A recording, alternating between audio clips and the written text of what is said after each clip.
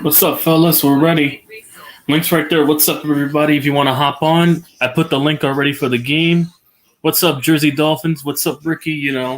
Ready for this Monday night matchup between the Falcons and the New York Jets. The Jets, who my Giants play next week, I'm getting a little insight by calling this play-by-play with how the Jets will be running next week. Since Zach Wilson's out, now we get to see Mike White come in. Should be interesting.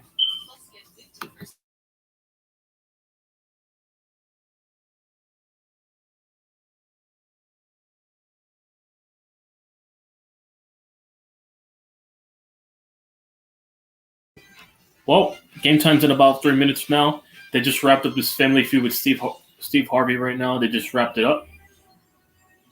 So, yeah, I'm ready for this thing to go on.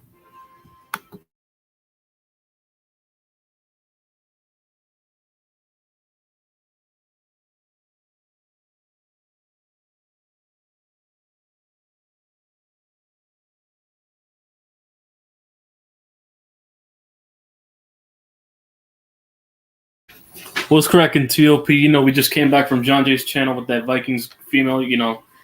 She was pretty cool, actually.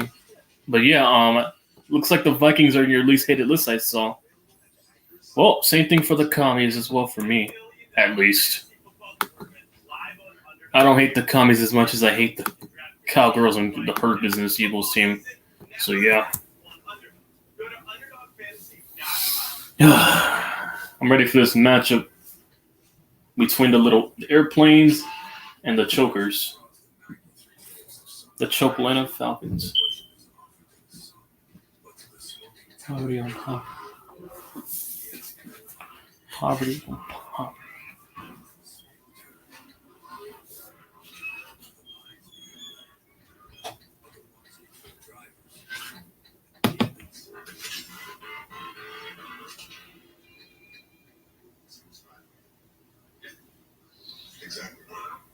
How big is the ocean?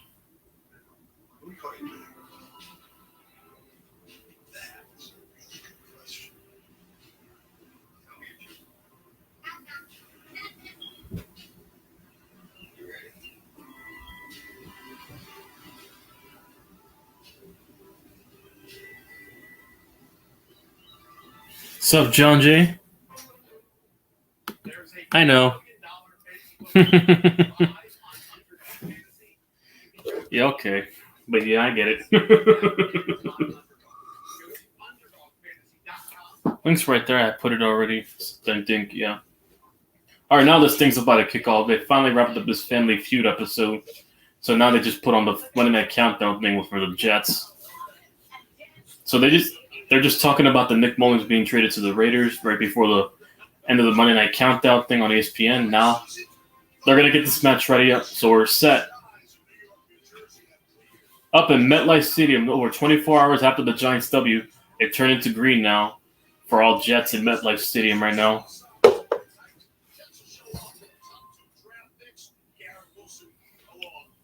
Yeah, I did say that. Fair enough, but I'm not. I know. Fair enough, but I didn't say I was a Packers fan. Fair enough. Not gonna lie, between us, John Jay, I'd rather be acknowledged as a so-called Packers fan than a rather Eagles fan or a Cowboys fan. I'll take that. I have no problem being a Packers fan compared to those other two bases if I wasn't a Giants fan, to be honest.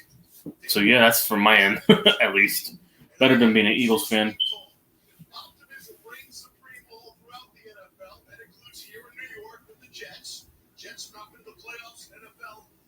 Dan Orvalsky's commentating this game? Oh, wow. And Reddick. Orvalsky and Reddick and Levy. They put him on Monday Night Football, I see, on the commentary booth.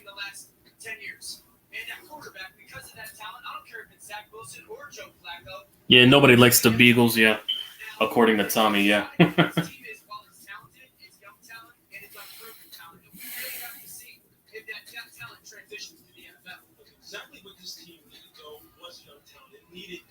This year, they added a bunch of it. These guys are absolute animals, man.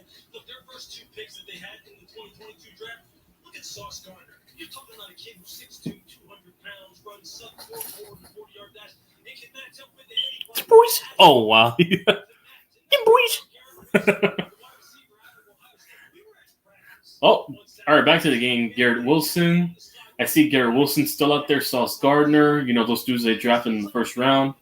No Zach Wilson, no the MILF Hunter for tonight. Instead, good old lucky Mike White as the starting quarterback.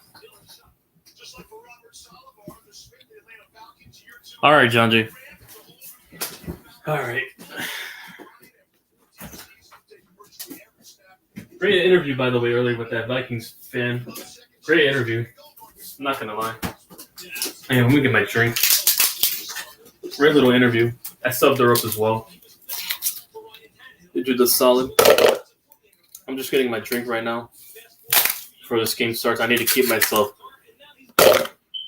hydrated enough so my voice doesn't dry up during the calling the game. Helps with my throat if you're wondering when I call play-by-plays for me drinking some water sometimes. So yeah, helps a lot with the play-by-play since my voice dries quickly after screaming on the top of my lungs for any exciting plays. That's one of my methods for calling these games as well. Drinking a lot of water for sure. Drinking a lot of water. Because it takes a toll on your vocal cords when you're calling these games, especially during the regular season. My vocal cords were dried out on those play-by-plays. My vocal cords. My vocal cords were dried out calling those.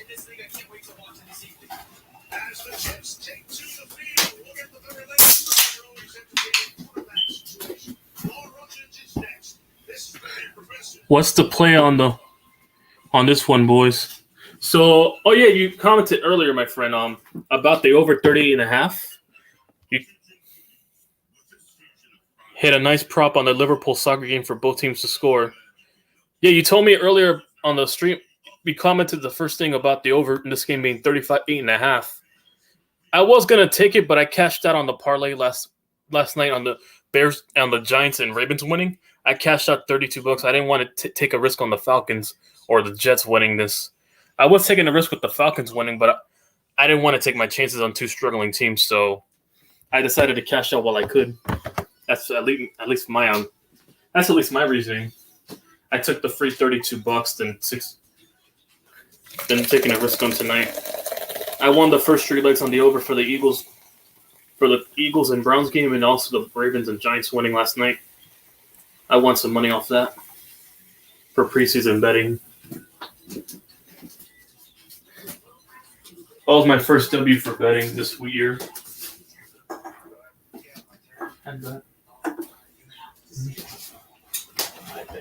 I also bet as well. Yeah, the water drinking for me helps a lot with play-by-plays, especially since the vocal cords fuck your shit up over time when you're calling shit like JR. So yeah, mostly water helps me a lot during the regular season.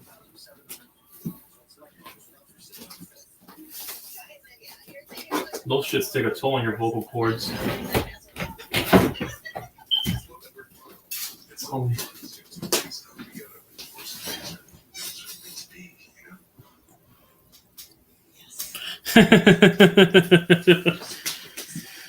I'm flattered, John J. I'm flattered. Damn. I'm flattered, though. Very flattered.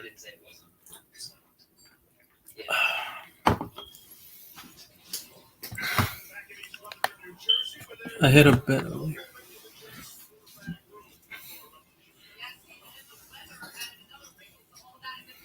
Yeah. Nice one, John J. Anyway, back to the game. So Flacco not expected to play tonight. Mike White will be the starter for tonight for the Jets. Mike White will be starting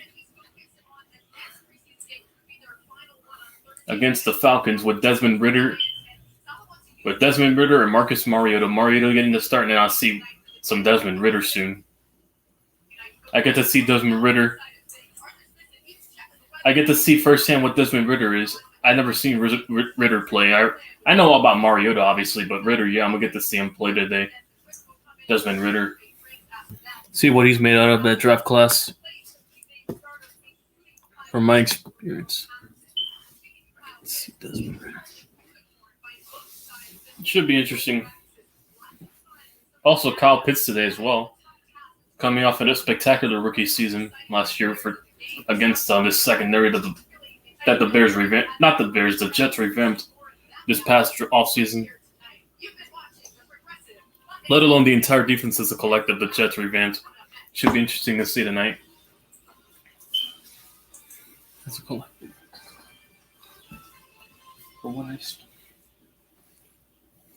Also to see where the Falcons have at wide receiver since Drake London's dealing with an injury, and also because they lost a lot of star power at the receiving part. So we'll see who emerges out of that backfield tonight. Out of that backfield.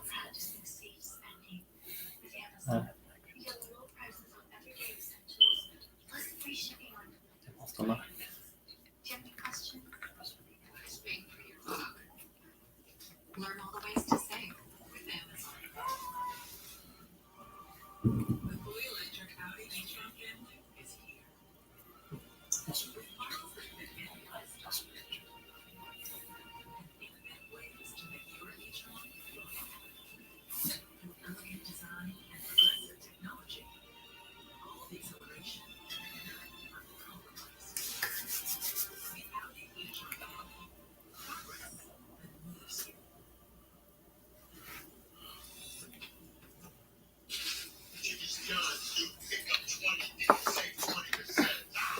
F it, I'm going under 30.5. Okay.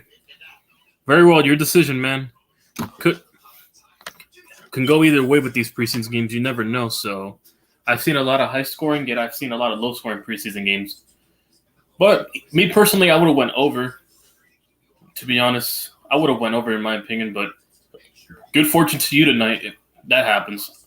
But expect a low scoring game if it falls to your favor.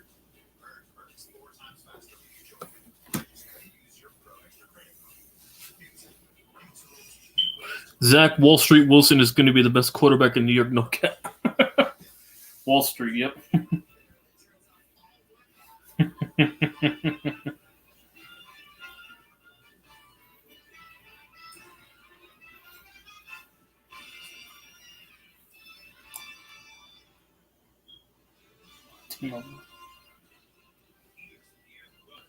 Yep. Love that liquid animation, though. That's nice. I want to have that type of animation on my channel, where it liquefies into like a tray. That's a nice animation I just saw right now. I'll make note of that. I'll take note of that for next year graphics. Looks sick. But liquid. The choker Falcons versus the fake New York team is the toilet bowl of the preseason. You're not wrong, Michael. At this point, on paper, it is, but who knows? We'll see how Robert Saleh has on their mind, along with the other coach for the Falcons. Forgot what his name was, but I know they had a new head coach last year. So back to the game. The game's ready to get off. So the Falcons will get the ball first. They won the coin toss. We're ready to get this game underway. Put the score up right there. Kickoffs are ready to sit momentarily.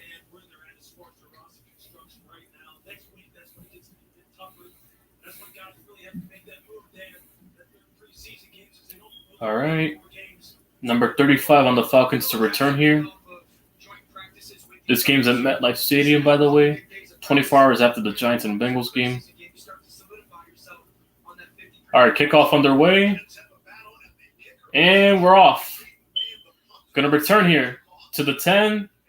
Gets out to the 20, and it'll be down at the 23. So here comes, at quarterback, Marcus Mariota coming in tonight. Here comes Marcus Mariota. Yep, number 2 overall pick from the Titans. Won the Heisman. Nah, he didn't win the Heisman. I think, yeah, he did. 29-32 as a starter. Raiders backup option. Yep, he had some success in Tennessee, but it didn't work that much out after that one playoff appearance. 1st and 10 here. Ball at the 23.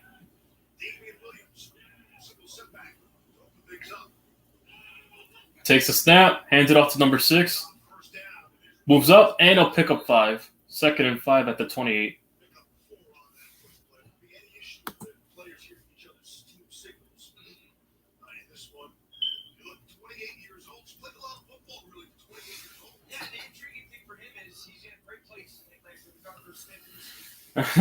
Yeah. All right, 2nd and 6 now. Yeah, Brendan Staley. There you go. That's the name of the head coach, Brendan Staley. There you go. It's 2nd and 6. Ball at the 27, actually. All right, Cordell Patterson's in for the Falcons. Takes a snap. Play action. Pump faking. Going to the left. Has open man. He's caught. Kyle Pitts. Kyle Pitts with a huge 40-yard bomb there. Gets out to the 20-yard line to the left side. Kyle Pitts already paying dividends for this Falcons offense. Nice move on that catch there by Kyle Pitts. All over Hall on that one. 52 yards, actually. Holy cow. Kyle Pitts is nasty. At tight end. I'll be noting that for fantasy purposes. Ball inside the 21 now. 2 tailbacks in the back. Takes a snap. Plashing. Rolling to his right. Bootleg here. Gonna throw. Caught. Picks up the first and more. Number 89 gets out to the Jets 6-yard line. Inside the 6 now. 1st and goal now for the Falcons. Mariota driving down the field already.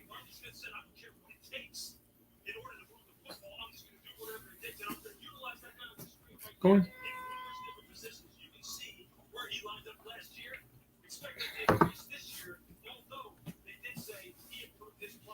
All right, ball at the 9, actually. They marked it at the 9-yard line. 1st and goal for the Falcons now.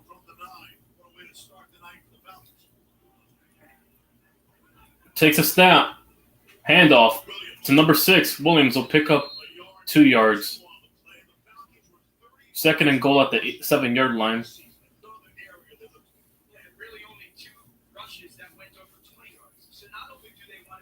All right, 2nd and goal at the 7. I see Caleb Lindstrom. I see McCary. A few names I recognize from that Falcons game from last year. We played them. My Giants played them. All right, 2nd and goal now at the inside the 8-yard line for the Falcons. Motioning, number 89 inside. Takes a snap. Play action, bootleg, under pressure, has a man blitzing at him. Gonna throw. Incomplete. Number 46 intended for that one, drops it. 3rd and goal coming up.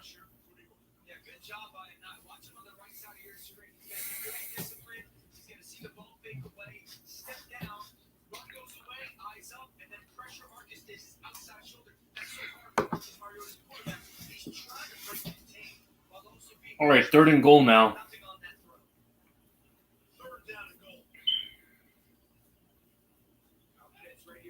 Third and goal here.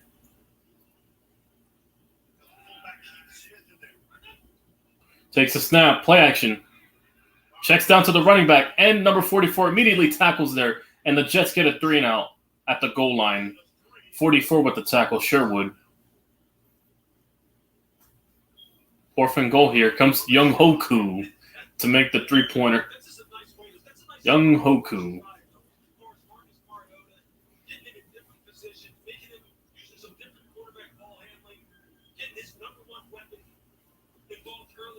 A 23-yard attempt here for Young Hoku.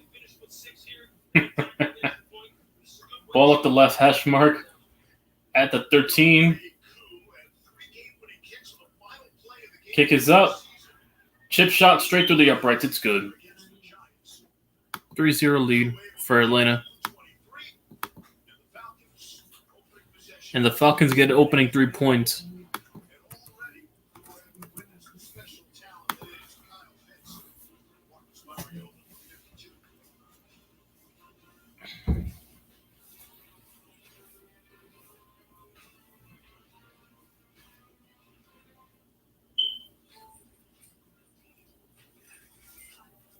People assume these photo shoots are easy, just like they assume they can't afford great insurance. But State Farm has rates that fit any budget.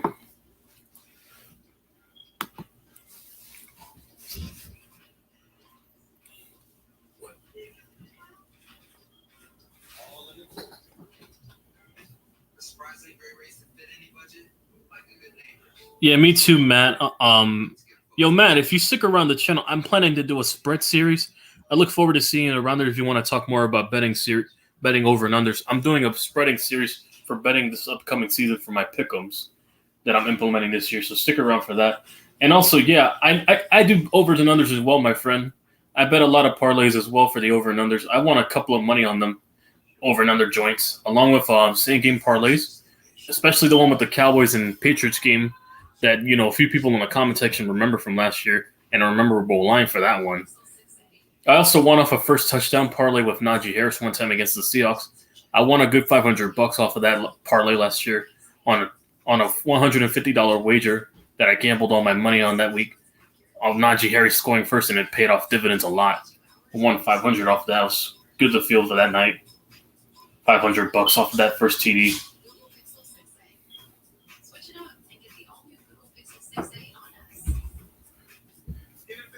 I'll have my week 1 betting lines for week 1 I'll definitely have on my I think the day before the Thursday night game between Buffalo and the Rams, I'll have my video out for the betting lines because the Vegas will be updated before the game a day ahead of time. So yeah, I hate losing as well, man, especially by 1 or 2 legs. Especially when you need a few points. Yeah, I hate losing by those 1 or 2 legs. I get a lot of legs right. I usually lose like 1 or 3 legs on these multiple leg parlays. I'm mad I lose on those as well. Especially the 2 1-leg ones, I get mad at. I lose by about a leg or 2. I'm relatively close when I come to betting, even if I win or lose. So yeah, I'm pretty accurate with my calls, I'd like to think.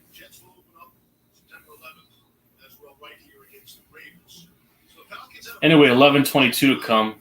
Back to the game. So the Jets will get the ball first on their opening possession.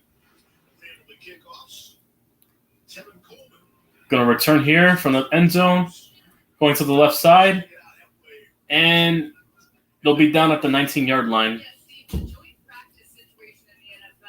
So the Jets will get the ball here. Mike White starting tonight. Oh, damn, a lot of fights broke out in that Jets practice early this week, I see. During these joint practices with the Falcons and Jets. All right, back to the game now. 1st and 10 now. All right, 1st and 10, ball at their own 19. Takes a snap. Play action.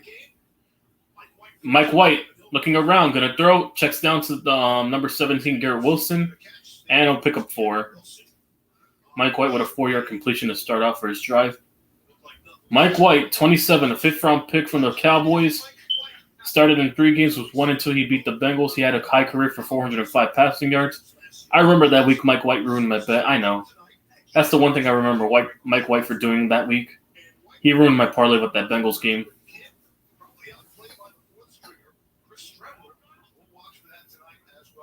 Indeed, Matt, I agree. From your statement earlier, yeah, the refreshing thing. Anyway, handing off to the left. Breece Hall will pick up 2. 3rd and 6 coming up, but there's a flag on the play.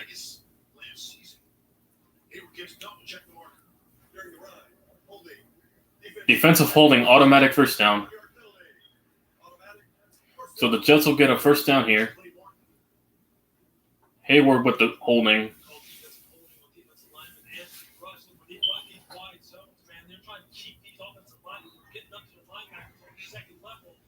Indeed, man. I'm trying to match. I'm very paranoid when I look at my phone as well when I bet the over on some games. I'm looking left or right on the scores, hoping it's over, and praying that it gets halfway to the point marker, and it gets close enough to hope in the second half they score more. That's how I look at it for when I bet overs. I rarely take spreads unless I know it's a guaranteed win. Anyway, takes a snap, and he's stuffed at the line of scrimmage. I'm having a series, though, for the over and unders and also the plus and minus spreads. I'm going to have 2 separate picks on those on that same video. My own picks below.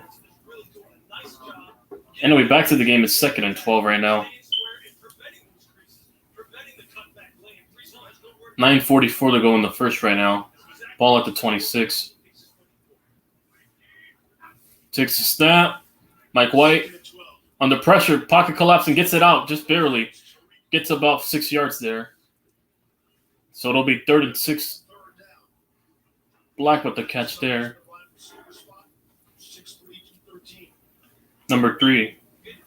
One of the foundations of this defense is making the simple look complex. That really was just a too high deep safety shell, but they showed one safety right after the snap, spun the two, kind of confused Mike White. Dean Pease, second year as the Falcons defensive coordinator for Atlanta. And it'll be 3rd and 4, actually, my correction. Under pressure, while escaping 2 sacks. Mike White going to take it himself, and he's 2 yards short. Mike White, and he's 4th and 2. They're going to have to punt. We're changing the culture around this dang home place. This defense is not going to be a bottom half in the year like it's been 15 out of the last 20 years. Sick of that crap. A lot of fire from that Dean Pease guy for that Falcons defensive culture. Well, it's 4th and 3 now. So they're going to punt here. Braden Mann to punt, return here, Avery Williams. Kick underway, it's up. 4th and 3 here. Gonna get it from the 12-yard line, bouncing out to the 20. Down at the 25. So the Falcons will get the ball back at their own 25 when we return here.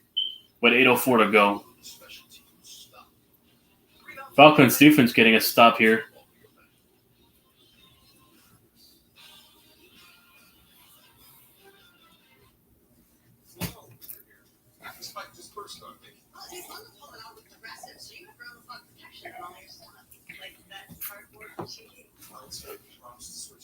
Okay, everyone, that's a wrap.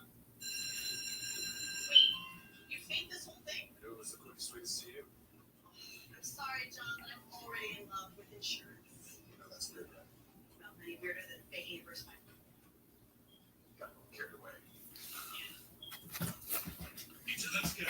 Mediums for just $6.99 each. That's less than $1 a slice. Got 2 more slices? So much pizza. My pizza. What? Carry out 2 medium one-time pizzas for just $6.99 each. No wonder. All right, back to the game.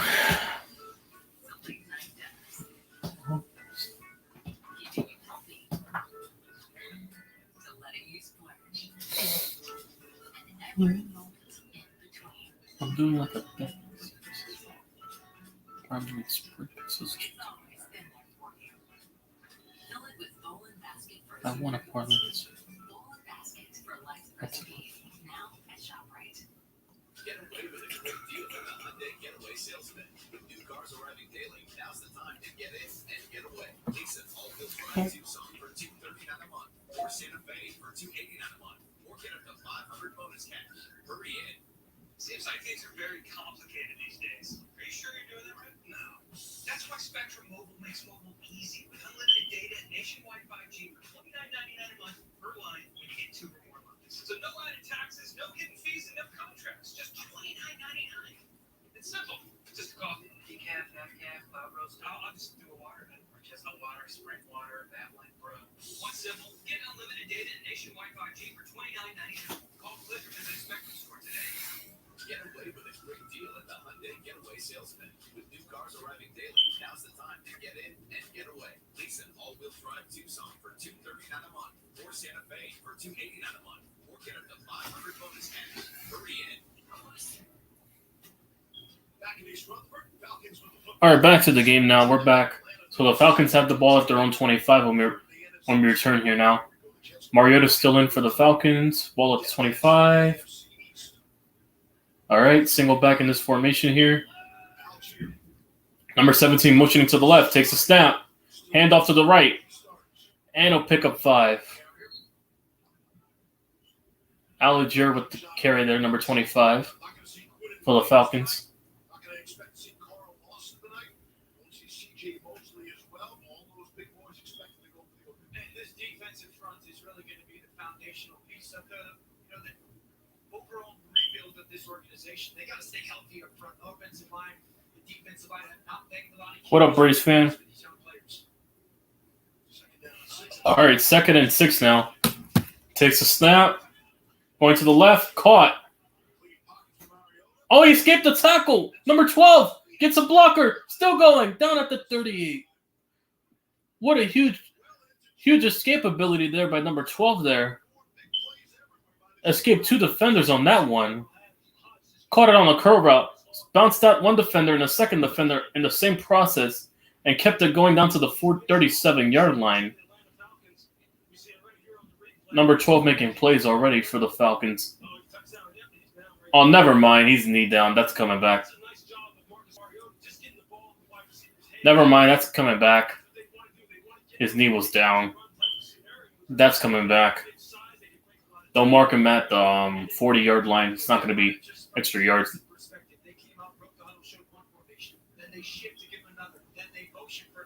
Yeah, they just respotted the ball right now. Yeah, that was a good effort, though, from number 12, though. If he didn't keep his knee down on that one, that was a good play there. It happens every now and then. It's all Hodge with the – but, yeah, Hodge with the beautiful catch there.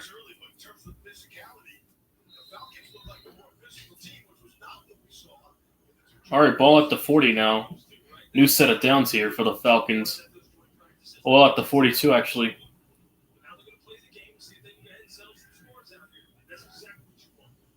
And somebody jumped.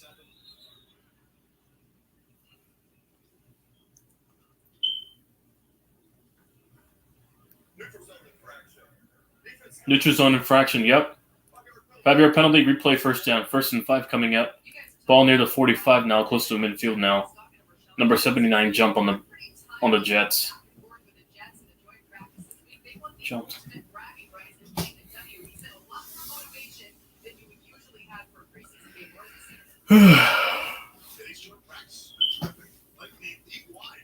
All right, here we go. 1st and 5 now. Takes a snap. Play action. Looking around, going deep to the left side. Open man by himself. Nobody covering him. And he's down at the 35. Firster with the catch. The former Titan. Firster.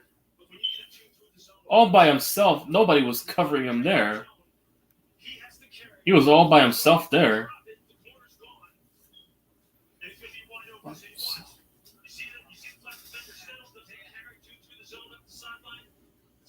Well, they're inside the 15-yard line now. Inside the 15. So far, Mariota has been killing it so far. I might have been wrong about I know it's against preseason, but I might be wrong about him if he keeps playing like this against the starters. Oh, nice stiff arm, and he'll pick up 3 yards. Number 25 there for the Falcons. I might be wrong about Mariota, even though it's against the Jets. The way he's throwing the deep ball, looks like he hasn't lost a step realistically with Mariota. So they might have something with Mariota to work with in Atlanta this year. I don't know if he's the long-term guy, but something this year they might have something to work with if he keeps playing like that. Anyway, 2nd and 9. 5:37 to go here in the first. Ball inside the 14-yard line. Mariota escaping, bouncing out the pocket that was collapsing. Looking around. Gonna throw. Incomplete. 3rd and 9 now.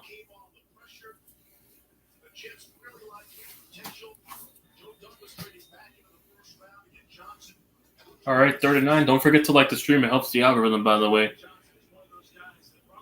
What's up, Jim Strict?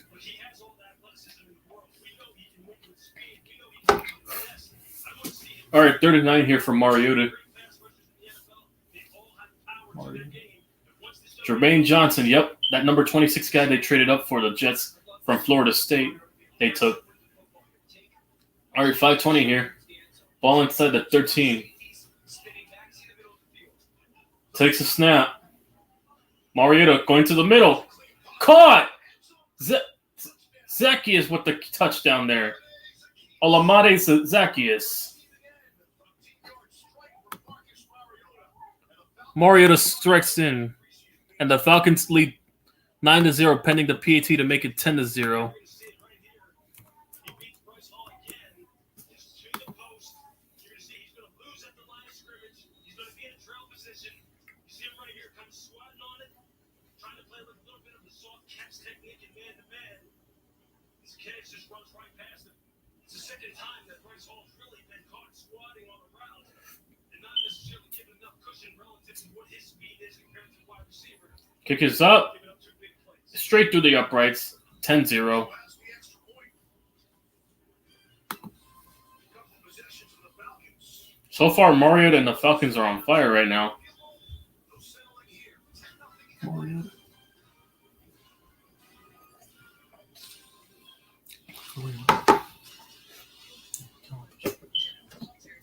Attorney at law.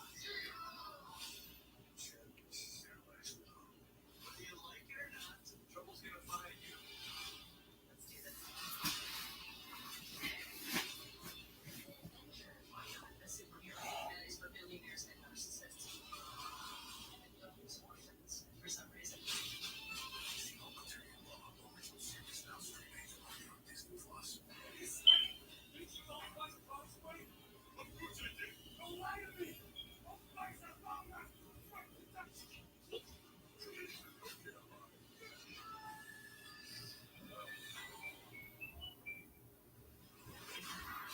As electric vehicle performance becomes more powerful, so do our tires. Ion, electrified, high-load tire. Attention foodies, this fusion of prime rib steak, melted provolone, and other magical nutty stuff, Arby's is now officially a fusion restaurant. Chef Smooch, Arby's. Oh yeah, the meats. And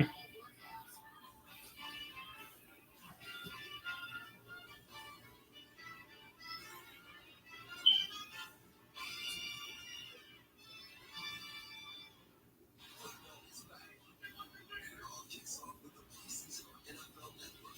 No rivals making their mark on it, and all 32 teams charging points kick off. Well, yep, I will be live for that matchup on Thursday. They're advertising for the Falcons and not the Chiefs and the Packers game on Thursday night. I'll be live for that. That's my next game for Week 3 preseason to wrap up this week of preseason.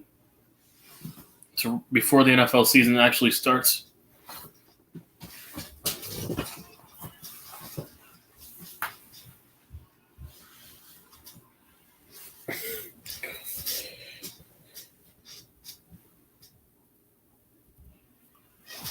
All right, 5:16 to go. You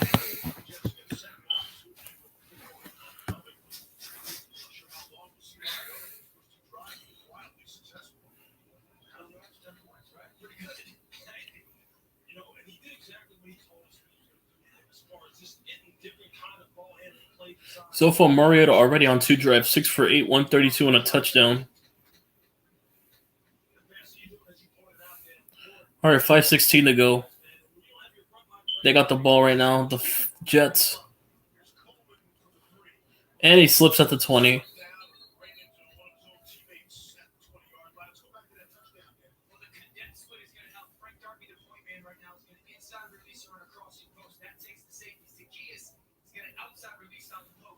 So that condensed split clears people out. Now this is beautiful. I talked about Marcus Mariota at the time. Look at the space that you've created on that throw now. That middle field safety's vacated. I've got all of this area to make that post throw, and it's a beautiful ball to Zacchaeus. Great job formationally, Marcus Mariota with his eyes and the timing of the touchdown throw. All right, 1st and 10, takes a snap. Play action, going to the middle, tipped in the air, incomplete. 2nd and 10 now.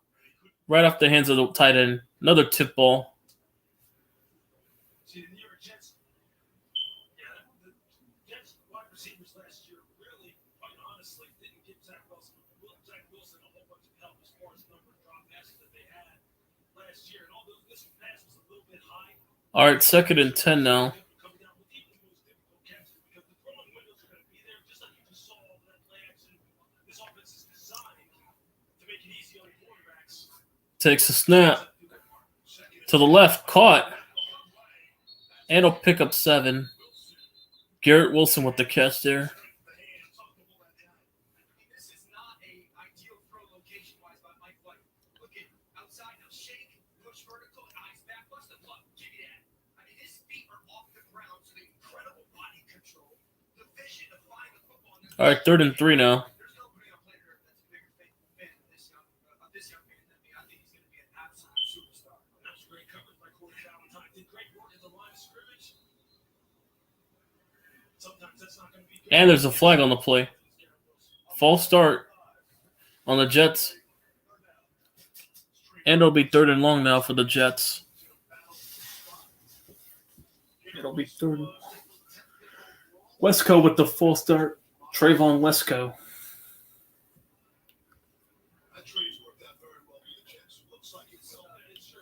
All right, 3rd and 8 here.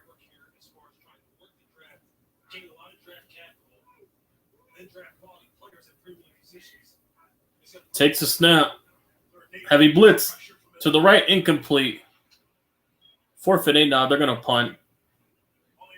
But there's a flag. Hold up. There's a flag. See what the flag is.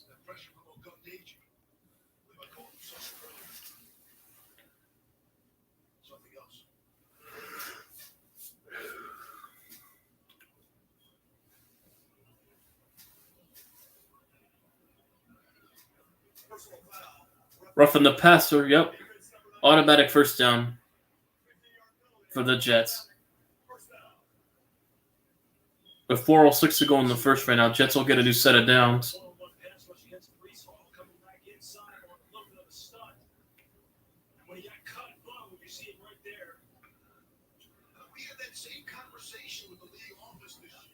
All right, 1st and 10 now. New set of downs for the Jets.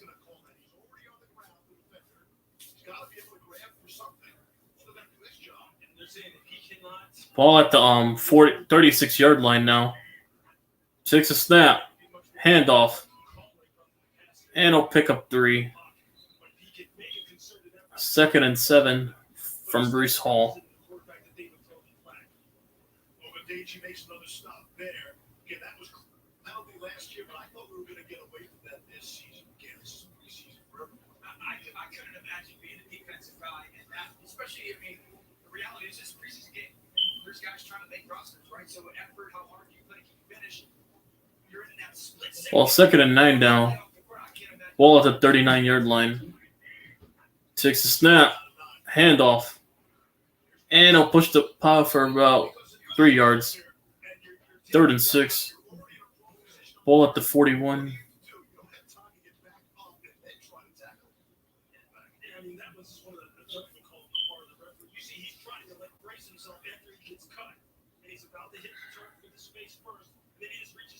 Third and 7 now.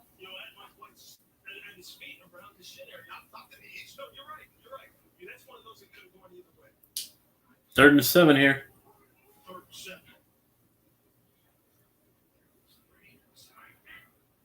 Takes a snap. White. Gonna stretch to the middle. Caught. On his, and he stumbles 2 yards short. Garrett Wilson with the catch there.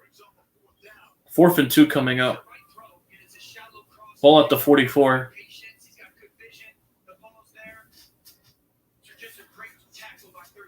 Garrett Wilson with 3 catches so far.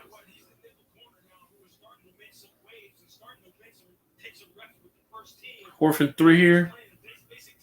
Here comes the punt unit.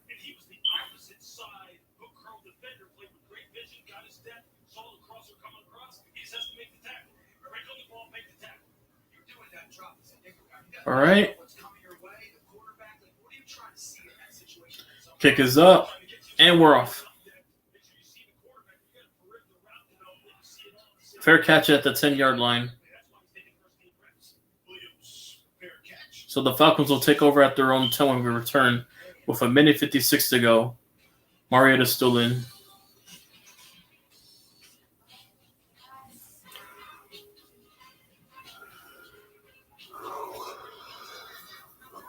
a perfect plate for everyone. Great value for all your favorites. Only from IHOP. Download the app and earn free food with every order. Best things in summertime are official.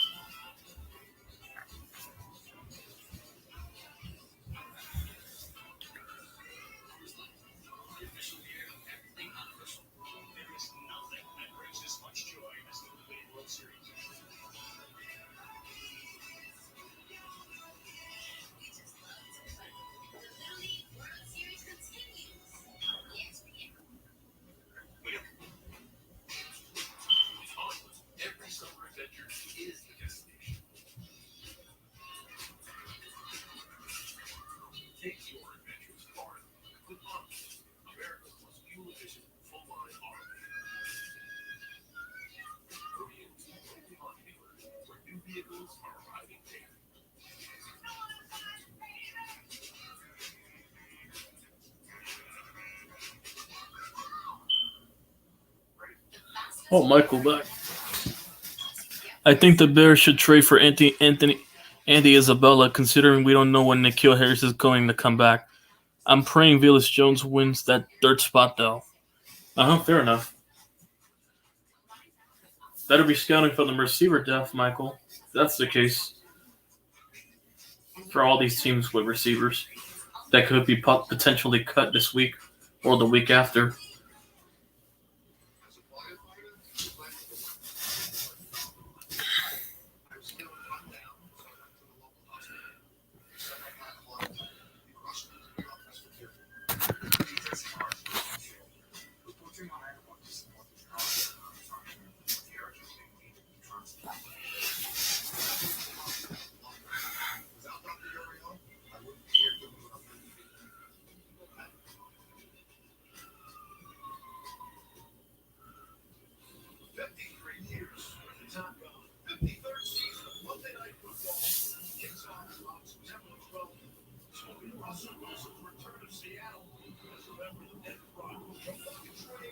All right, back to the game now. Ball at the 10, takes a snap, handoff. And he'll pick up 4 yards.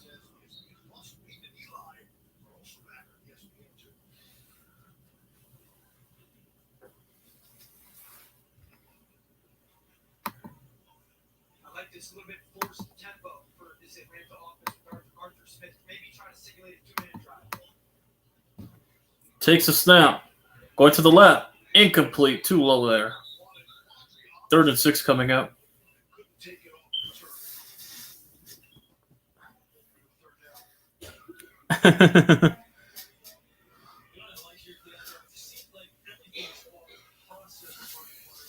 All right, 3rd and 6 now. Takes a snap. Going to the left. Incomplete. Zacchaeus with the drop there. And the Falcons will punt here. 4 and 6 coming up. They'll send the punt unit.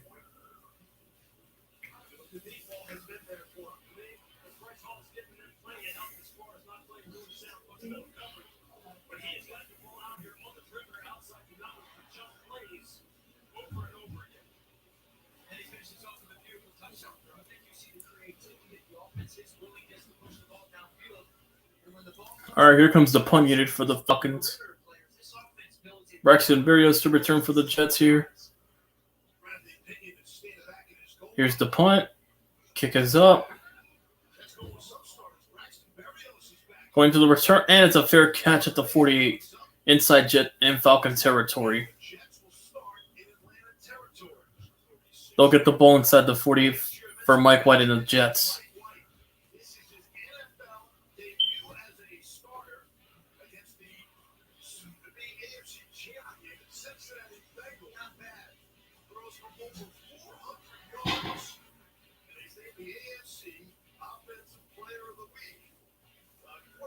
All right, 1st and 10 now. Ball at the 50.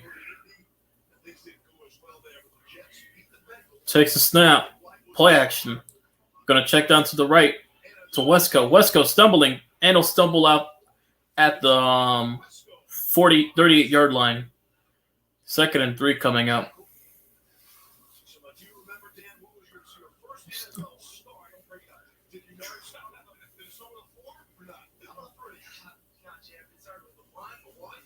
And I see Michael and John J going out of the comments section, but not here. Interesting. Anyway, back to the game. 2nd and 3 now. Ball inside the 43, actually. Read the marker wrong. Takes a snap. Handoff bouncing out to the left. Gets a block. And he'll pick up the first. 23. Tevin Coleman inside the 35.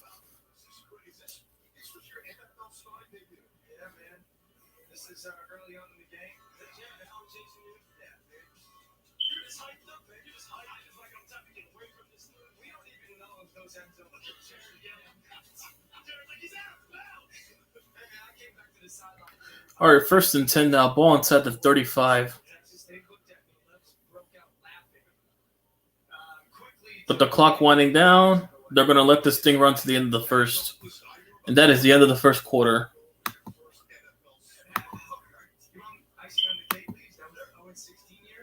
End of the first.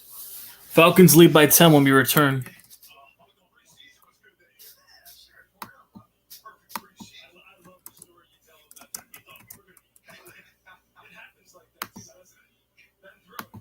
Takes us to the end of the first quarter. 10-0 Falcons.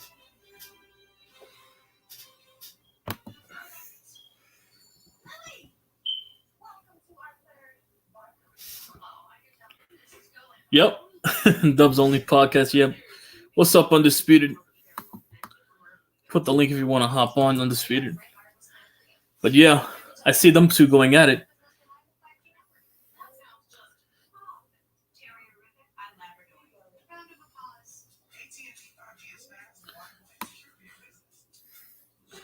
Uh-oh. It's World War III in the comment section right now.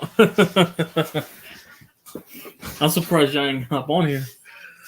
It's World War III.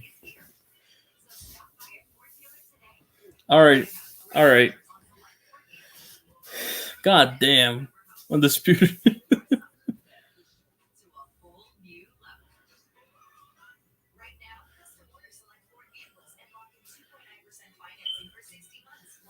Yeah, Michael, you made too many enemies, Michael. You did this to yourself.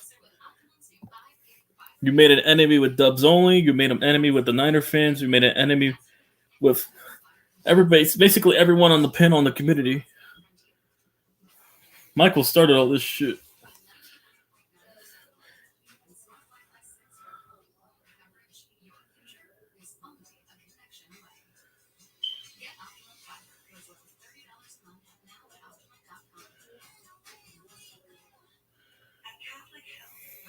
Michael out here starting World War III over here like he fucking Hitler in this fucking war.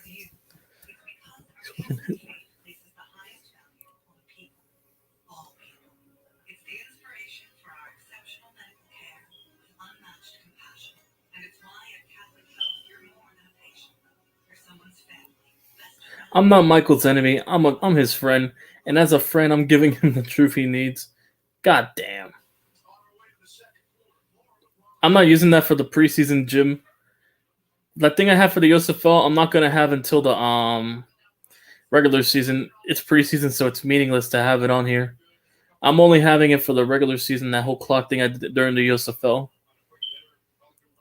It's kind of redundant to use it during preseason when there's no incentive to win. When it's only a tryout, basically, for all 32 teams in the league. There's really no incentive for me, so I'm only just saying where the clock is and the ball is. That's all I'm doing. So back to the game.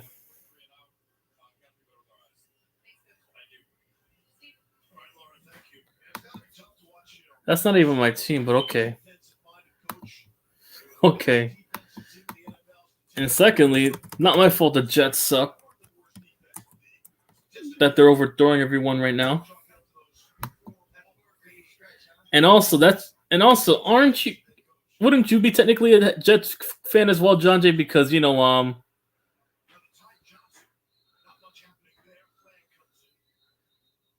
John Jay, if that's the case, since Robert Saleh used to play for y'all, wouldn't you be a Jets fan as well because of Robert Saleh? Because he used to play for y'all. By that logic.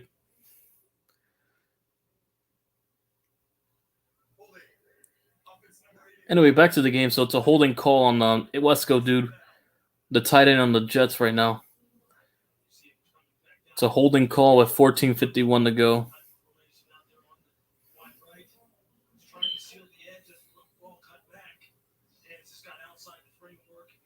Right now the Jets have the ball, Jim, though.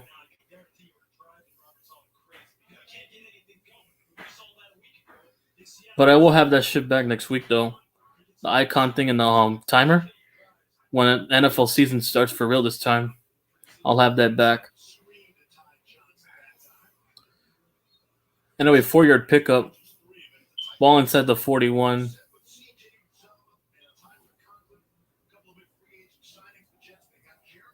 I might have to have a wrestling promo for Butters. Got to make sure he acknowledges me as his tribal chief. Goddamn. TOP, look at these 49ers. They are denying the inevitable.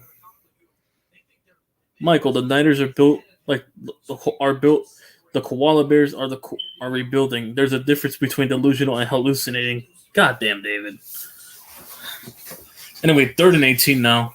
Back to the game. Takes a snap. Going to the right. Caught. And it's a 5-yard pickup for number 16. It's another 3 and out for the Jets. So it looks like they're going to punt here.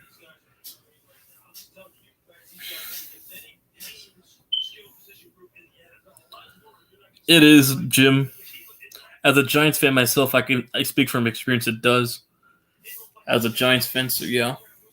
Watching our little brothers right now.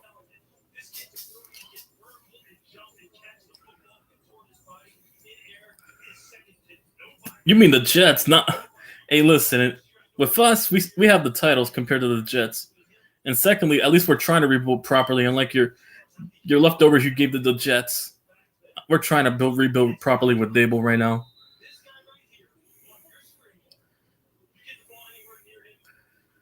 We're trying to... So it's another holding call. It's 3rd and 27. I don't know. The Jets, another holding call here. Hey, don't be mad. Anyway, takes a snap, checks down. He'll pick up about a good 10 yards there. 4th and 17. They're going to punt regardless.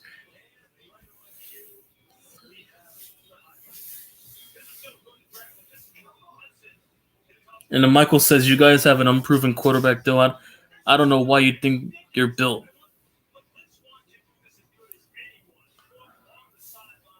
A lot of heat coming from this comments section. John J., did Sam Bell give you guys Tennessee whiskey? God damn. Sam Bell and the Tennessee whiskey. Anyway, 4th and 19 now. Kick is up. And it's a touchback. And the Falcons will get the ball at their own 20 when we return. With 12:30 to go in the second. No, but for sure. I'll have all that.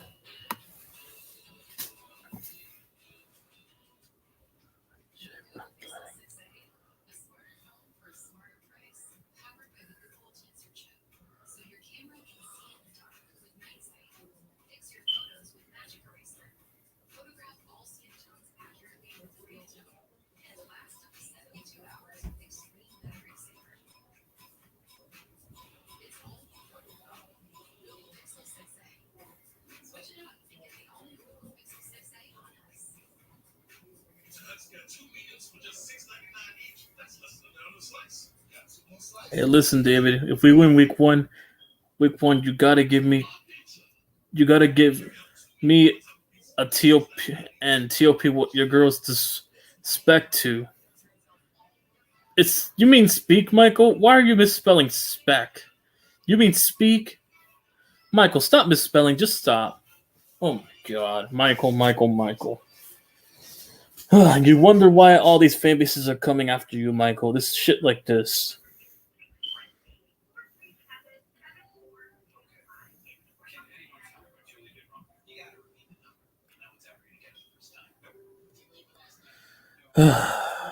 Michael.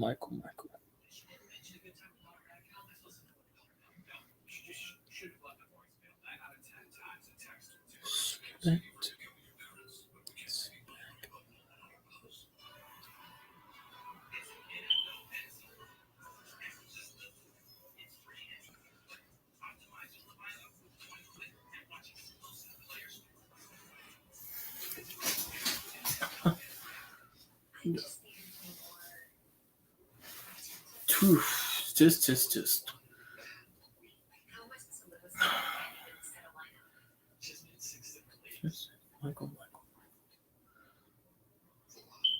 We don't argue every day, just Sundays, and Monday nights, waiver wire Wednesdays, lineup tweak Thursdays, free agent Friday, starts on Saturday. So now Desmond Ridder comes in for the Falcons.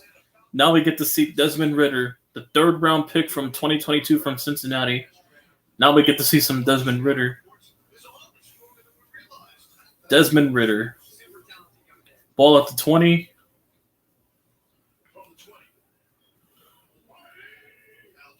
Takes a snap. Play action. Under pressure, throwing a screen here. Completes it, first down and more. And Pruitt picks up about a good 15 yards there. Ball at the 39 now.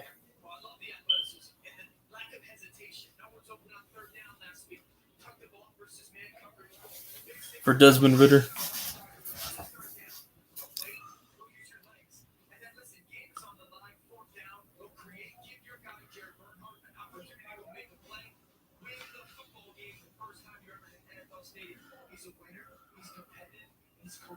Anyway, takes a snap, handoff, and he'll be tackled at the line of scrimmage. 2nd and 10. What's your point? You realize you have to stop.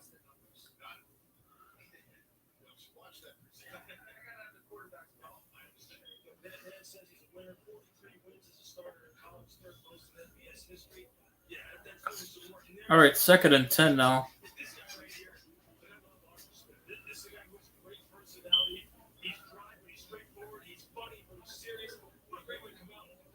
All right, 2nd and 10, ball at the 39. Takes a snap. Play action. To the middle. Caught. Going to the right, and he picks up the 1st and more. 86 with the catch. So it looks like Joe Flacco's getting interviewed on the sideline right now.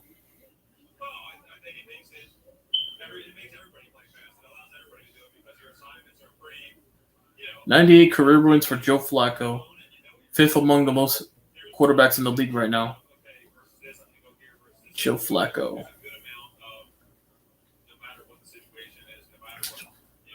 Anyway, 1st and 10 now.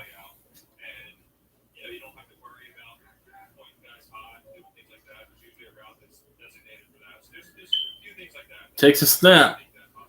Handoff. Bouncing to the right. And he'll pick up 2 yards.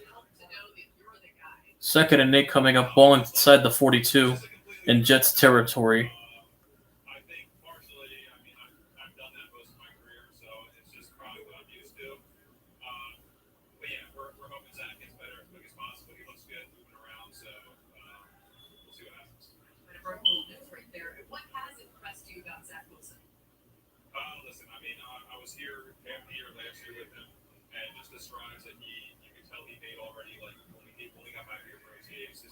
Takes a snap, handoff here, and he'll pick up 2, but there's a flag on the play.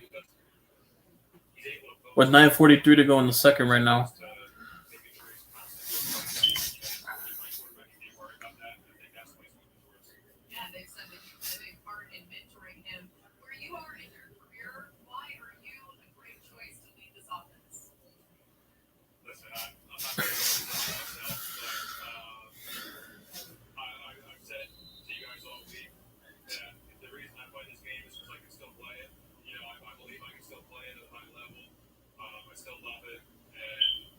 All right, back to the game. 1st and 10. Guess it was a penalty on the Jets, so they got the 1st down. They're inside the 33-yard line. Desmond Ridder here. Takes a snap. Handoff.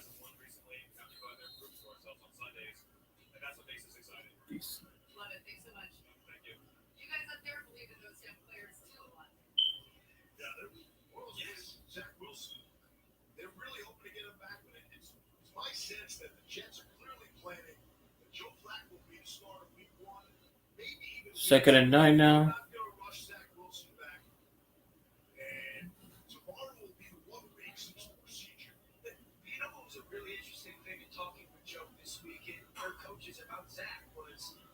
Ball inside the 32. Desmond Ridder takes a snap. To the middle, caught. Down at the 20.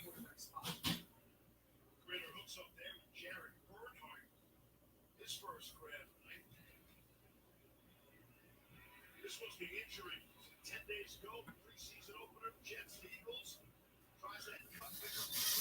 Butters, he's not my boy, and you talk about him more than anyone in the ice community. You have a crush on him or you're jealous of him? Damn, Michael. You have a crush on an awesome kid, now you have a crush on Carcass? What's with you having a crush on these young kids, man? With all these kids under 16. Anyway, takes a snap, RPO to the right, bouncing out. Oh, he gets immediately rocked on that play. 39 with the nasty hit there. Celebrating Parks on that play for the Jets.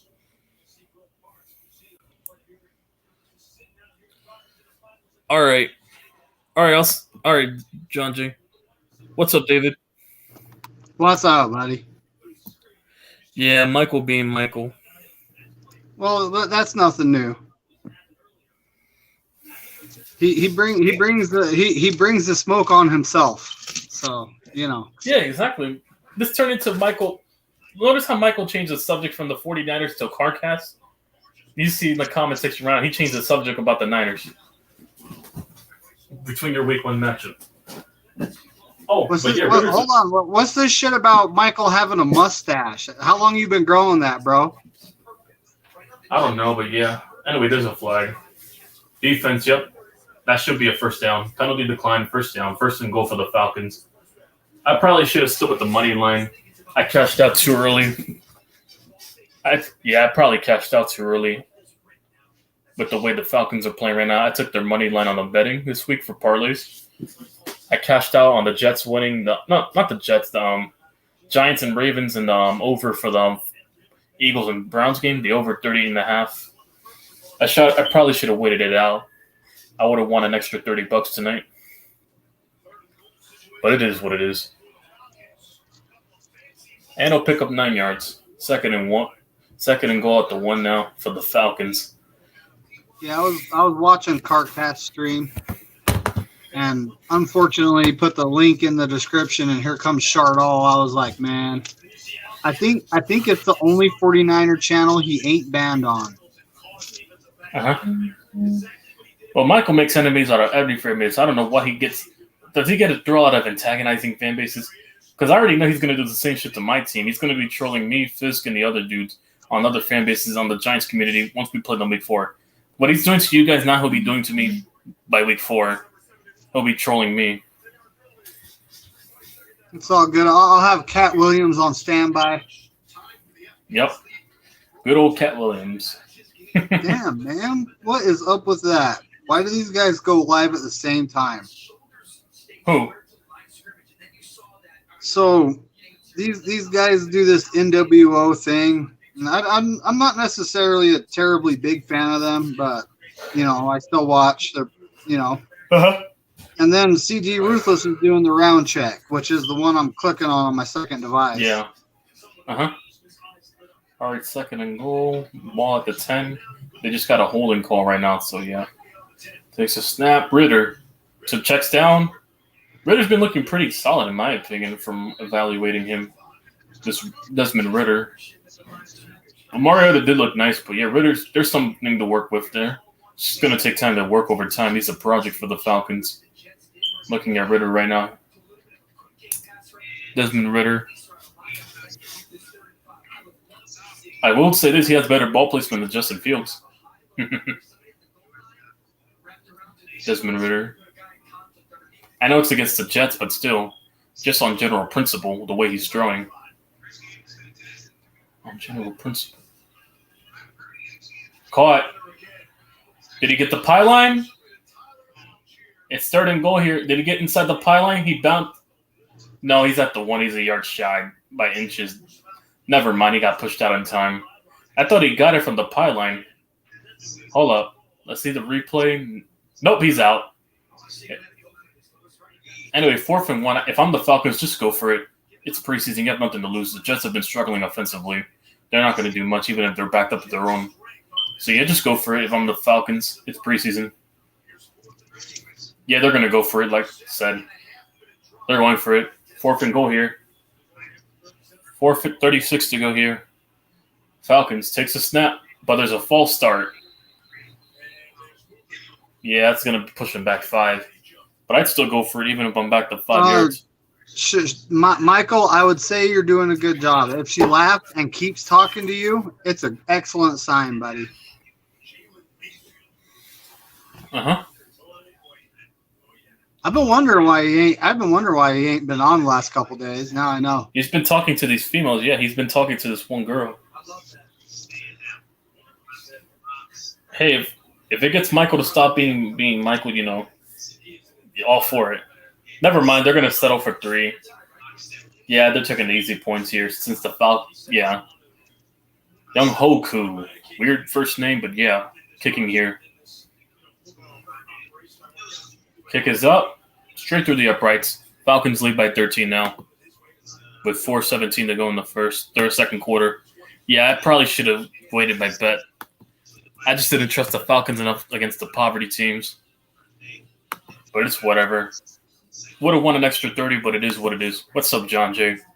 I'm back. What's up? Not much. Just kind of regretting my cashing out early because with the way the Falcons are blowing out the Jets, I would have won an extra $30. All right. First question while I'm in here, then we can talk about the preseason game. Michael, why do you keep talking about dumb-ass Chardon, man? I don't talk about him. You talk about him more than anybody, man. Jeez, I think you have a crush on him. I'm so confused, man. And why are we still talking about Shadow? Shadow's not even here anymore. He doesn't come to our channel no more. I thought the Mac Jones idiot on Valix was dumb. This time, Michael, I'm going to start calling him on his bullshit. Trey Lance is inexperienced. But what about the team around him? Give me some real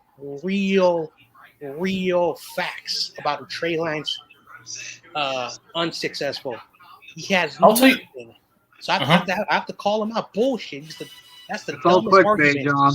Hey, listen, John J. Let me say my thing about the football. This is what a philosophy me and Fist shared, that Fist Vegas guy shared. He told me about this about football back a few years ago. The NFL, we can all agree here, is about coaching and infrastructure, right? Yep.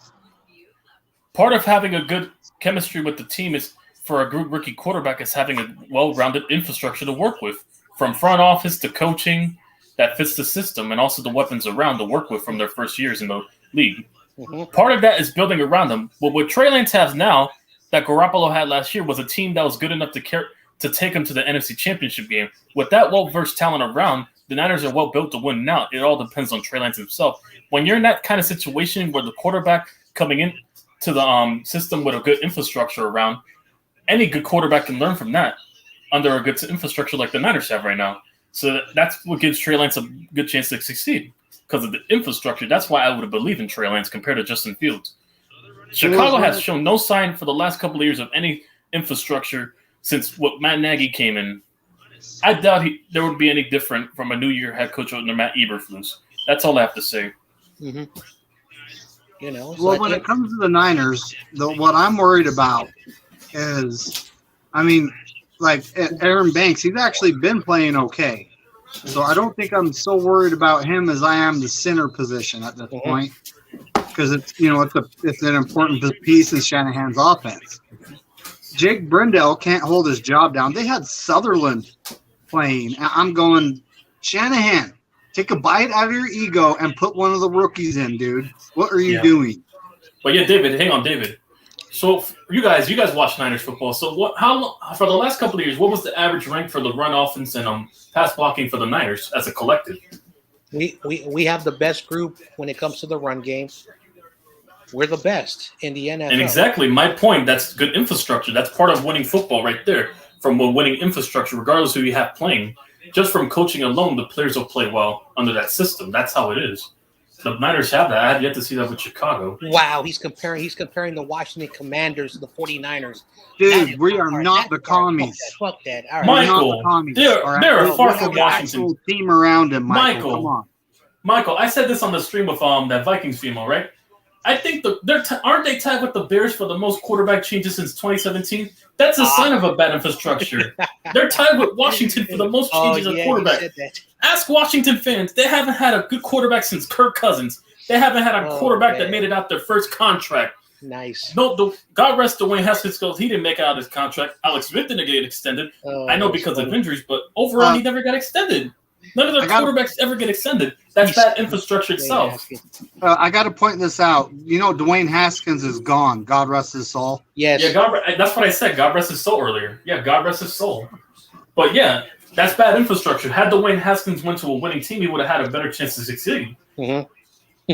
Like the Steelers, I think he would have possibly done well in the Steelers compared to the Reds, Washington, because they have an infrastructure over there with Mike Tomlin for the last 15 plus years. Yep.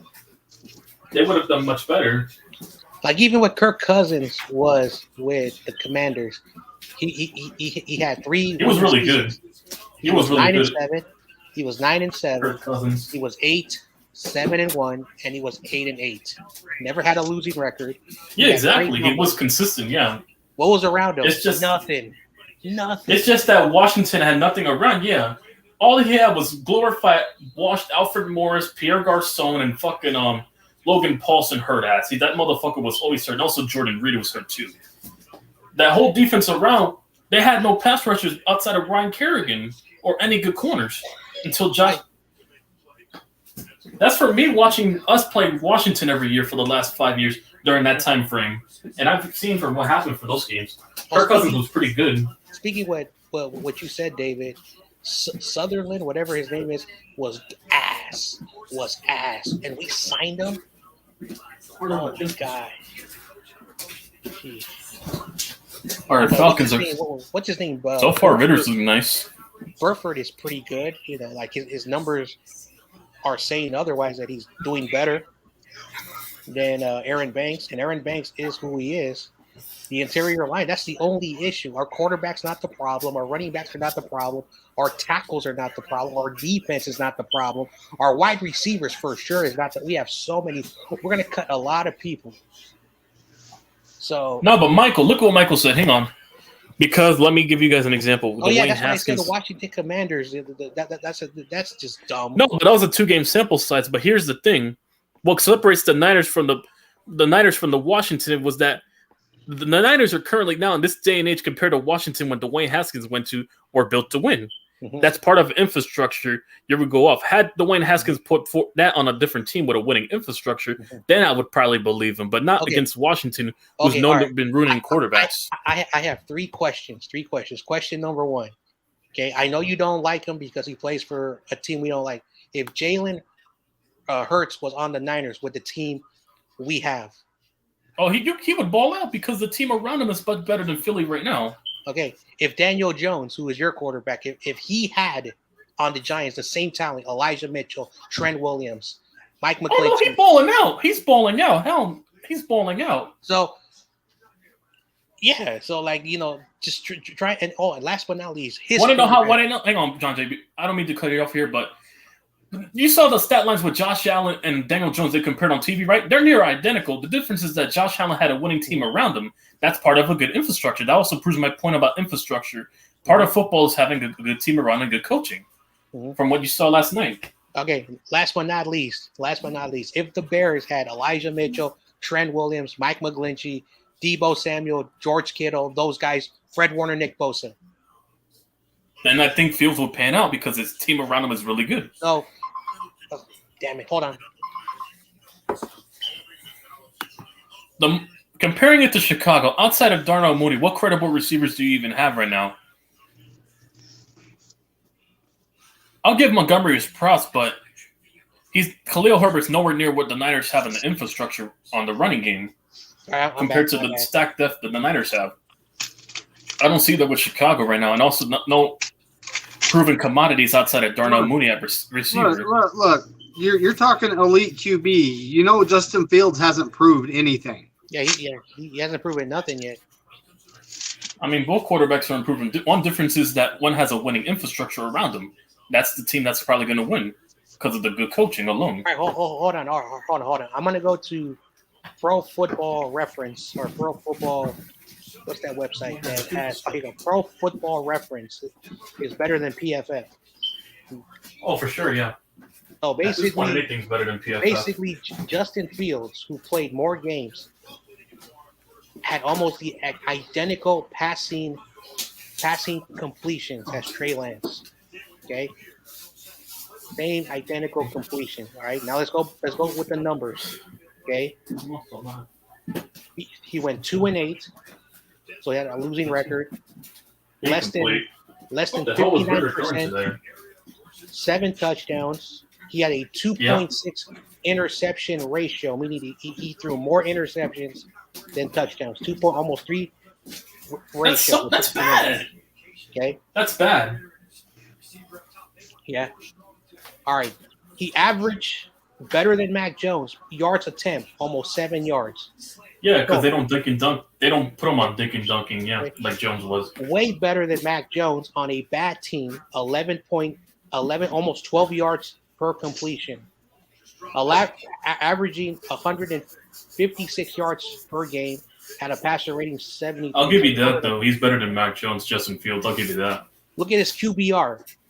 Horrible. 26.4. Trey Lance had a better QBR than Justin Fields on the very little sample size. Okay.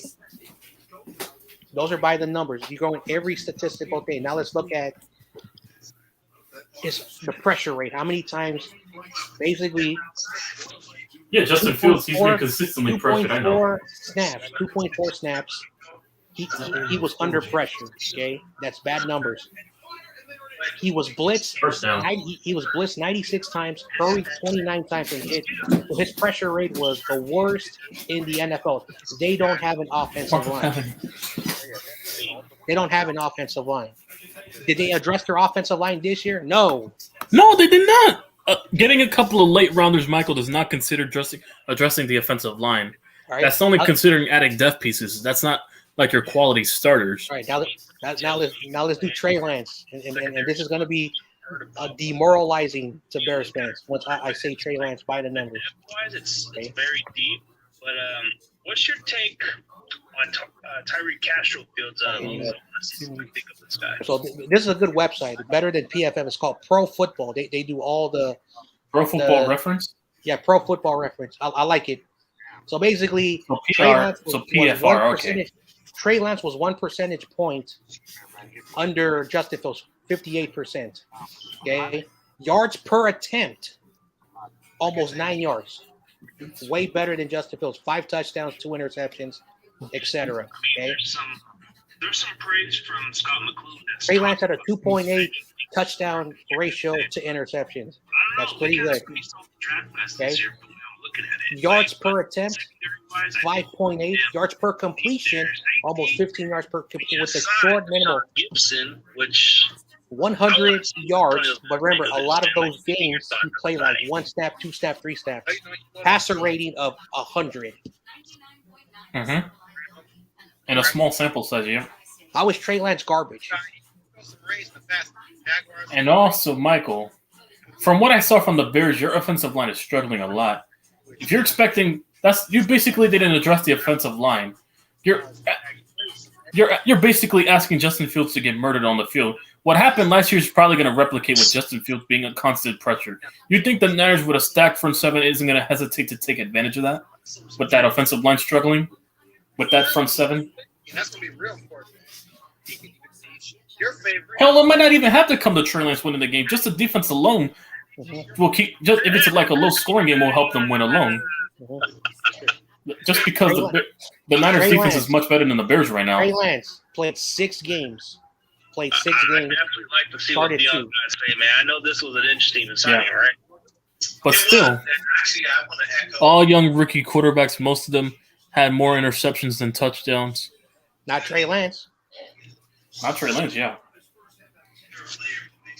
So Trey Lance played 6 games, not 2.5. Those are Michael, by the numbers.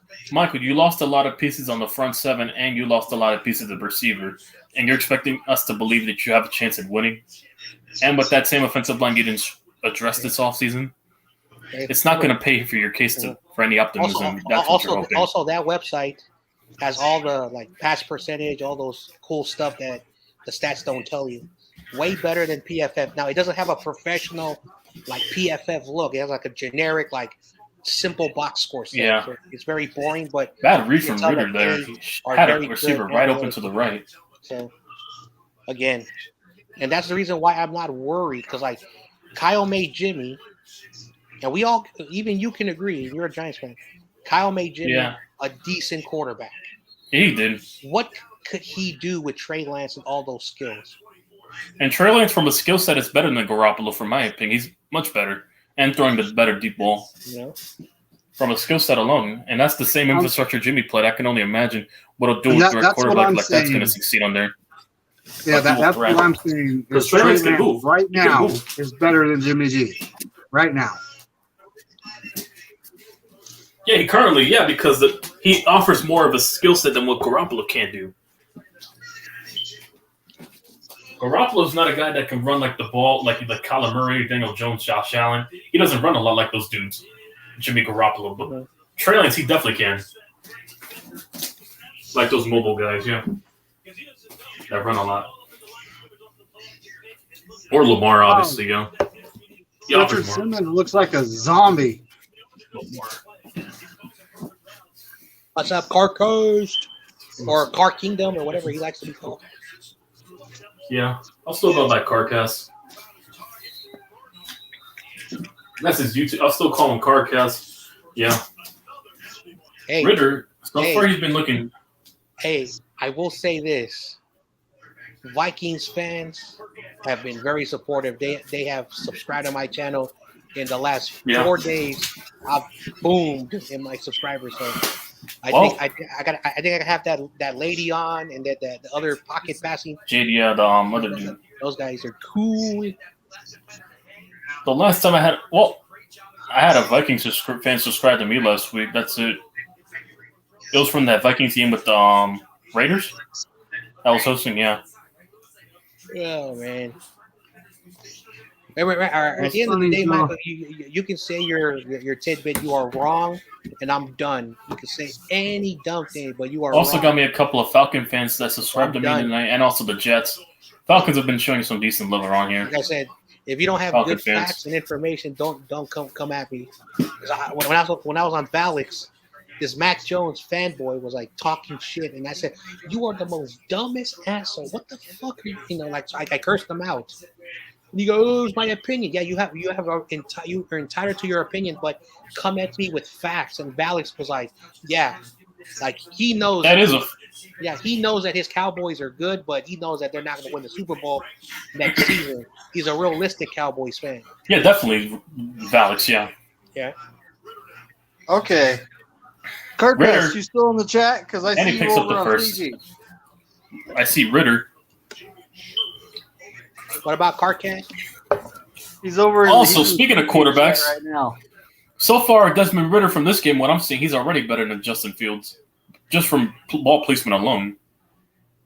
Desmond Ritter. Carcass is what? He's in CG's chat right now for the Niners round check. Oh yeah, the round check. Let me see. I'm sorry, Michael, but yeah, he's better right now. At least he places. He doesn't overthrow a simple fade route in the end zone.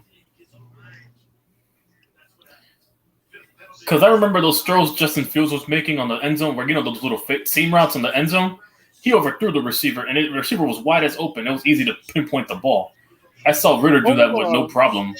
Hold on, Michael. A couple comments back, you said this guy wasn't playing. This guy was playing. It's preseason. Relax. Yeah, exactly. It's preseason. So who cares who's playing? No, I'm just saying from a talent perspective from my end. Oh. It's from on talent principle. I know it's against the secondary, but still, it's on general principle. You can't take away from football IQ itself. So the Falcons, they got with Desmond Ritter, yeah, that third round pick they got this year. Right now is Ritter. Yeah, but the starter's Mariota. But yeah, he's looking much better than Fields right now. Didn't they draft someone? Yeah, that said Desmond Ritter. Oh, that From Cincinnati? that's how good the QB class was this year. I have no idea who that guy is. No, but so far Sam Howland. Looking at Sam Howland, these quarterbacks, I think Sam Howland, Ritter are looking really nice compared to Kenny Pickett and the other dudes. I personally take those two quarterbacks over both those quarterbacks over the entire 2020 class. I don't see much from Malik Willis, and also I don't see much with Kenny Pickett.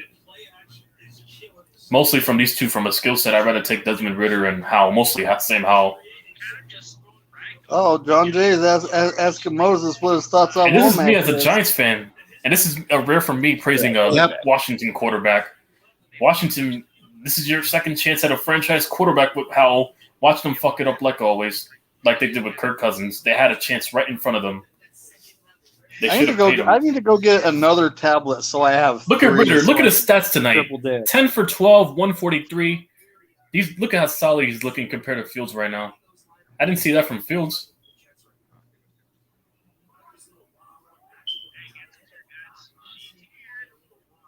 Oh, Michael, your girlfriend's over on the 49ers round check, buddy. No, damn. I'm messing with Melissa? It's Melissa. Yeah, the Melissa girl. Well, there's a flag on the play. Yep, that's a hold. That's coming back. Yeah, that's a hold on the defense. First down, first and goal coming up for the Falcons.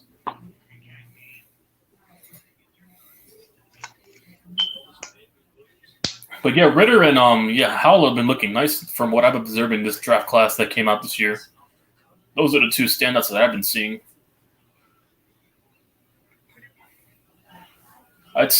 In my opinion, I know it could backfire, but from a skill set, I think Ridder and Howell are better than Pickett and Malik Willis, in my opinion, from a skill set from what I've seen in the preseason.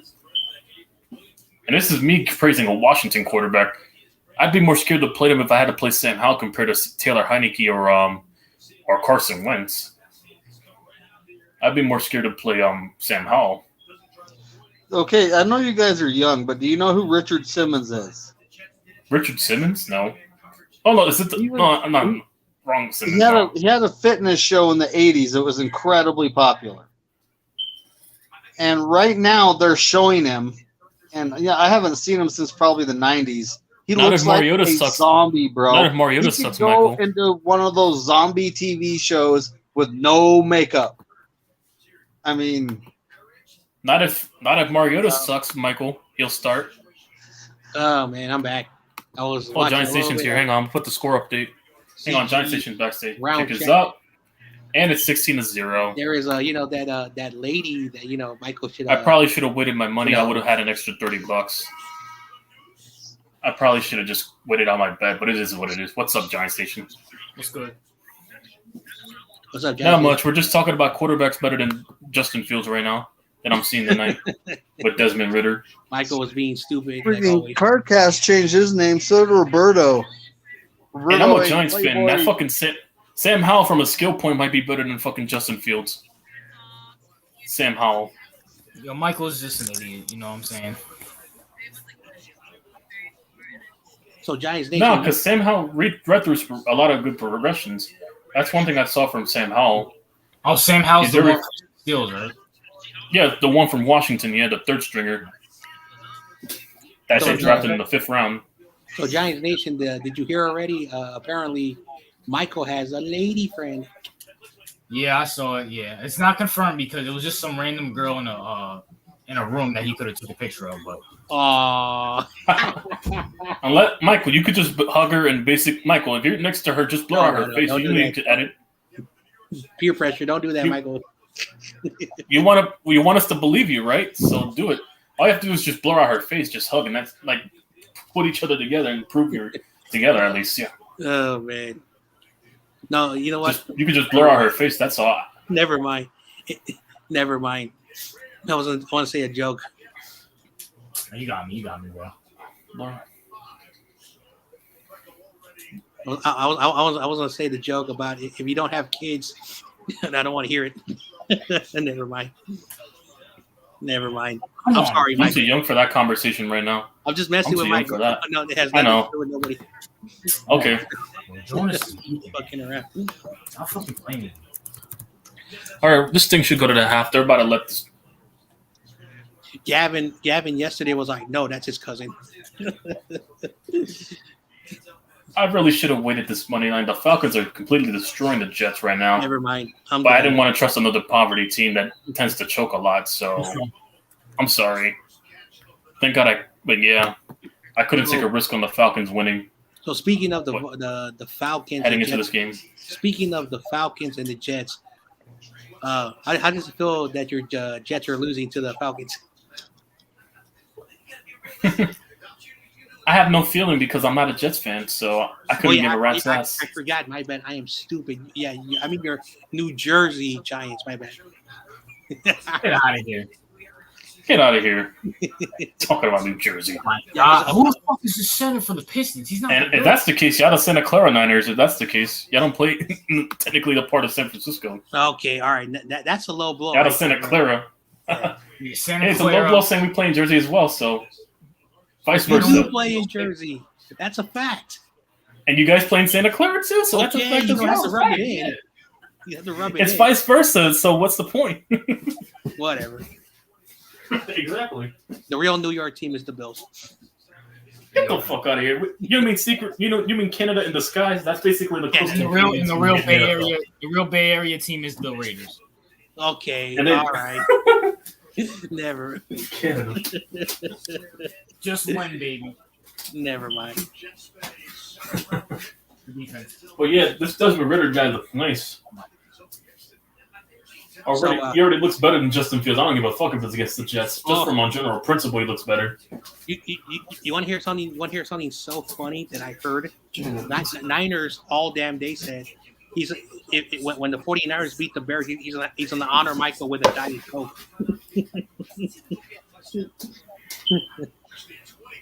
Oh man, I like Niners all damn day. Well, this is about to go to the half right now. Yo, Zion, get your ass. Oh my god. I can't stand you, bro. Just on general principle, but yeah. So YTC Michael LaFleur, Michael LaFleur, is he related to Matt? So Michael LaFleur? Earlier on my stream, YTC confirmed he's a secret Packer fan. Yeah, okay. Dude, you didn't have to say that. I didn't even ask you. You just wrote it for no reason. No, we were just sentimentalizing, but yeah. I know, but still. Plus, that woman hates the Packers. She hates them. And also, shout out to your girl Jay. She also hates the Eagles, so shout out to her. Yeah, she hates the Eagles. I was like, God damn, we have something in common. We hate. Please beat them week 2. Please beat them week 2. Eagle fans want to fight everybody. Oh, let's they want to throw batteries. They want to fucking pelt shit. Anything that's throwable, they want to basically throw at you. BPS is in the chat. BPS? I'm playing. I'm about to say. I was about to say. Just like, he's been gone for a minute. Major look. Because BPS been quiet for a minute. Oh, man. That boy been quiet.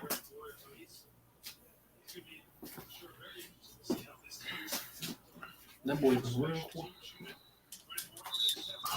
Can you shoot? We're going to find out. All right, let me go ahead and charge my headphones. I got to charge my joints. And they got a field goal before the half, I see. I just took off my headphones right now. I got to charge these joints. So I'm about to just use my microphone on the computer. All right, now I'll put my volume up on the mic. All right, what's up? All right, here you guys. I'm just charging my headphones right now. They're a low battery right now. All right, let's go, Larry. Oh, let's go. All right. I wanted to read one of the great comments that was written in. Go ahead. It's the half right now. It's 16-3. My does only podcast. Oh, it's medical. I want some money. What do you mean? Why would I bet in the preseason? It worked. I want some money already. So, one of the great comments that was written by Dubs Only Podcast. I might have to do a wrestling promo for Butters. Gotta make him sure he acknowledges. Oh yeah, I'm gonna be on that episode next week.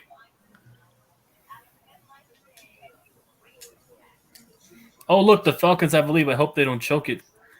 I mean, it's possible. Yeah, it's preseason, but yeah, 16-3.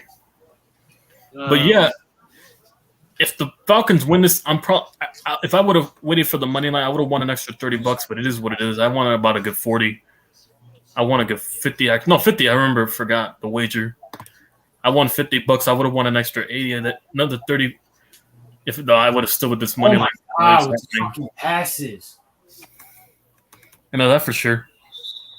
How's that? You foul him when he runs out of bounds, you retard.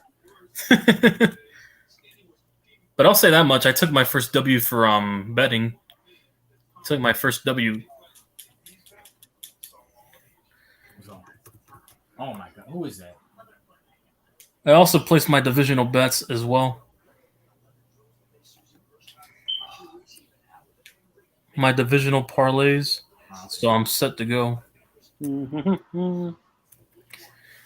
Oh man. Oh yeah, Thibodeau. Oh yeah, but injury on Thibodeau, right? Expected to miss 3 to 4 weeks. He'll be back for week 2. That's what they're saying. He'll miss the opener. Oh damn, was that serious? Fuck. Yeah, the knee injury, but at least he'll be back for week 2 versus Carolina when we play Baker. Anyway, He'll be back for that game. The home opener at home. Hey Michael, go to CG stream. There's a real woman. Say hi to her. But yeah, we playing Baker Mayfield. They listed him as a starter in Carolina, so we playing him week 2. We got to play Baker. Right. We got Baker, and then that's the home opener against Carolina. Thibodeau will be back for our home game, our opening matchup at home, week 2. Oh yeah, the Mets and Yankees are playing. Yankees are up by 2 right now, top of the 8th right now. Oh yeah, the number 2 and 3 favorite New York teams behind the Giants. Okay, but Yankees are. I told you the Yankees were going to get revenge for that shit they pulled off in their own stadium. So yesterday, for whatever the reason, they were showing the Dodgers games, and I didn't know how good the Dodgers record is. Way better than everybody. We might see an East Coast, West Coast World Series. And the East Coast is going to win like they always do, you know. Yep, don't worry, we'll pull it off. It was just a little slump we went through. We're going to come back now. Don't worry, the Tampa Bay Rays are going to win. It was a little slump. Yeah, okay. Oh, yeah, David, what's up with the Red Sox, man? They're in last place, David. I didn't know that. But behind the Orioles, that's how bad it is. The Orioles are ahead. You know something's up when the Orioles are ahead of them. It's so great that Tampa Bay is right behind the Yankees. They're showing the highlights right now from the other games. Yep, Buffalo and that. Waiting for them to show the Giants come back, you know. Found another receiver better than that bum Slayton, that fucking white receiver, Alec Bachman we got. Oh, my God. Your receiver's better than Slayton we found last night. Big Play Slay is going to change his name to Big Play Tart. Big Play Tar or Big Play Bradbury, I don't know. Whatever. Oh, wait. Big Play Hurts. Big Play Hurts. I'm still mad the fucking Cowboys got Cavante Turpin from the USFL. I wanted that dude. He looks nice. Oh, man. Looking like Devin Hester last night against the Chargers. Looking like Joshua took in his PhD in Joshua Cribb Studies. Wish we could have got him, but it is what it is. And also because they play for the Generals, the other New Jersey team. The New Jersey connection. And I'm also scouting for these Buffalo receivers because, damn well Brian Dable's connections to fucking Buffalo. So we might pick up one of their receivers. Probably better than Darius Slayton anyways, so it is. Look at Jersey Dolphin. Cavante Turpin, yeah, they took him from the Generals, Jersey Dolphins. So he said SOB. They took Cavante Turpin, yeah. Oh man, that's who I want. And Victor Bolden from the Birmingham Stallions, that MVP that won for during the championship game, went to the TRL's team in Arizona. Victor Bolden, he's going to pay well over there. I'm looking for him in fantasy because he's definitely going to pay well. Up there in fantasy since he's going to be the next target next to Hollywood once he gets back. Since DeAndre Hopkins out, so yeah. Oh man.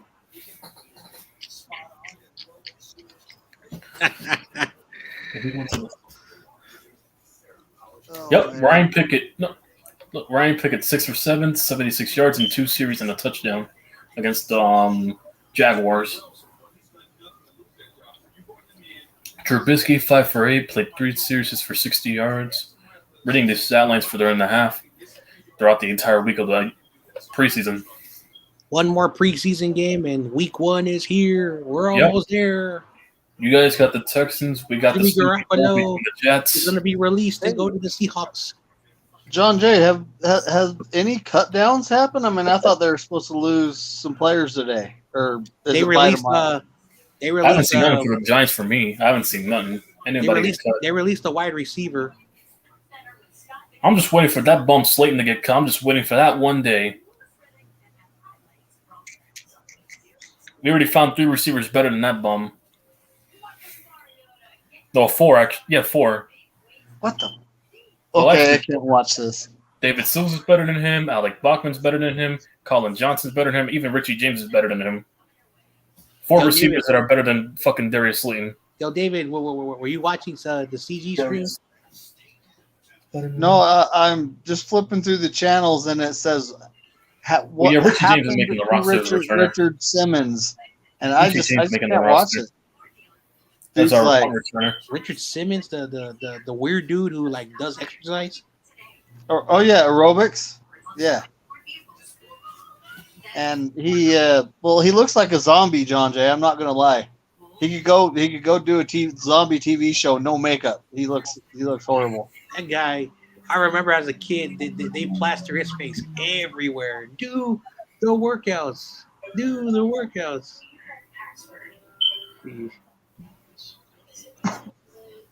I grew up in the ghetto. We never did no Gene Simmons workouts. Yep, they just said it right now. Week 2, Thibodeau will make his giant debut in the regular season against the Panthers. Just read it right now. So the Lions are playing the Eagles week 1. Yeah.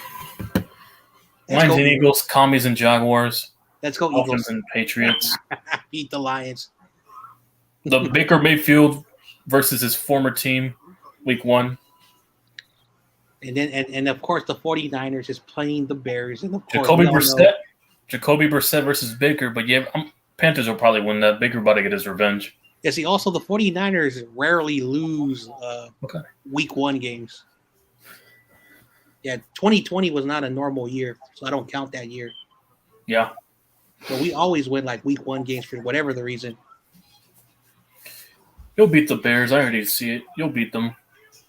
Butters is his kryptonite. Trey Smith, the 13-year-old kid. Butters. Just from defense alone, it doesn't have to even be Trey Lance. Just defense alone, you'll be able to beat him because with that offensive line, Michael's running with Justin Fields. That ain't gonna work. I don't know what Michael did to a 13-year-old. That offensive line has roasted him on Valix's stream a million times. That ain't gonna work. I didn't know he was. I thought he was like 16, 17. I'm only 13, John Jay. What? You're roasting this dude? What? You're younger than Awesome Kid? John Jay, what's your channel? I heard everyone talking about your live stream before tonight's game, and I missed it. It's called 49ers Ultimate Report. I'm going to say it again. 49ers, like the team. Ultimate, the word ultimate, and report. Because I even spelled it out. I put it for you. Even I spelled it out for you right there. I even spelled it out for you. I can't put the link on your channel. Oh, don't worry, I put it on. No, I spelled it out for him. I spelled it out. Dude, my live stream is still growing. Like now it's like almost at 1.7K. Jeez, how many people were watching?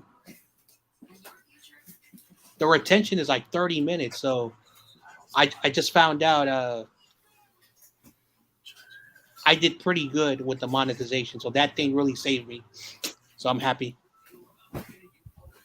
So I found out the longer people watch your videos, the more money you get. I used to think it was at a 0.2 cents or 0.3 cents. No, it's how long they watch. So now I got to make good videos that keeps the viewers there.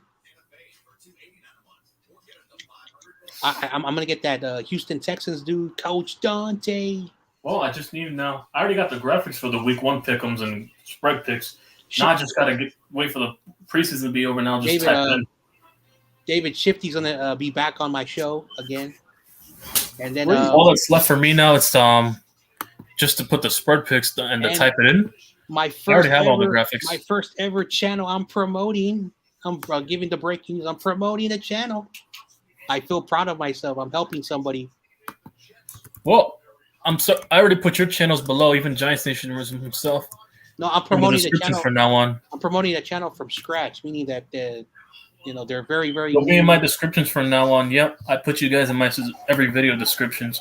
I'm back. This one copy and pasting. At the bottom, at the end, he has all your channels, like Jonah does. I appreciate that.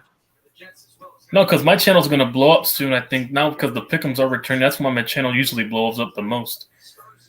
Zach Wilson's somewhere getting a massage.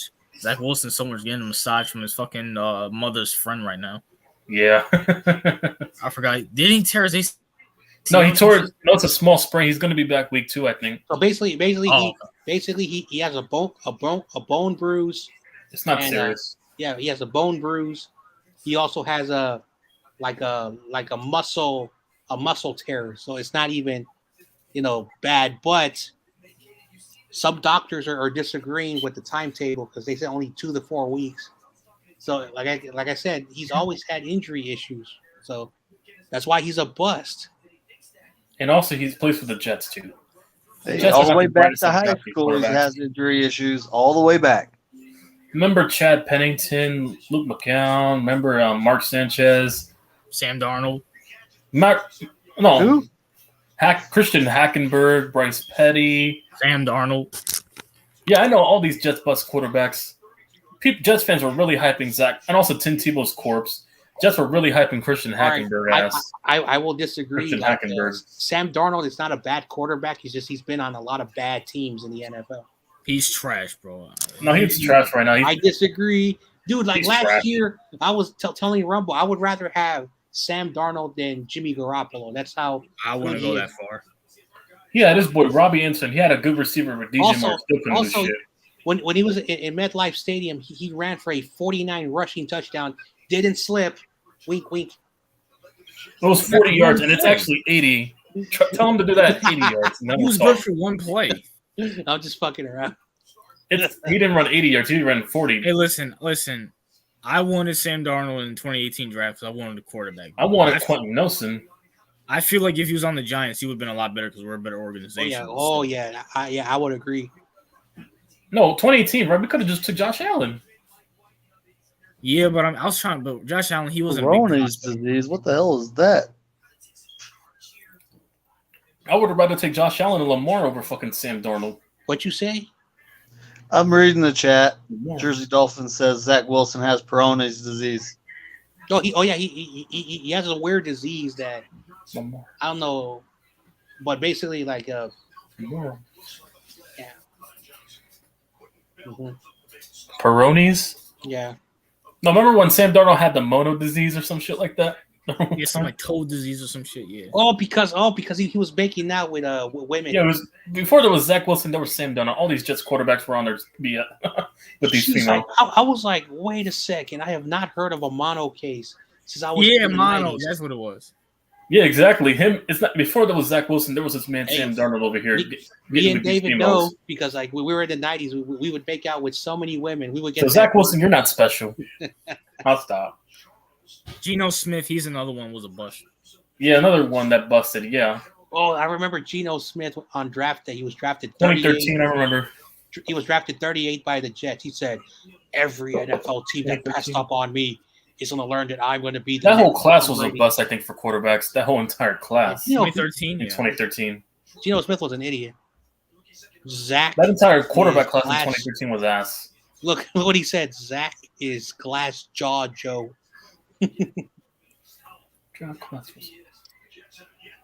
Mike White over here.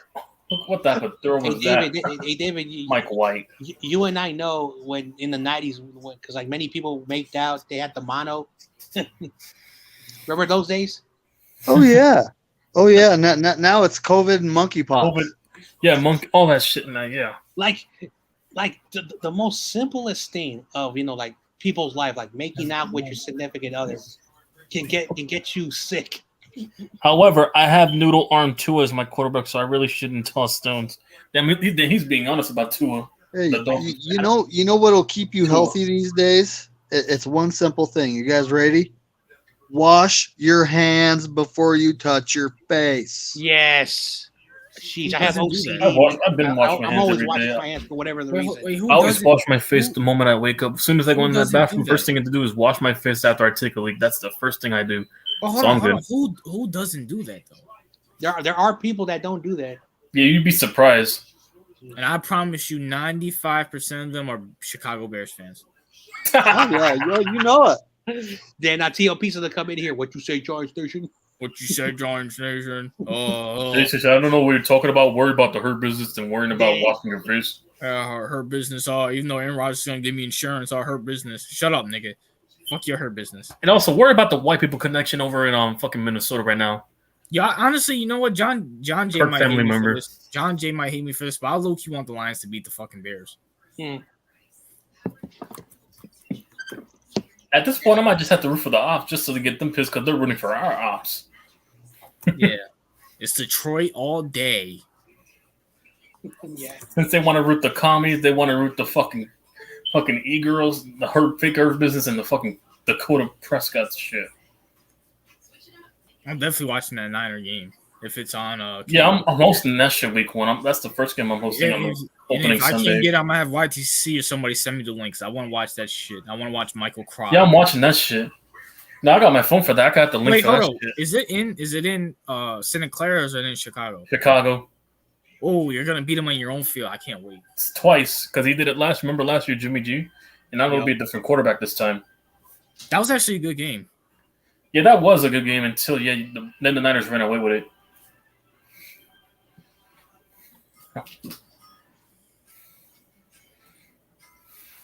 Should be hopefully something like that. Yeah. No, fuck Michael. He's been talking away. I hope the Niners blow him like 110-0. Fuck the Bears. I know, but still, I don't care. Just beat them. I don't care how competitive or blowout it is. And then week 4, they gonna get the fucking New York beating. So yep, week 4. Oh man, Michael's gonna be on suicide watch for the first 4 weeks. It doesn't matter who we had at quarterback. Daniel Jones, Tyrod Taylor, or even Davis Webb. Our third string is way better than fucking. Oh, hold on, YTC. You got a bet going on with Michael yet? Yeah, he got a bet with me. I got 20 with him. Whoever wins that game got 20. Oh. I got a bet and with then Michael. and then me and YTC have a bet with Jagnoff that we're gonna whoop on the Jags. I got 2 bets. Yeah, me and him with Jaganoff. Yeah, week 7. Yeah, but he keeps saying that he's gonna get 3 bets. I don't know what that means. Well, he's a Jaguars fan. He can't count. So unless how many Super Bowl rings that Week they have. 4 which is and week 0. 7 we're betting. So yeah. Week 11, December 11, I'm going to that Eagles and Giants game. That's only 1 o'clock slot. I'm not Giants game. I'm not hosting. Hey, David. I'll be at that game versus the Eagles. If the Lions beat the Bears twice, Butters is banned from Rumble forever. Idiot. And that wasn't the bet. Make that bet. That wasn't the bet. That was not the bet. Basically, like I said, like I told Rumble, the bet was Don Burrows having 5 minutes of fame, and then Butters raised up the bet, and then Don Burrow was like, Rumble, if we beat the Bears twice, you ban this fool, and Rumble was like, okay. That's what he always. The bet always something small, and he always my charger. Raise it up. That shit's almost about to die. Let me get my charger real quick. Hang on. So that'll be so fun. Well, yeah, I probably should have I should have waited. The Falcons are just murdering the Jets right now. All right, so Gavin's bet, if I remember, I could have kept $30 extra. If the 49ers win, he has to wear that dumb helmet that doesn't fit him. That dumb jersey, whatever player is there. I would have had an extra 30. He has to sing the song. Also, because he also bet me, he has to sing that song twice. YTC, remember that. I know. Both. So he has to make those things. Michael, you better not go into hiding because we'll definitely keep you out of the community for So until you honor that. What song does he have to? What song does he have to sing? Sweet Home Alabama. Oh, I can't wait to say that. Sweet Home Alabama. Yep. I know Awesome Kid is going to record that. I have to record this. I also got the sound clips for week 1. I got the Undertaker sound belt. I also got the you should have been talking shit. I got that sound clip on standby. Do you have the clip, Michael? You should have been talking shit. No, the Sweet Home Alabama thing. Yeah, I've been got that. I got the guitar riff already, the intro, yeah. Actually, my cousin's kind of finding in the I got that for him. I edited the entire clip. Oh, man. He hates that. It's his. He gets mad at us, but it's his fault for saying that. Well, I remember when I was fucking around with my merch store, and I put "I F my cousin." He's like, "John J, no." John J. I was like, "Okay, Michael, you trying to scare me with your weird constipated voice." Yeah, he sounds constipated as hell. When he's what right person in their mind will say their cousin is fine? Like, come on. Like, come on. Like, Michael, it's your fault, not ours. I rarely bring my family on stream. I'm never bringing anything. This is all football and sports. I'm not bringing none of that shit. Like, when CEO says he eats chicken ass, I mean, that's his fault. I mean, now we roast him for it. But at least CEO's embraces it. So. I don't know how that's even possible, but whatever. We just need TRL to embrace him running over doom buggies and grandmothers in Arizona. He's like, hey, at least I know how to drive. What about you guys? I know damn well he was ready to run over the doom buggies when the Cardinals lost last night. You see, if I owned a car, I would not be like, get out the way, man. He probably left the stadium during the 24-3 blowout, and then as soon as he left, they started trying to come back as soon as TRL left. Oh wait, hold on, David. In Utah, is it easy to drive in Utah, or is it hard? Like, do you have like a horrible traffic? Is it like bad? It's not bad. It depends on where you're at. Okay. Like 98% of the state's okay, but Salt Lake City freeways and streets down there are hell. Okay. Oh look, another Niner, Lakeland Tomlinson. I just saw him right now. Keep in mind, I've traveled. I've been in Portland, Oregon, and rush hour. I wanted to pick him up in free agency, but the Jets got him. I don't like Lakeland Tomlinson. Major cities like driving in the city is like bad because we have hills and mountains, and you only have then you have bus lanes. And you have like car lanes, which is dumb. So, but when you leave the city, it's more easier. Johnson, first down and more. The freeways are large, so you can have like up to like 5 or 6 lanes, so there's rarely traffic. But once you get to like where Levi's and San Jose is, it is horrible. It's horrible. Like they have like almost 2 million people in San Jose. It is so many people because it's a huge area. So yeah, it's only the third quarter. Oh my gosh, 3 quarters are going around. Is there any other game? ESPN always has the dumbest games. Why didn't we start a fantasy league where we could? TRL's starting the league. Jersey Dolphins. If you want to join, I could just tell TRL to put the link here. Oh yeah. You can create your own fantasy league. Me and TRL starting the league. I'm in his league. Yeah, TRL starting that shit. Yeah. I got the NFL app just for that, just to play in this fantasy league once we do the draft. I don't care how many people are in that draft. I'm still going to kill it. Like, I'd kill every draft in fantasy. I always have a winning record. I'm making a promise right now on August. Are y'all doing it for money? No, not money, no. We're just playing on NFL, the free one. Next year, I'm going to I could play for money. Next year, we could put money in for next year. I know that for sure. I'm willing to put like at least a $20 to $50 wager. I don't mind. I'm still mad FanDuel won't let me bet. Fuck FanDuel. I'll put like 20 to 50 on that fucking wager around there. Yeah, FanDuel has changed. I remember when I did it in 2016. I won money off of that last night, but 2017. It's so confusing now. Like it's so like hard to navigate. I've used both. I already used DraftKings and FanDuel. I use both because they give the free same game parlay things. I put like $10 wagers so that way I can get 2 free bets for the later games. That's how I was able to have more bets. That's the only reason I take advantage of that. What's that thing called? Since it's risk-free. DraftKings. I use that. That was confusing as hell. I'm using DraftKings this year as my official spread. You know, to look up the spreads for over and unders. I put it on the thing, so yeah, I'm using that as my official sports book for my channel. All right. YTC, you're watching the game. So how would you describe it? Describe it what? Like is it trash? Yeah, it's 16-3. The score says it itself. But so far, Desmond Ridder looked nice. Mariota, both quarterbacks look nice from what I've seen. Mariota and Ridder. Mariota has always been at the worst situation in his career. When he went to Tennessee was god awful. But he turned that franchise around for a year at least. He went to the playoffs. So, and then he goes to the Raiders, and Derek Carr is the quarterback.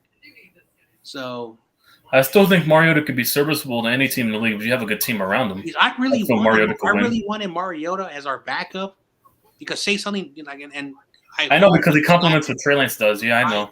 You said this before. But if Trey Lance, because Brock Purdy, he's good. He has the skills and stuff, but he's not ready to take hold of. Yeah, he doesn't accommodate what Trey Lance does. And Nate Sudfeld, oh man, I don't even want to talk about Sudfeld. So that's the reason why a lot of people let's just keep Jimmy Garoppolo. Let's just cut his salary. I said, really? Yeah. Are you nuts? Mm-hmm. But the thing about quarterback is that whenever you get the backups, you want to get a guy who has a similar, kind of skill set to the starter, because that way it's easier for them to progress through because they're basically doing the same thing just on a lower scale on the same offense, basically. So you want to get a guy who complements the same skill set as your starter, which I understand Mariota would definitely fit with Trey Lance's skill set itself alone. So I can understand why you wanted him. Guess who's back? Awesome kid. Well, they're about to score. Jets are about to – and touchdown Jets. Looks like the Falcons are choking. Yeah, YTC's like, yeah, my team's coming back. Okay. I'm just fucking around. Well, touchdown.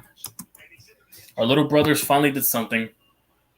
Jeez, I can't believe when I was playing pickup basketball on Saturday. All right, now this game's a little interesting because it's a one-possession game. I injured my damn shoulder blade because I was trying to be cocky. I was trying to show my spin move like an idiot. All right, it's a little – all right, I might get back into this interest now. It's one possession now, so it's a little interesting. And I forgot we were playing on the blacktop. So when I landed awkwardly. Yeah. So I'm a couch potato for the next couple of days. Can't do nothing.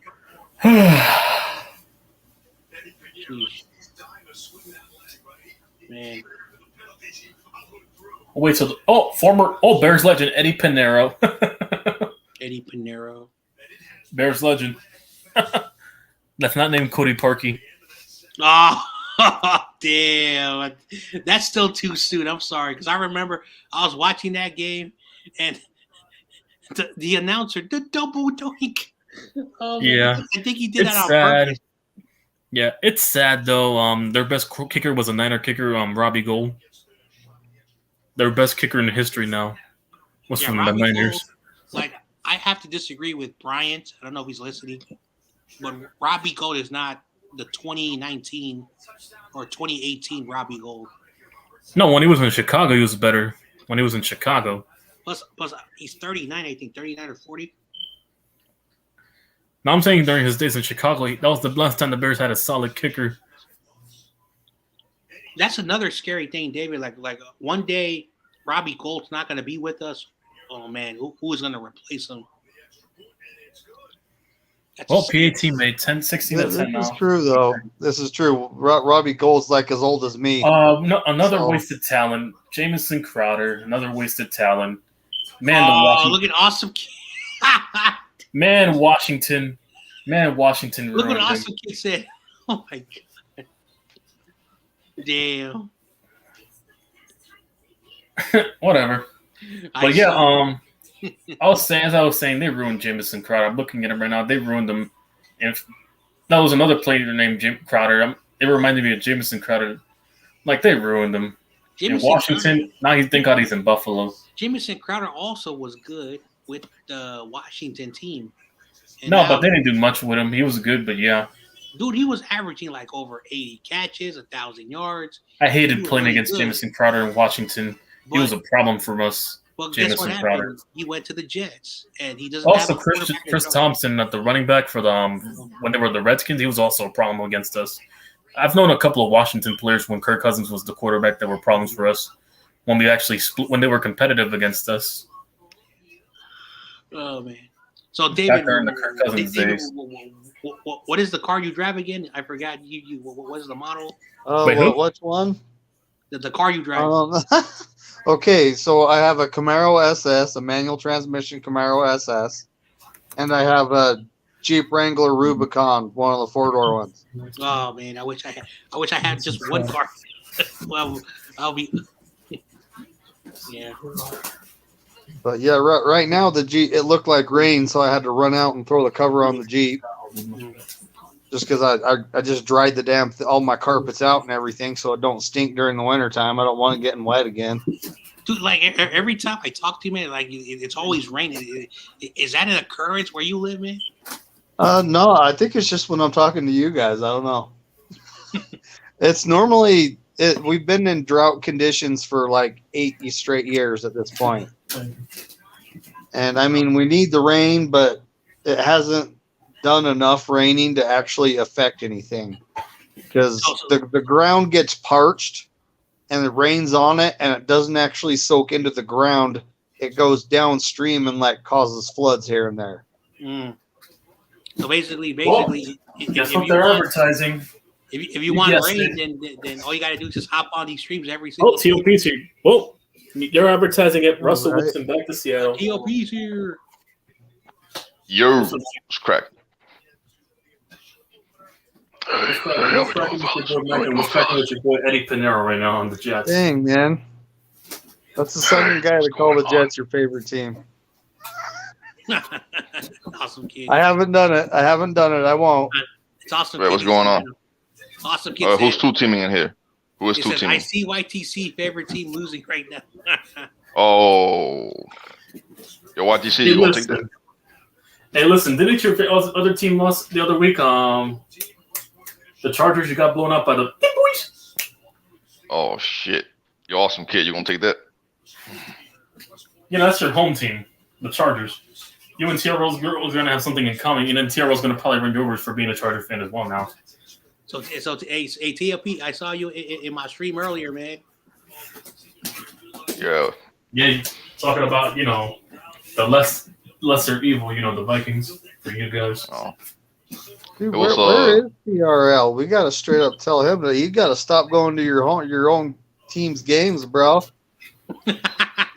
Yeah, exactly. Because I guarantee you, as soon as he left that stadium, they started coming back the moment after. As soon as he left, man, he's hitting the Old Town Road right now. Okay, let him be. Wow. I saw Giants Nation almost pull a comeback last week, though, on the sidelines. So TOP, are you ready? We're almost there. Week 1. That's right. Boomer Sooner. Yep, yeah, I'm ready, man. I'm ready, man. Win or lose, you know, bear down. Yeah, you know, but unfortunately, I have some bad news that you have to play the Giants. Oh yeah. Wait, play the who? The Giants. The who? Motherfucker, you know who the fuck we are? Stop it. The who? You know who we are. Listen, all I'm worried about is week 1. All right. Anything else? I mean, whatever. It's whatever. Y'all handle y'all business. I'm all about week 1. I'm one week at a time. I'm not sweating the Giants till we play. Okay. Hey, listen, worry about Sam's team. All right, Sam's gonna pull up. Hey, listen, don't worry about the Tennessee whiskey. Worry about the drunk off moonshine, and he's gonna be on that little. You're gonna be on that little pickup truck, fucking drunk driving with moonshine on after he beats y'all. So you better be worried about that. And secondly, you worry about the Bay Area connection. You also worry about the search. Bro, that's what I'm doing, bro. That's what I'm doing. Why y'all ain't worried about the Titans right now, bro? Damn. So, hey, we got. Don't worry. Once we stop Derrick Henry, who's coming off a torn ACL, we're set. Yeah, now with Kayvon Thibodeau, you're not. I'm not scared about Ryan. I'm more scared of Malik Willis than fucking Ryan Tannehill. Bro, y'all ain't got Thibodeau, so I mean, what are we talking about here? Wow. It doesn't matter. We still got other pass rushers, and also, yeah. You got King Henry to deal with over there. All right, worry about him. But now back to John Jay. Now back to John Jay. Listen, John Jay, I executed a little bit of the takeover by Jay-Z on your stream, and I apologize for that. All right, but hey, and you don't gotta handle. She hates your is that who I think it is? I see Niner legend Solomon Thomas on the sideline. You gotta handle your ops sometimes, you know. Niner legend right there. So far with the tackle. Solomon Thomas. 2 Vikings podcasters, for whatever the reason, hate the Bears. I don't know why. I don't get it. It doesn't make any sense. I was telling her it doesn't make any sense. You guys are in the same division. They're haters because they ain't us. They some player haters. They're like, never mind. That's enough. Hey, what's up? What's up with this game, man? I see Wall Street Wilson is over here piping milfs and shit. Like, come on, bro. He's out here on his street clothes and shit. You know, he got some milfs on OnlyFans ready. You know what I mean? On OnlyFans ready to come in for the local Uber he's about to order right now. Yeah, the Wall Street Sack Exchange is investing on some Mills OnlyFans right now. So you gotta let him chill. We have to understand. He might be on his AB shit. Remember when AB had a couple of OnlyFans models before the game? So we have to understand that Zach Wilson is from Utah, and over there, whatever happens, the corn-fed, yep. Anything happens over there. Now he's in New York City, and the people are confused. What? Now he's a city boy. Now it's David. David, explain that. He came from Utah. What happens over there, happens over there. You got influenced by the corn-fed woman over Yeah, there. he's living the Amish paradise over there. Amish paradise. Amish paradise. Corn-fed paradise. What? Amish paradise? What the fuck you talking about? Amish paradise. When you Amish paradise over there. Weird Al Yankovic ass. Yeah. Well, if you think the Niners are going to beat the Bears week 1, you must be high. No, I think you're right. If you think the Bears are going to beat the Niners, you really are. Yeah, that's true, David. He is high. He's spoken that. There's a lot of Bay Area girls that TOP will just say no. First of all, they will say ill. First they will say ill, and then second. They'll say, "Oh my God, look at that poppy." No, they won't say he's Bad Bunny. Remember, he's Bad Bunny. They ain't gonna say he's Bad Bunny. Just see Bad Bunny. Even he. I'm sorry. No, I said yeah. They'll say yeah to me, bro. I ain't talking about no Bad Bunny. Here and they'll say TOP ill. Not with them, buddy. Listen, how many fucking Bay Areas are all around the world? All right, there's like 1 million bays around the world, bro. Why are y'all called the Bay Area? All right, are y'all so self-centered? Y'all so egotistical? You think you're high? You think you're better than everybody else? We live next. You think you're better than everybody else? No, we live next to an ocean and next to a bay. You're self-centered, arrogant SOBs over there. Well, don't worry, man. The Bears are gonna give you a slice of humble pie. All right. Okay, whatever. Cut off another promo. I don't want to hear like, oh, hey, I knew we were gonna lose. I know I was being. Hey, it's a promo, John. It's a promo. Roll with it. I don't want to hear no excuses. Let me hear your promo, John J. Let me hear your promo. Hey, hold on. Hey, TOP, don't act like that Mac Jones fanboy. Wait, who? Oh, Michael. Oh, okay. No, not Michael. There's a real. He said Michael. A real Michael. Oh, what the? Well, he's always saying Mac Daddy Jones. He lives in Chicago. Go figure. Well, shame on him. Anyway. Mac Daddy. Joe. Until I place a parlay and say "fuck you, Butters" and "fuck Mac Jones." Until I place that parlay. So Don Burr. I'm about to bet his under for yards at this fucking point. So Don Burr told the 49er fans that if you guys lose to the Lions twice, you guys have to bow down to him.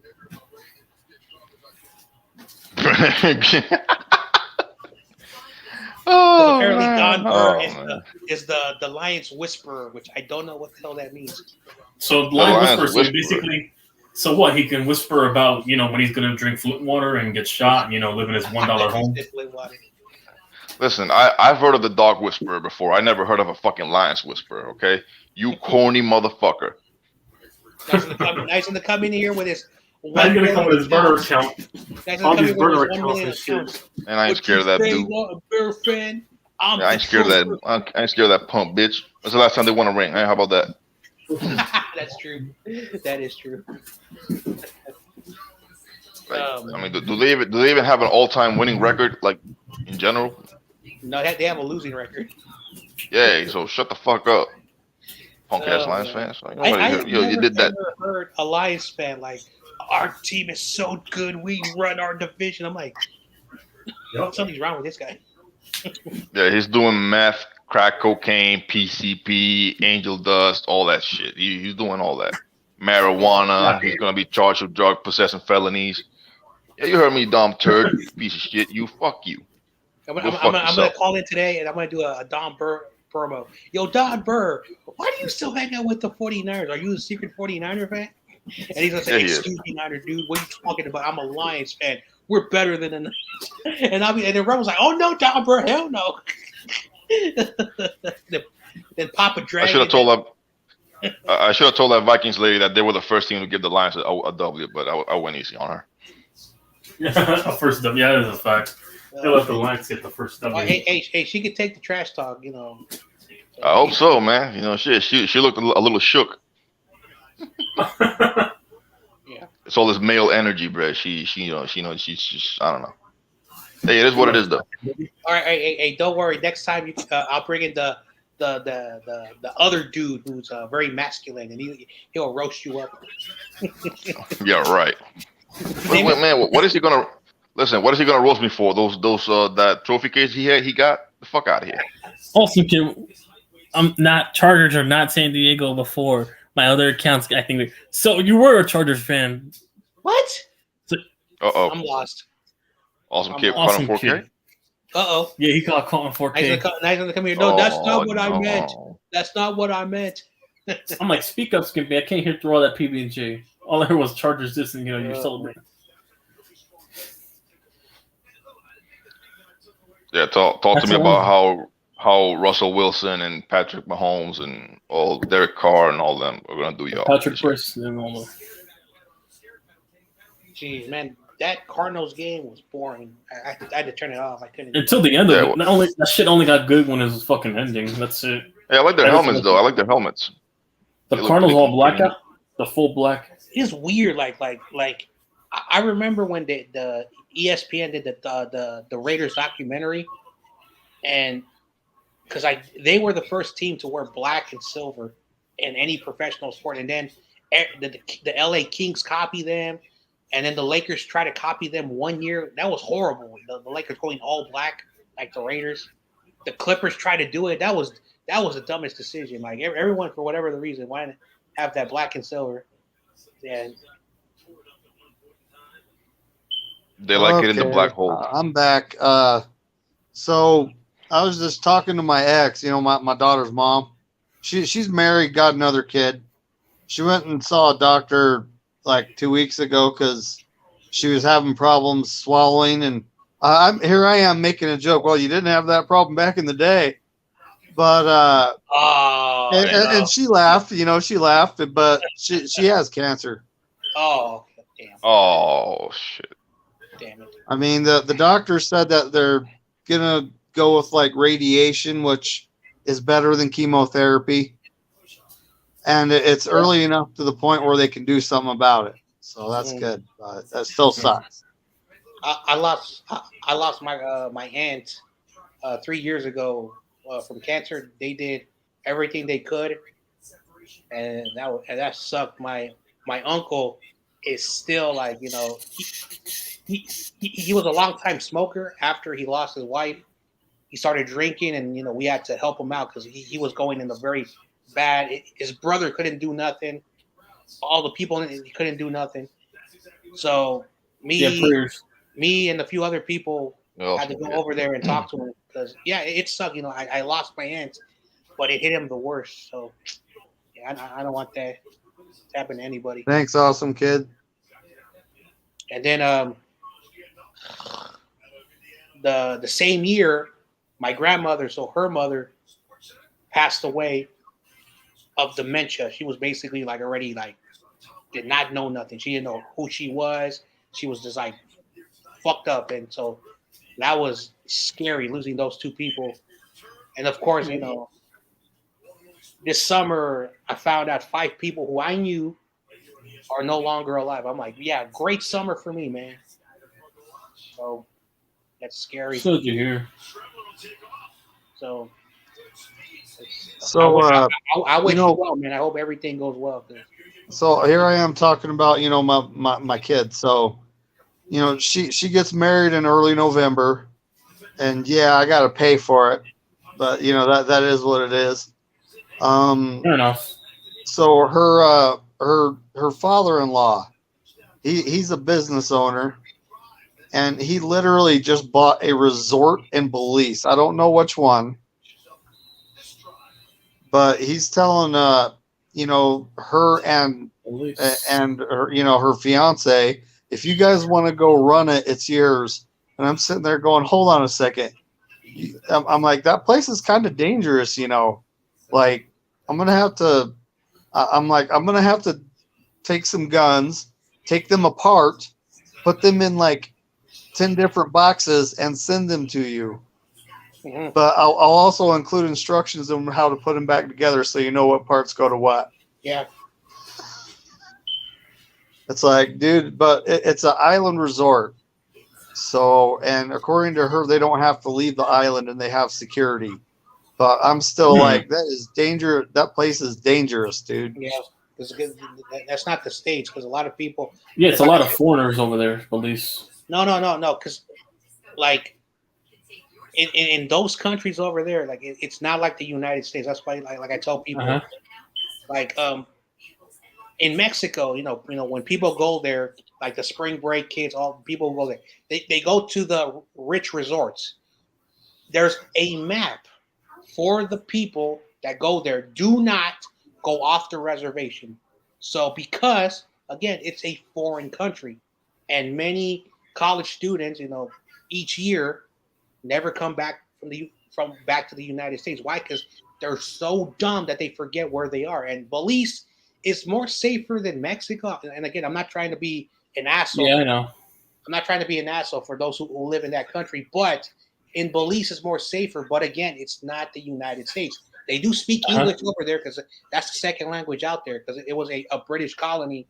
For those who don't know, yeah, it was. But even if you are in the resorts where the rich Belize people, where you know all that stuff, again, it's a foreign country, and if you're gonna take, you know, your chances out there, it's better to be safe than sorry. It is. Yeah. You know? Why do you think people leave, you know, many countries, you know, south of the border, and they come to the United States? Not because they want to, you know, no. Their living conditions over there are horrible compared to here. They have no other choice. That's why I'm a little bit very sympathy when it comes to that. Yeah. Yeah. It's the living conditions over there, exactly. Especially down in Mexico, it's a lot of cartels, a lot of gang wars over there down south. Yep. Like and shit, crime. I don't live in Texas, but El Paso is right there at the border to one of the most dangerous cities in Mexico, just across, right there. And it's equally dangerous. People who live there, they're able to see the fences, the border, and they see at night lights like firecrackers is lighting up at night. Like gunshots, basically. Not firecrackers. And why do you think people who live in San Diego, it's more conservative than the state of California because they have to live down there right next to Tijuana. Tijuana, yeah. Same thing if you live in Arizona, if you live right there in Noriegas. Why do you think, you know, like people... The bordering states like New Mexico, yeah. Us people who live more north, we don't have to worry about that. So that's why a lot of people don't understand the geographics of the Mexico and also, if you live down south there, you have to worry about the people that do smuggle across the border and come over here to start crime on those parts of the area. But again, it's the United States fault because people in America, we want our our drugs, and this is a very serious conversation that I'm telling everybody. This is real stuff right here. This is the thing. I try not to talk on my channel or in any channel, but this is a real shit. Like all our hypocrite leaders that run us, they want that shit, and it's just sad that we cause all these issues. It's our fault until we start to own up to all our flaws and problems. Then we can look at the issues. But once we become united, to overthrow our government. Until then, again, until people who are going to go work 12-hour days on hot, sunny fields and pick our tomatoes, our strawberries, our vegetables for pennies on the dollar, we're going to have to bring in migrants to do that stuff for us. Exactly, because and half of these people that are complacent about immigrants coming over, they're coming here to take our jobs. We pay taxes for illegal immigrants. Well, it's not our fault that they're doing the job your fat asses refuses to do. Okay. Also, people who complain, I can't find a job. Well, are you willing to do that manual labor? Many people say, hell no, because many people who are Americans are a little bit spoiled to an extent compared. Yes, we're a little bit entitled to the stuff we want to do. Like we're more spoiled than entitled. Personally, I don't care if I got to get my hands dirty, if my back is sore after work. I really don't care because I've always been that. I've worked in a grocery store before, lifting crates all day, so I'm used to doing a lot of lifting and moving stuff. I get mad. I get mad at I don't want to be an asshole, but I have to question some of my podcasters in my community. I have been on a field.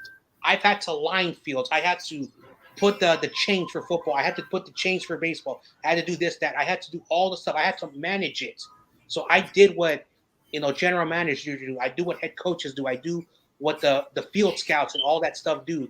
It is the hardest thing to do. So for people who criticize players like, oh, Debo, why are you not signing a contract? You want to know how hard it is to sign a contract? It's not just putting your name on a piece of paper. The team has to write it. They have to give it to their team lawyers. Then they give it to the agent. The agent gives it to an agent lawyer before they give it to the players. Because there's so many red little lines that they have to make sure that the owners are not and the terms of agreement as well and that they have to abide. The team. So that's why contract negotiations in the last decade has been so awful because agents have more power. Players are starting to have more power. Touchdown Jets and the Falcons have choked. So, I've been there. Chalking a sports field is not easy. It's not easy. Oh no, it's not. Definitely not easy. Okay. I've had a buddy of mine's work on that. A makeshift baseball. Oh my God, I don't even want to. It's not. My buddy done that before. He actually had to do for one time of football and of baseball. He told me his back was sore after the entire thing. I'm talking about a makeshift baseball field. Basically, you go to an empty area where there's basically a giant grass lot, and where I live, taking out the backstop, basically steel backstops, which weigh a lot of, and then all the things you have to go out there. Then you have to fix the backstop. Then you have to put these rising bleachers that weigh so much, and then you have to chalk these lines, and then you have to put these foam plastic walls 300 yards. Oh my God. And then after the day is over, you're tired already from all the other stuff and have to bring that shit in. Oh man. And you're not paid, you're paid minimum wage. You're paid minimum wage. Mm-hmm. For all that manual work, yep. Get paid minimum. Compared to people, compared to these OnlyFans models and fucking influencers who basically get photos for basically showing their assets, getting paid more. It's I remember we were short staffed because someone had knee surgery, and that under California law, any type of surgery, they need 3 months to basically they get paid leave by their employers. Then they get another 3 months of office work, and then 3 months they go to a very easy, boring location. So for about 12 months. You know, that's how it is. So we had someone out, so I had to get the office staff, and the majority of them were ladies who don't do that. I said, all right, we're gonna move a makeshift. Half of the women were like, hell no. I said, well, too bad. So you guys take the easy stuff. One woman had the balls. This light-skinned woman from one of the rough parts of the city. Everyone liked her, and that's why she was on my team. She was moving that makeshift thing by herself. I said, you need help? She said, no. And she did everything. I was like, God damn. And she said, oh, my father, taught me how to fix cars, how to do this, fix, light bulbs, like electricity. So I said, oh, that's why. Now I know why everyone likes you. So there are women who bust their way, and she was getting minimum wage. Yeah, indeed. Bitch and moan. But you had all There's a lot of women like that where I live. There's a lot of women like that where I'm around. I've talked to them. Women, all they wanted to do was be on the internet, watching YouTube videos and watching. No, these blue collar women, I know. These blue collar, type of workers, yeah. White collar. No, from where I'm at, it's a lot of blue collar from where I'm at compared to white collars. White collar is basically office people, that stuff. Blue collar is like, so basically hands on, hard blue work. Collar and white collar is a wonderful story. So a long time ago, the coal miners would have these collars, and then you had the executives who also have collars. When the day ended, the white collar workers are the ones who were just like writing notes. The blue collar workers came out with the coal stuff, and I did not know this. Coal on their face, dirt, and all that stuff. Yeah, it turns that little handkerchief, that collar thing, like a bluish color. So the term blue collar was like, you bust your ass. White collar, hardworking, busting, anything that requires you to physically bust your ass on anything, it's blue collar. Jeez, so that's the origin. So basically, I did not know when you're mining for coal that for whatever the reason that dirt and your sweat turns it blue. It turns out like a very bluish color. Color. So they were called blue collar workers. Miners, yeah. So and we still and white collars obviously because I'm assuming their chips are still white at the end of the day. Yeah, because it was still like undirty, so clean. Yep, no scratch on it. So I don't know if you guys would like this show. It's called White Collar. It's a TV show that came out in the late 2000s. It went out to like 2015. And basically, it's about an FBI department called a White Collar FBI department. And they work with a criminal. And they do a lot of white collar work. And the reason why I watched that show is not because, but I like how a lawman, someone who's a lawman, is using the criminal to go after the bad guys, basically. So the message is sometimes you do need, people who go outside. Bad people to work. That's the message. I've seen shows like that before, and also that they incentivize that either that don't, take years off of their crime sentence. I guess that was one of the incentivizes. I've seen those type of shows. Also, where they work for bad guys. If you guys like guns, explosions, there's a show called Burn Notice. I love it. So if you're in action stuff, it has a mixture of like a spy, James Bond. One of my first shows I saw were Dexter and the guy that basically looks like Greg Olson for some reason. Greg Olson. Yeah, they looks like Dexter from that TV show. Yeah, he basically would kill the bad guys, and he would cover up his tracks. So, and also, I've seen Prison Break as well as the first two shows I ever got to saw. Yeah, I remember a good story. Here's a good story about what we're talking about. So we have basically like there's a community organization, basically of people who are running for little local offices like school and like the fire department, and they're in our facility. We got all these uptight assholes, and they're coming there. They said, "Excuse me, sir, we need you to put all these tables for us." He said, "No, I am not being paid to do that. Your permit," basically they run my says you guys are putting up the tables. You could have requested a worker to set up the stuff. We don't want to do that. Then guess what? My employees are not going to do nothing. Here's the phone number to the direct boss. You complain to them. The boss came, and he was in one of those meetings where he had to dress up. He was meeting with the city commissioners about our department. He came in with a suit, tie, because you have to be presentable. Presentable, obviously, yeah. He came in wearing that, so he said, "Oh man, dude, like these people are assholes." So he basically was like, "You know what? We're gonna get paid bonus for doing this." So me and him, and he said, "Excuse me, why is that man in a suit putting the table? This is his facility. He is the boss, and he's setting it up for you." "Oh, aren't you supposed to? I'm the boss too." And they were like, "Why are you not wearing?" And I said, "You know what? Get the hell out of my building. You're not going to disrespect me like that." Oh, my God. Sheesh. This guy was being an asshole. Like, and then my boss came up. He said, "Excuse me, please don't talk to him. He's the manager of the facility." Oh, but, these uptight community assholes running for little tiny offices that mean nothing had the nerve to look at me because I'm a little bit brown, and I'm wearing athletic clothes. So, because you're wearing casual clothing, they thought you were anything less. So they thought you were just a simple blue collar guy instead of the manager itself. It's so weird. Jesus. Like I'm supposed to live in this wonderful, nice area where we're all progressive, we're all open minded. We still act worse than the East Coast people. And I'm not trying to be an asshole, but a lot of these people come from the East Coast. What the hell did they come over here for? Stay over there in the East Coast. This is the reason why our state has really fucked up. The tech people are not from the Bay Area. They're all from New York.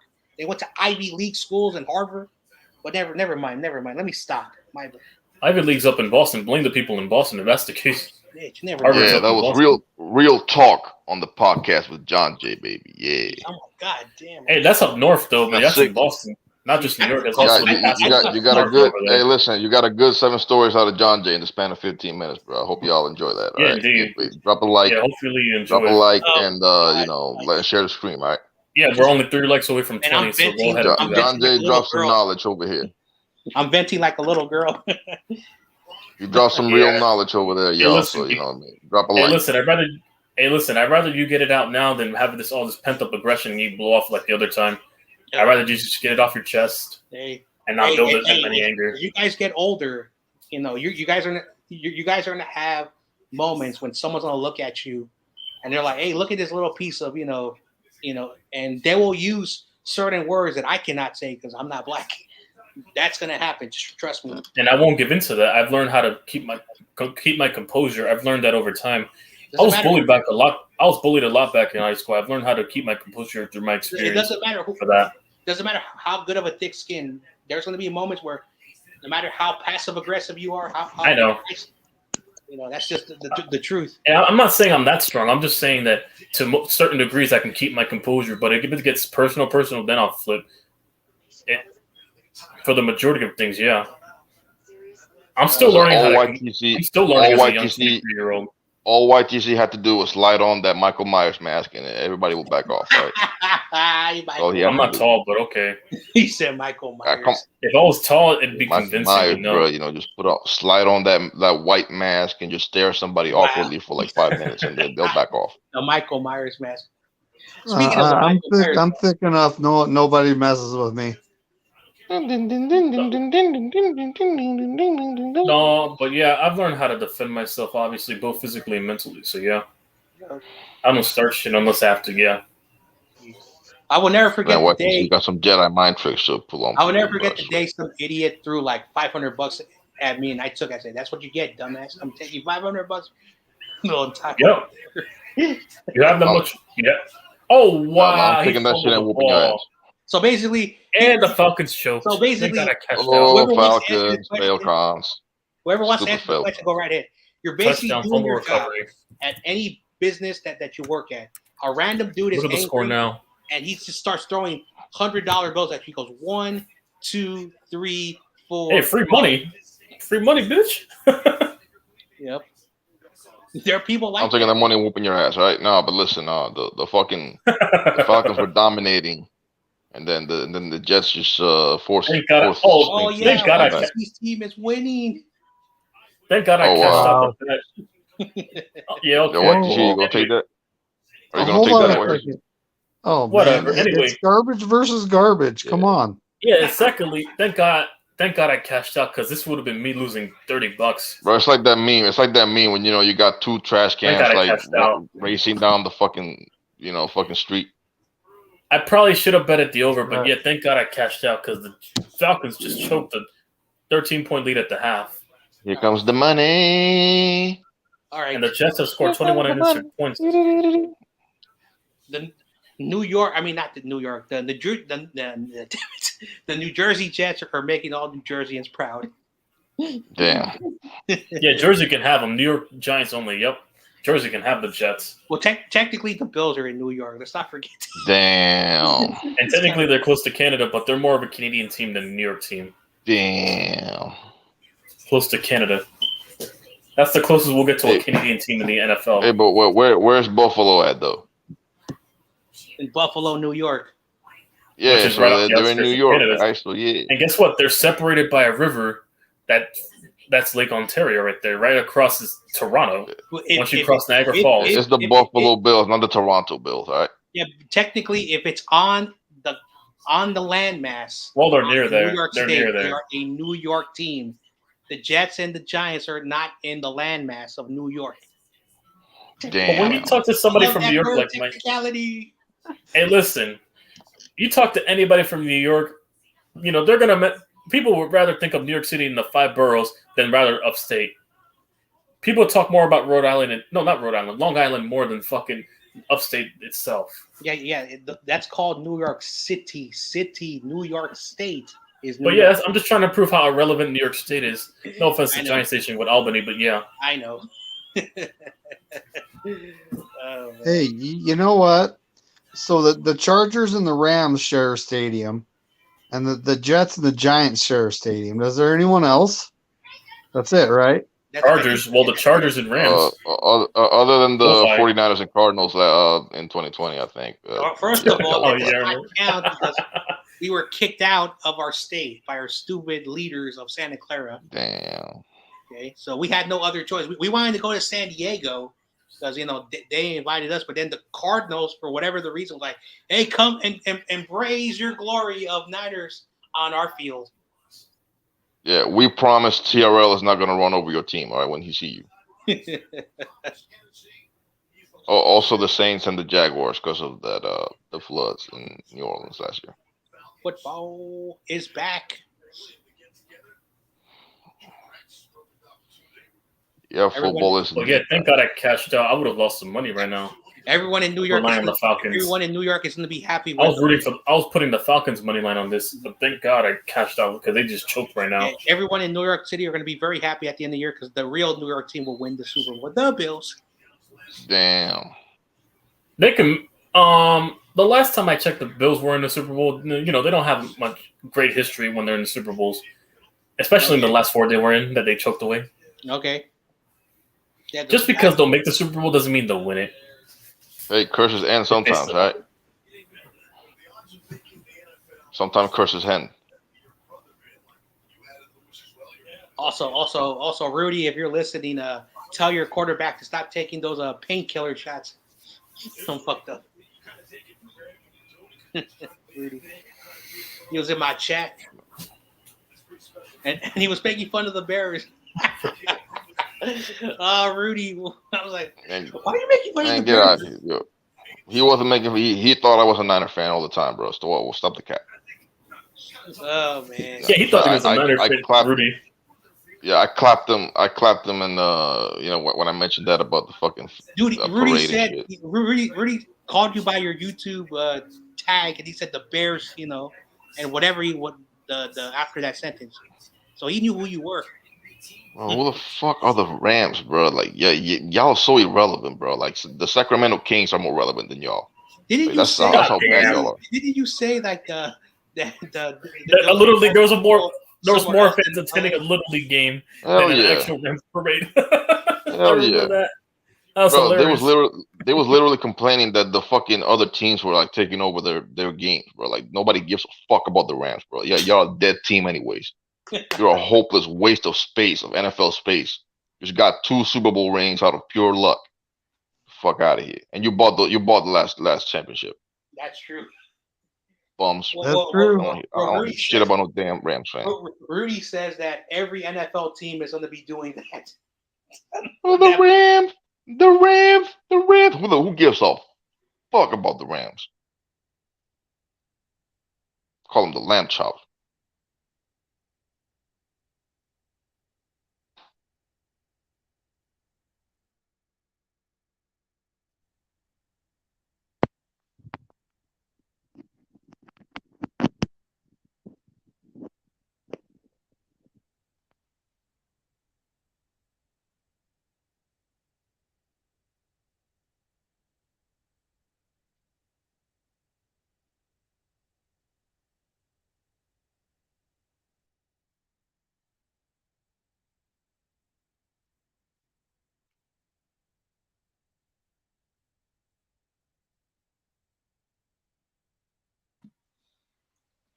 Is the game over? I'm already bored. Yo.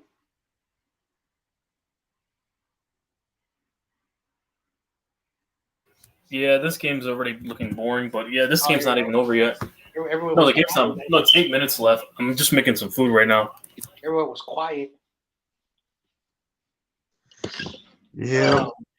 Anyway, yeah. Once this game's over, I'm gonna bounce because, yeah, I got a bad shoulder. I gotta rest as much as I can. I'm never, ever, ever gonna show off my spin move, my in between the legs, whatever those basketball. I ain't gonna do that no more. I'm just gonna be a pure shooter because I was having a good game. I was like, had like 14 points. I had like 12 assists. I was doing really well. And the guard fell down, and I was like, oh, I have an opening. And then the center guy, 6'5", and he basically just like laid me on, and then I landed wrong. So I was being cocky, but I was having a good game. Like 14 points, 12 assists. I was moving the ball around. Yeah. Yeah, basketball is not my game. That's why I play baseball. But I love basketball. I love picking up basketball. Anyway. Oh, man. Yeah, I'm not going to call on Rumbo. If Michael wants to call and say how good his quarterback is and Trey Lance is not good, he can do that. So, yeah. But let's count the days. So, September 11th.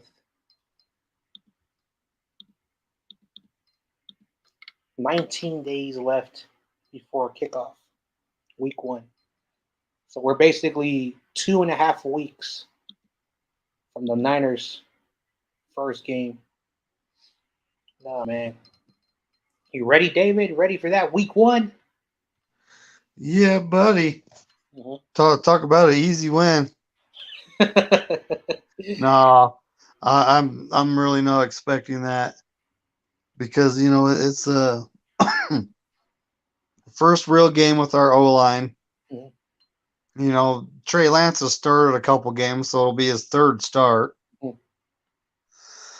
Right, so far, I know we have not done final cuts, but it looks like George Odom, who's been playing really well, will probably be the guy stepping in for Jimmy Ward.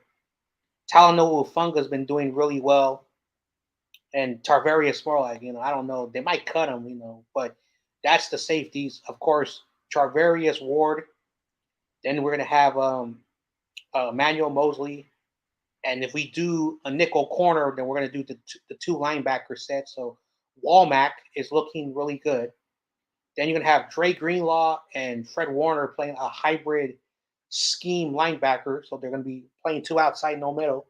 And then it's going to be Nick Bosa, Ebukam, Eric Armstead. And if Kinlaw stays healthy and his knee is good, that looks like a good defense. Like, again, I'm just going by the projections that they're saying. How are they going to score, like what Michael says, 31 points on us? So I'm a little bit confused. Okay. And then Azeez Al-Shaair is going to be playing. He wasn't there week 9 or week 8. So he's going to be there. Basically, Ayuk, Debo, Danny Gray could be the slot receiver or the third receiver, and then George Kittle, Mitchell, Juszczyk, Trey there, and then we just focus on the line. And on paper, the 49ers should win the game. Now, is it going to be an easy game? I don't know. It's going to come down to the 3 interior lines of Trey Lance. So, like I said, if everything goes well, I'm going to look at Jimmy's 2019 numbers, and if Trey can hit that mark and have less than 13 interceptions, we should be good.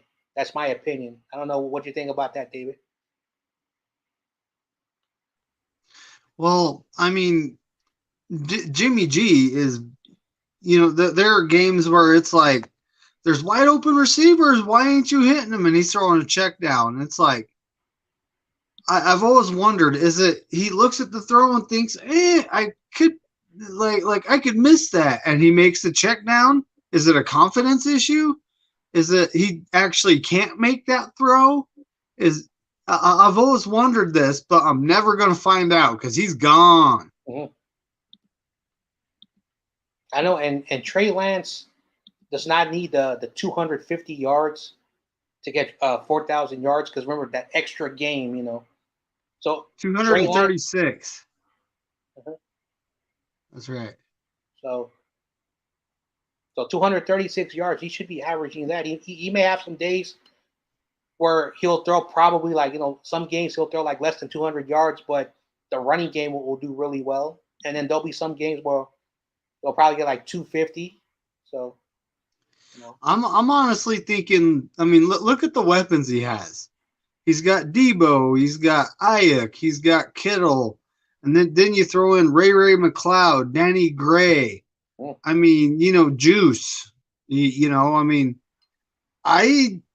I honestly think so. Trey Lance, a little taller than Jimmy G, has faster processing speed, and he ain't gonna be afraid to throw to Ayuk downfield when he's wide open like Jimmy G would. Jimmy G would never throw to the guy wide open downfield.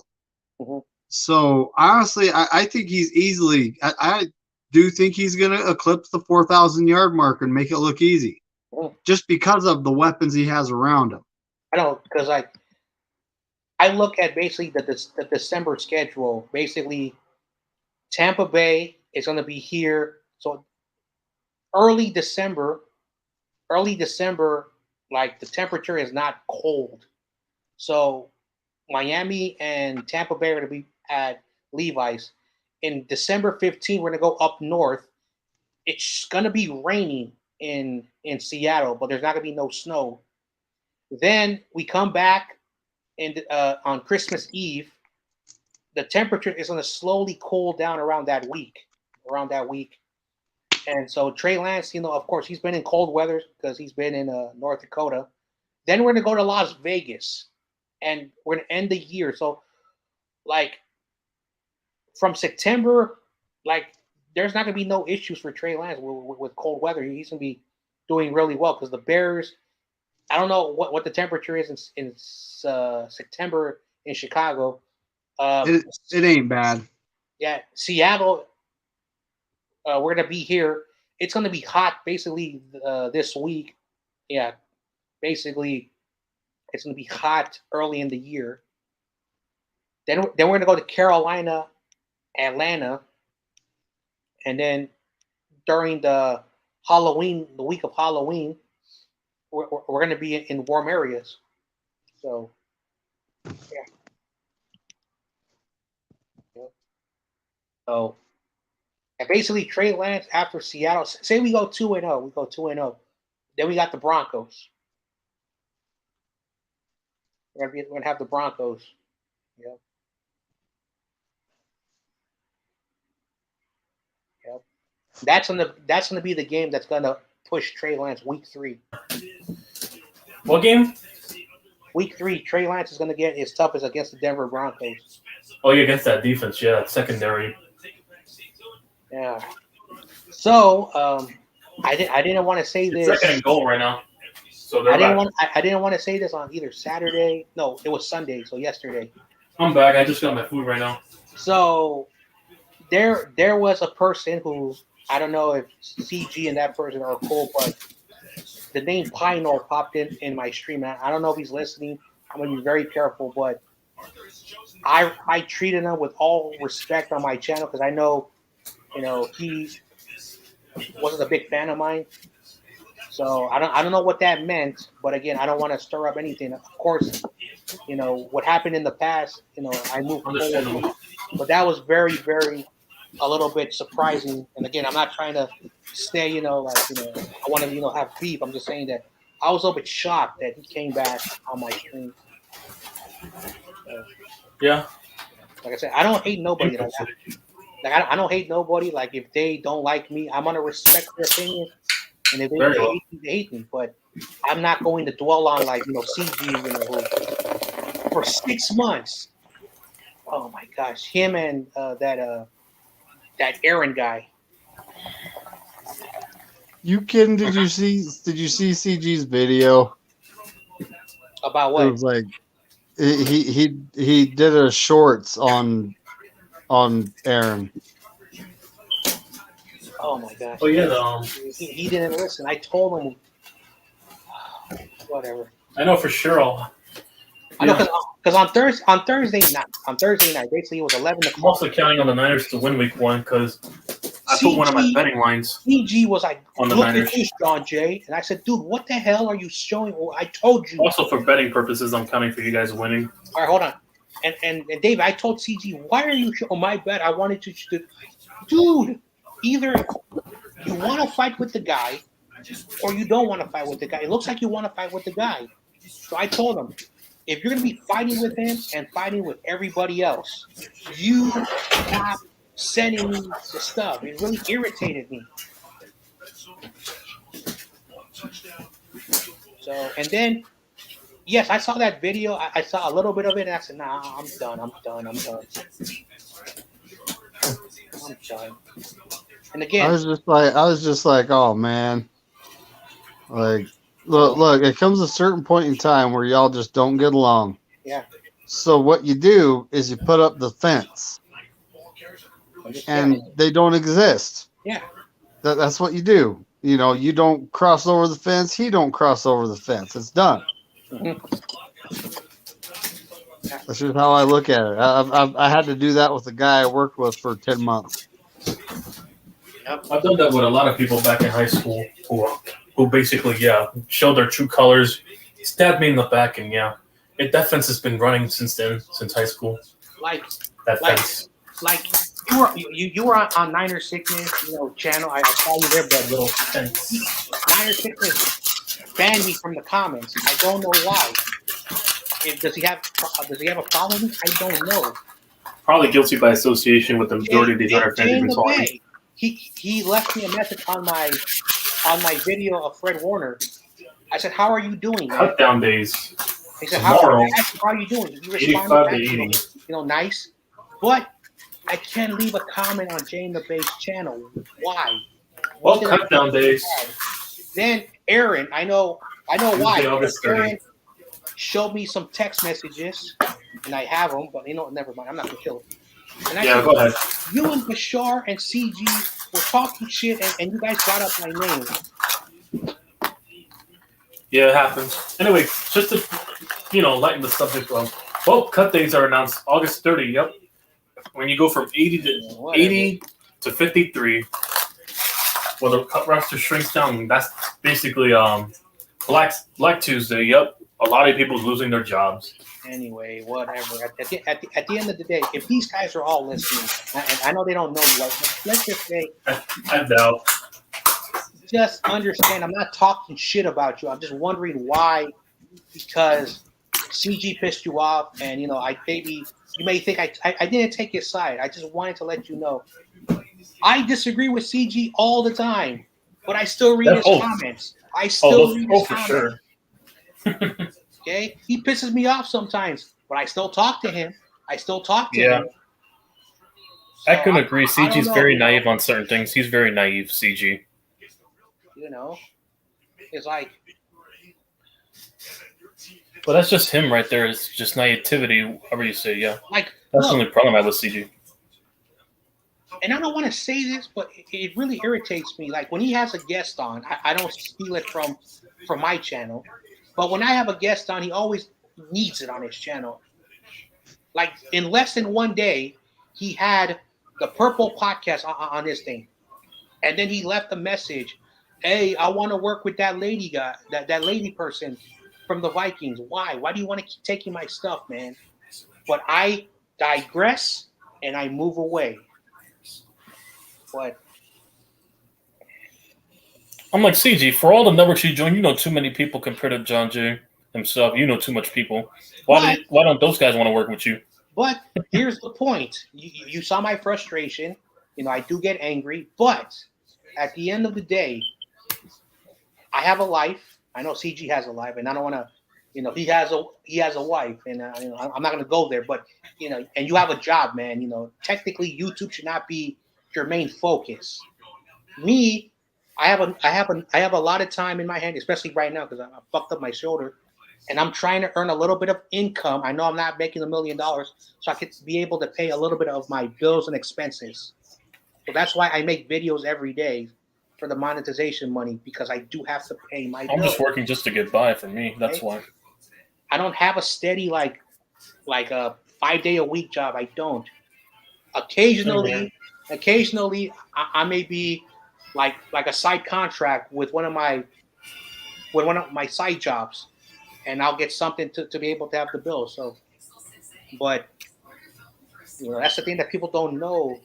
I'm not a lazy person that does a video and then watches Netflix, because I know a lot of YouTubers, they do a video and I don't do Netflix.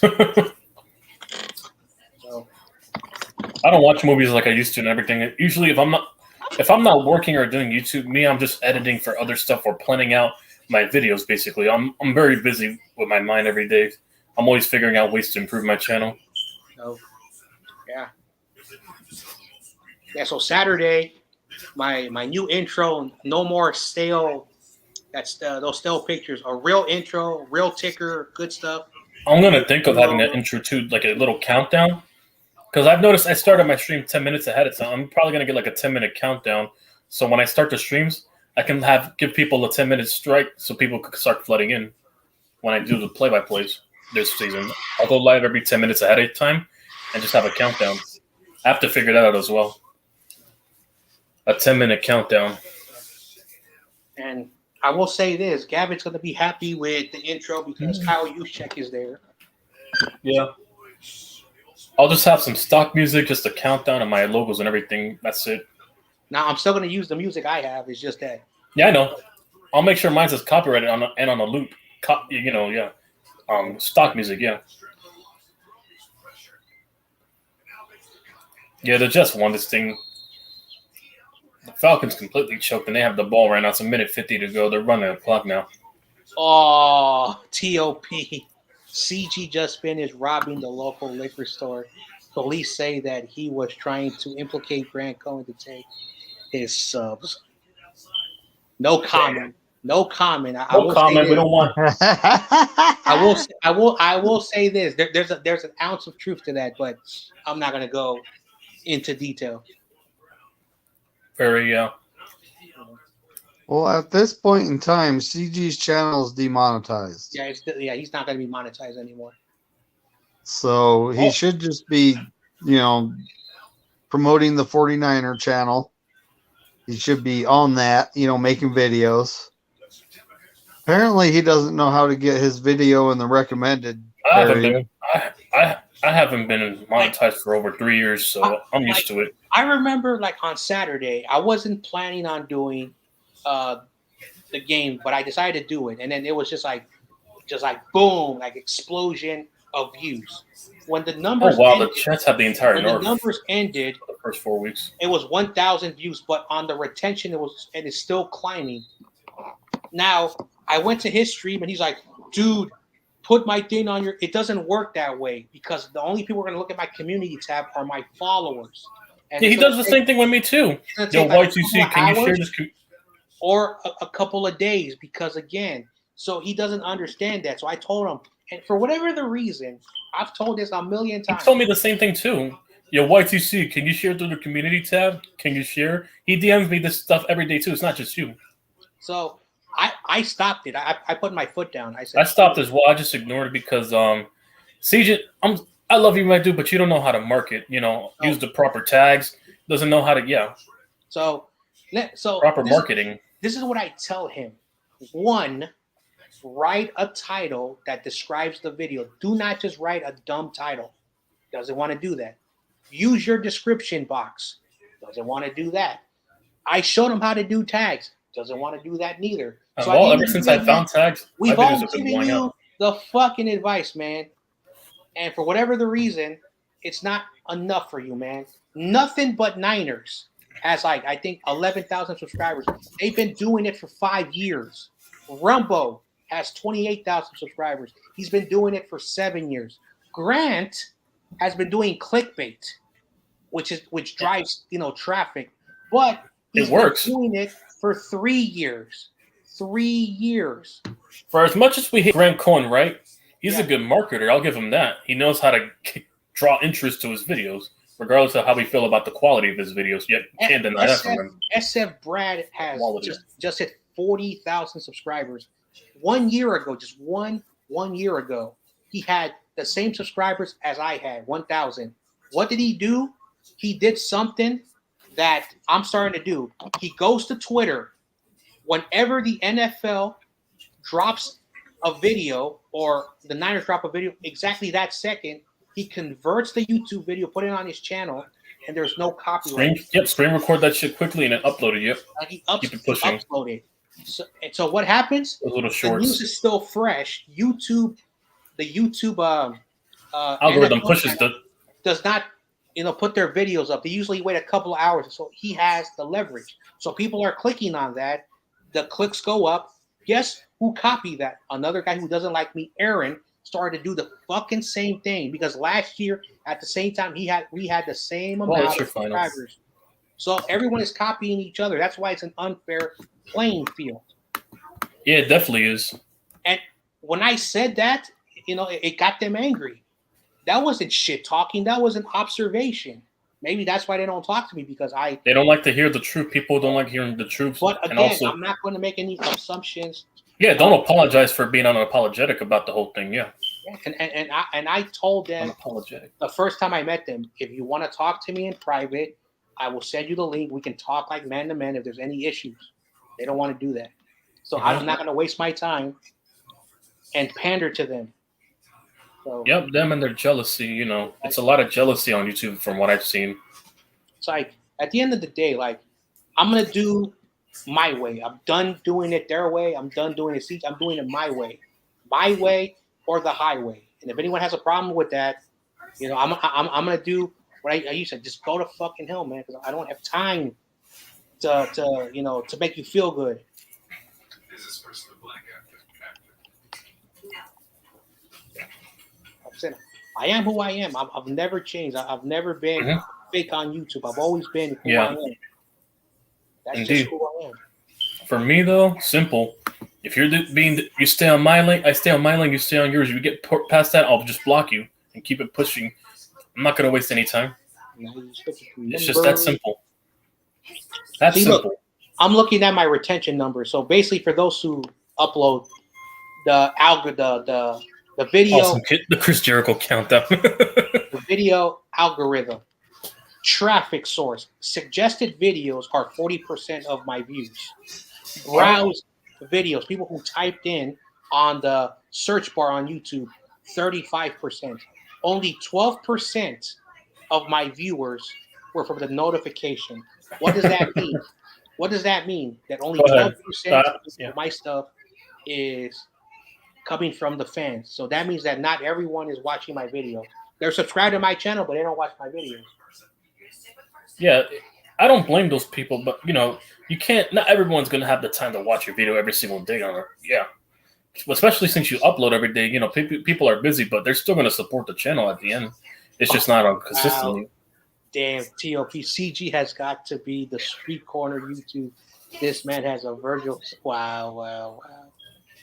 John Jay just put a Rock Stone Cold. I will say about The Rock, I am Samoan. I'm joking. No, the way you pull the promo, like My Way or the Highway, that Limp Bizkit song, for that promo, that's what he references, yeah. That's not a promo. My Way or the Highway. That's not a promo. It's a fact. Okay? Like, I live on a code. I live Yeah, like on a real code. Either it's very simple, and this was taught to me. Drama is going to happen in regular life. Women are going to fight with other women, even their friends. They're going to do that.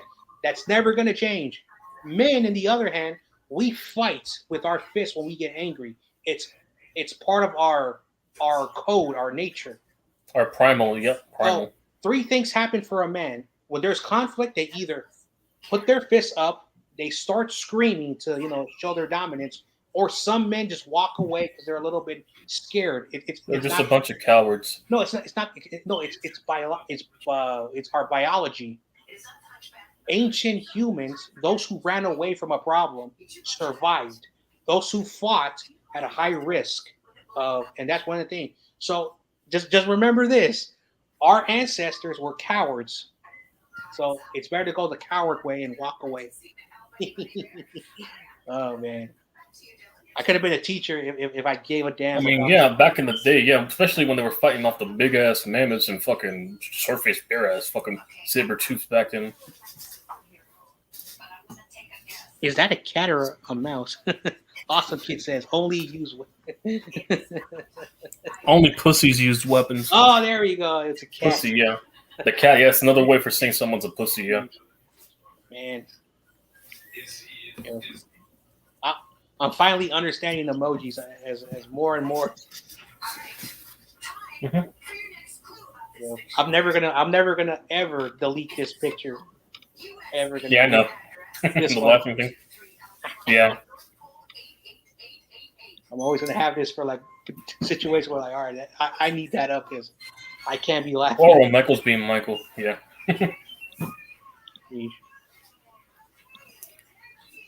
What is? Oh, I was gonna say, is Michael back? No. If you fight someone nowadays, you're gonna be a victim of a booty warrior in prison. Society is soft. Yep. Indeed.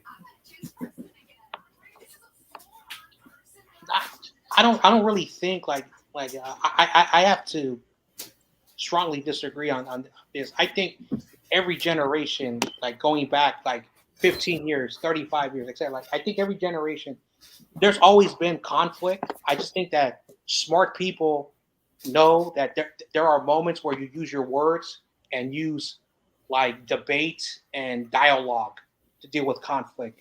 But at the same time, there are moments where you use fists. Because again, I'm not saying that people, are soft. I'm just saying that I think it's always. What up, Sam and DST? What's up? It's just that today, more people, because of social media, like you're seeing more and more people, doing that stuff. Yeah. Yeah. What's up, DST and Sam? Well, not much. Wait, I'm sorry. What's John, up? What I understand you. Yeah. You remember that guy from that second string halfback from the Stallions? Yeah. Cavante Turpin. Yeah, Cavante Turpin. He was on the Generals. He's been killing it for Dallas. I know. Dude, he had a massive kick return against LA. Yeah, he was out here looking like fucking Devin Hester in that fucking game. Oh my god, I do not want to hear that comparison unless he's well, Joshua Cribbs. Potato. Joshua Cribbs. Josh Cribbs. I'll take that. I mean, isn't it Josh Gibbs? No, it's Joshua. By the way, John Jay, what is this about? Cribbs. Nothing. Basically, I was talking about it. A fellow friend of mine on YouTube who he has his issues. I don't hate him.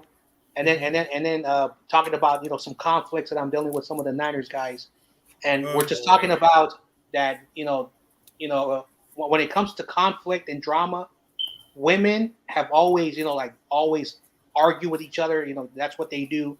Men have always done 3 things biologically when there's conflict: we fight, we get loud, or we run away.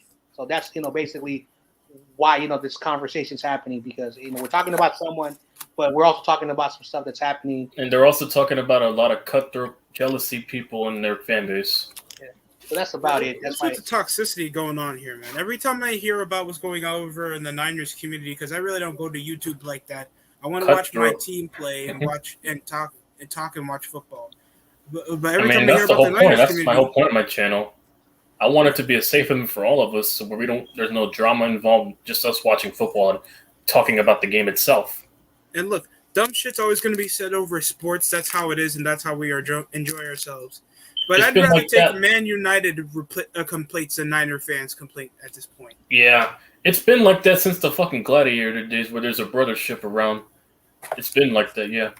We start wars over dumb shit like During this. the Guys. Roman days. That's right.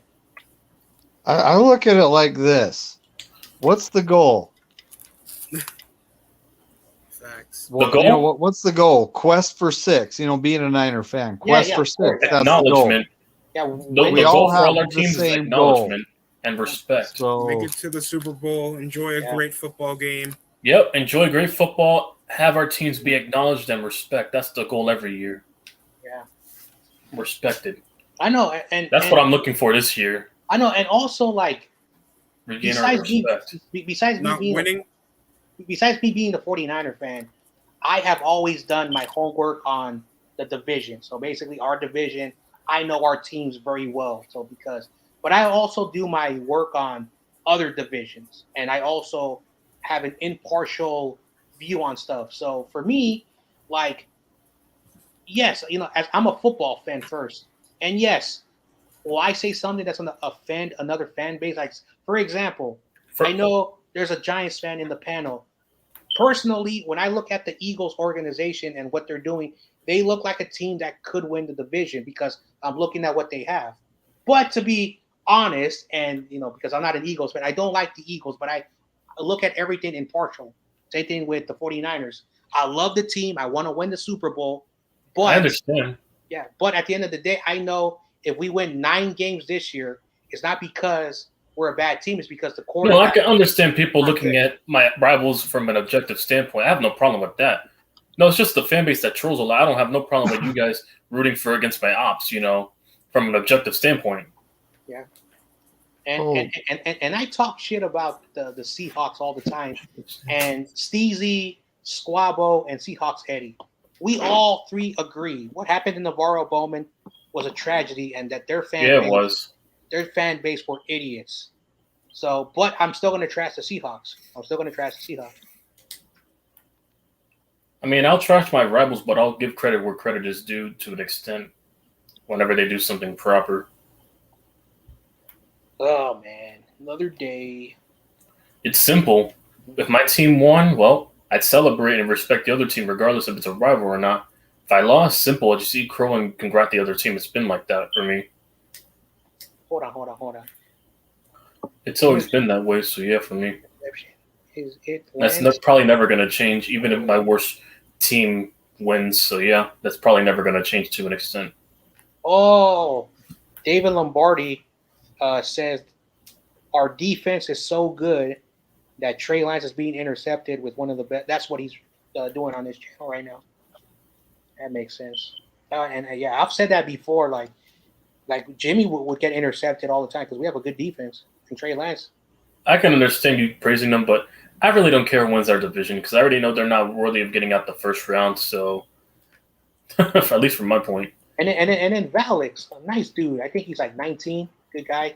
Yeah, he's 19. Yeah, he's 19. And I was talking about about the fan base, and then he was telling me, he says not all Cowboy fans act how they do, but then I said to him, out of the 2 what's the word, like out of several hundred Cowboys fans that I've learned in my life, that I've seen in my life, they always like, we're gonna win the Super Bowl. I've never really had a problem with Cowboy fans. That's why I hate Eagle fans more than Cowboy fans. I just laugh at the delusion. 99, etc. They always same here too from the major crowd. No, those are the casuals. No, the Cowboy fans I've met, from my experience in my life, they weren't like that. The majority of Cowboy fans I've ran into, so I have nothing really against them. But they're still a divisional rival. I'm in kindergarten. I'm a 5-year-old kindergartner, and there's his father who's a Cowboys fan. He said, "Oh, that's a nice 49ers shirt. Too bad my team is better than you." What kind of grown man tells a 5-year-old that the Cowboys are going to kick their team? So you could see why how they are. So, yeah, No, And but I that's- hate Eagle fans more than Cowboy fans. That's just for me, at least. That's the same dad that's alcoholic after their playoff loss recently. No, it's because the atmosphere of Eagle fans alone come off as a bunch of crazy brutes and lunatics from that family. EDPs. Yep. A bunch of drunk, belly fat fucking trash over there, pelting opposing fan bases that are not Eagles. Even it doesn't have to even be the Cowboys or Giants jerseys over there. Any team that's not wearing any Eagle merch, it's getting pelted on. Anything that they can get their hands on and throw at you, they will do it. That's you the don't atmosphere belong they here. created. We're the Pittsburgh Steelers, you idiot. We live in the same state. You don't wear the color green. You still don't belong here. We're the true Pennsylvanian team. You got 5 more rings than us because we're better. Shut up. I don't hate the Steelers. I don't. No, I have a lot of respect for the Steelers as from a their fan franchise. base. Yeah, I have a lot of respect for them as I well. don't respect Mike Tomlin. Hey, I'll take them over the Patriots any day. But yeah, So- from the so- six ring team. So one thing I learned from hanging out in Valix, Trey Smith, who is Butters' is daddy. I'm sorry, Butters, but he's only 13 years old. But he brought up a good point that after they won the Super Bowl, the first Super Bowl with Mike Tomlin, his record is 2-8 in playoff games. Yeah, that's bad. He's Damn, good in the really? regular season, but yeah, the playoff. Go look it up, David. I am not lying. Go look The it up. Jaguars own them for some reason. Both playoff meetings when the Jaguars made it. Oh yeah, they both- also lost both Twice in times like to the week 3 Jaguars. and then the divisional round. David Gerard and Blake Bortles. Yeah. That was funny as hell. I'm not going to lie. I will keep that in Steelers' memory forever. Somehow the Jaguars they have their number. Jaguars. We have your numbers. You guys got lottery picks. Dang. That's a good one. Oh, by the way, wasn't their head coach before Tomlin, wasn't it Hardy or something? And yeah, you're welcome, Jacksonville. That was the reason why you made the AFC Championship that year because Coughlin was in your building. Yeah. You're welcome. By the way, Crowler was just a better coach. A blind He helped person. build that entire defense around Tom Coughlin during the Eli days. Those elite defenses we had in New York. Gee, No, I mean I Bill just- Cowher. He kind of had that foundation already built up, and plus better winning records than Tomlin did, only having at least 2 over 10 win seasons. No, but the Steelers during his career. have always had over 500 records since Mike Tomlin was there. Mm. And you want to talk about the most infrastructured head coaching system? It's definitely the Steelers because I think since 1970 they've only had like 3 or 4 head coaches within a 40-year span. That's crazy to think of. That big of an infrastructure. Haven't they only missed the playoffs once? Yeah, exactly. That's consistency. Twice. Well, twice then, Oh, but yeah. still, I got it out right. of what 20 plus years or something. Oh yeah, didn't the fucking That's consistency at its Roethlisberger- finest. I don't know what is after that. didn't Roethlisberger went to go to college at that point? The first time they missed the playoffs. Mm-hmm. Oh god. I think it was the one season they went 9-7. I don't know. No, they didn't go 9-7. They went 8-8. Yeah, 8-8. Yeah, but they still technically didn't have a losing record. That's the crazy thing. Twice in a row, and still Never had a held losing second record. best in their division. No, man. Another day. Another dollar. Yep. Mm-hmm. Man. And this is sponsored by. Today's YTC podcast, we learned a lot of the Niners community and their dysfunctional nature of each other. I mean, it'd be different if the Well, Niners- technically, yeah, you're right. I mean, it'd be different if the Niners had at least a mentality, the Knicks franchise, where it's like, we have. Well, yeah, thank God I championships. cashed out because the Jets. No, I took the Falcons money line on the last leg. Thank God I cashed out because I was about to lose some money. So YTC is celebrating his favorite team, the New Jersey Jets. Yeah, okay. Oh man. I'm not celebrating. I'm just And the celebrating New Jersey cashing out Giants. before the Falcons could choke my bet away. Also, I won the 3 legs I yesterday. just So won learned 30. again. I don't follow I only follow the MLS team here in San Jose. That also the New York Red Bulls play in Harrison, New Jersey. Yeah, I'm close to the stadium. I'm 20 minutes away from that stadium. Jeez. What they need to do, in my opinion, and I don't know if you're going to take It this. shouldn't be that difficult to make a soccer stadium, right? Like I hope you don't take this the wrong way, but it would be more better if you guys were called the New York, New Jersey Jets or Giants, because it makes a lot of sense, because you're technically sort of the same thing if you think about it. I mean, most people. No, you're not wrong, because a lot of people from New York, since the taxes are high over there, move over to North Jersey, either Jersey City or Patterson or Newark. Yeah, where I'm at, they come a lot around here. Yeah, especially in Harrison. Also, Harrison, there's a bunch of luxury condos. There's that are right by the PATH train, which the PATH train takes you to New York. So basically, a lot of them are people that work in New York but live in those luxury condos in Harrison. We get those people a lot coming here. A bunch of lawyers and accountants, rich workers over in New York. Don't have to deal with the property tax that much. Better off than living in the city. Yeah, exactly. And basically just wake up early in the morning and catch a PATH train every day, basically, to get to work early in the morning. Yeah. And the PATH train only takes you like 30 minutes to get from New Jersey to New York, so that's a good thing for them. It's either public transportation or waste your credit card. No, but New York's easy to navigate for those people since they're used to it. But yeah. And since it's a routine thing, basically, when they're going to a single job, yeah, over there in New York. Most likely a job in Manhattan, but yeah. Tim Tebow. Catching that PATH train from 33rd Street or if you're in South Manhattan, up in the World Trade Center. Well, speaking of New York, I just remember this. So I remember like when on Times Square, you know, like they got like the Sesame Street animals and like weird. Yeah, all the Muppets, you know, all the mascots and stuff. Yeah. They said that there's a famous guy. He's called the Cowboy, but all he's wearing is like wrestling. Oh yeah, that dude. Yeah, he's wearing wrestling gear. He has like his underwear and no shirt. I know that guy. Yeah. What the hell? What is wrong with him? I'm sorry. Like. You'd be surprised how many people we see in the subways in New York. Someone would have to pay me a lot of money to do that, and I mean a lot of money. Hey, if it pays him well to continue to do it, it works. It's more money than any person has, not even governments. I will never, ever do that. Go to hell. What a weirdo. Nah.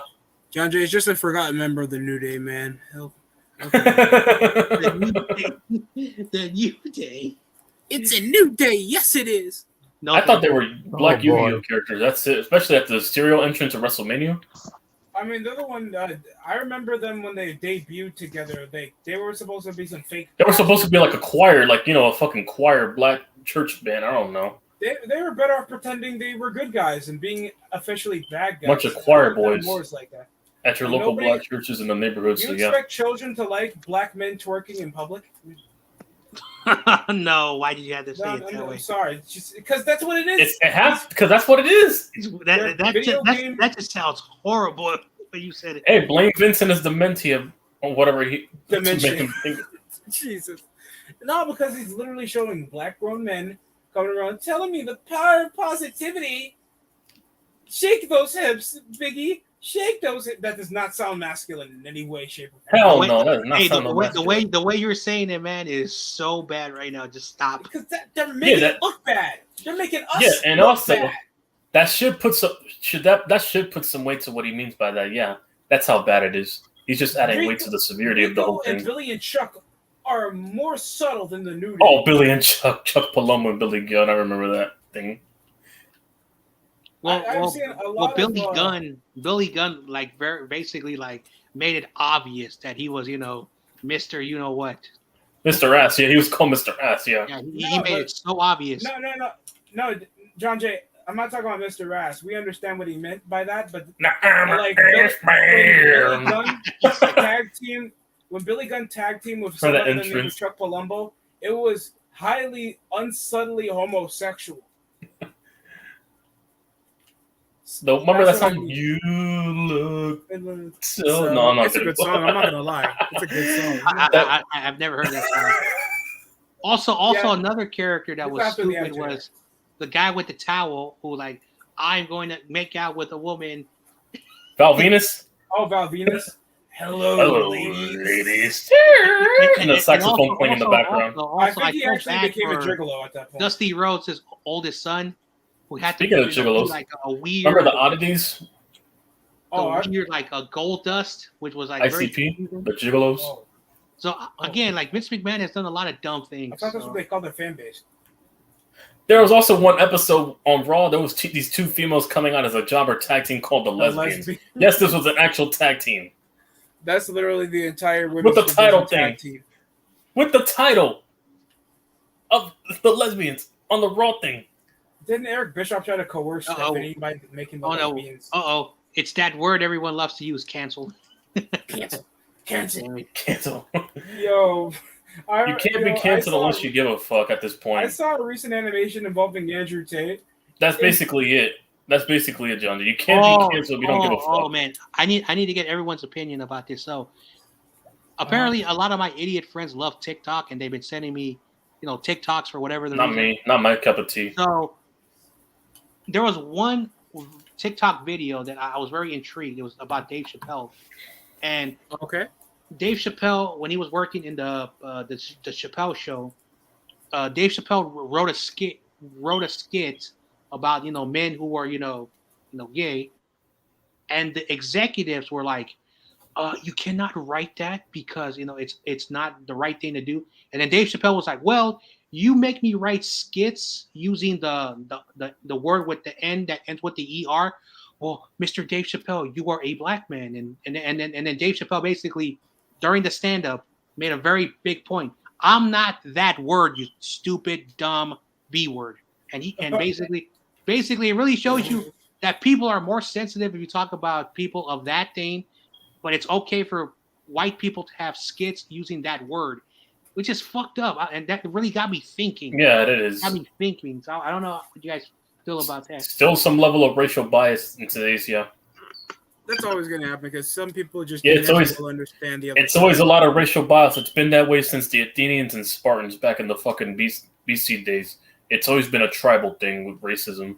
Look, YTC, just understand there will always be a level of ignorance in every generation. No matter how much of what we get better, there will be some shit people will always forget. Yep. And it's always going to ruin how we are socially. And also because people can't take accountability for their own shortcomings, so they'll blame a race or scapegoat a race or ethnicity. I don't know if anyone who knows me. Right, Alfonso? Oh, okay. That's a shot to somebody I don't know. What? No, because that's the certain guy with the mustache. His name, you can't say his name, because usually a lot of stream get taken on. You see his name.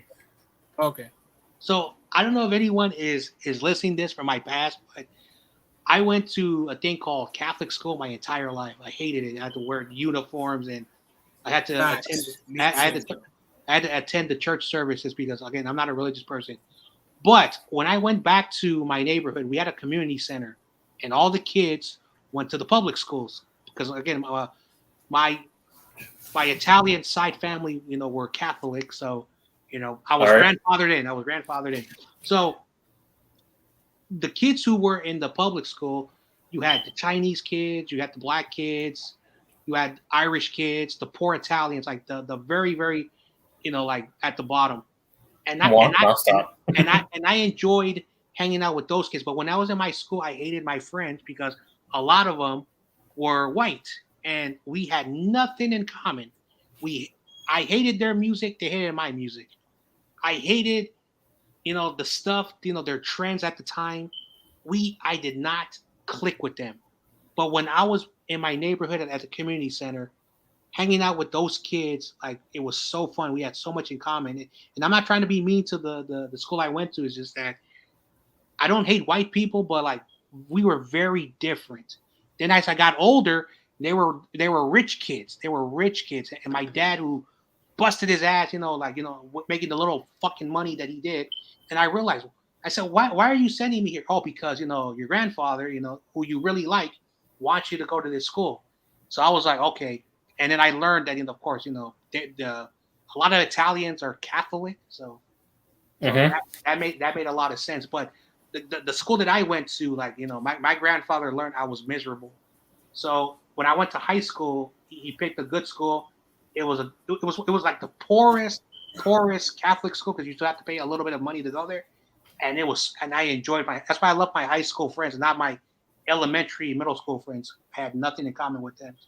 I've been very blessed that I've been around so many diverse kids in my life.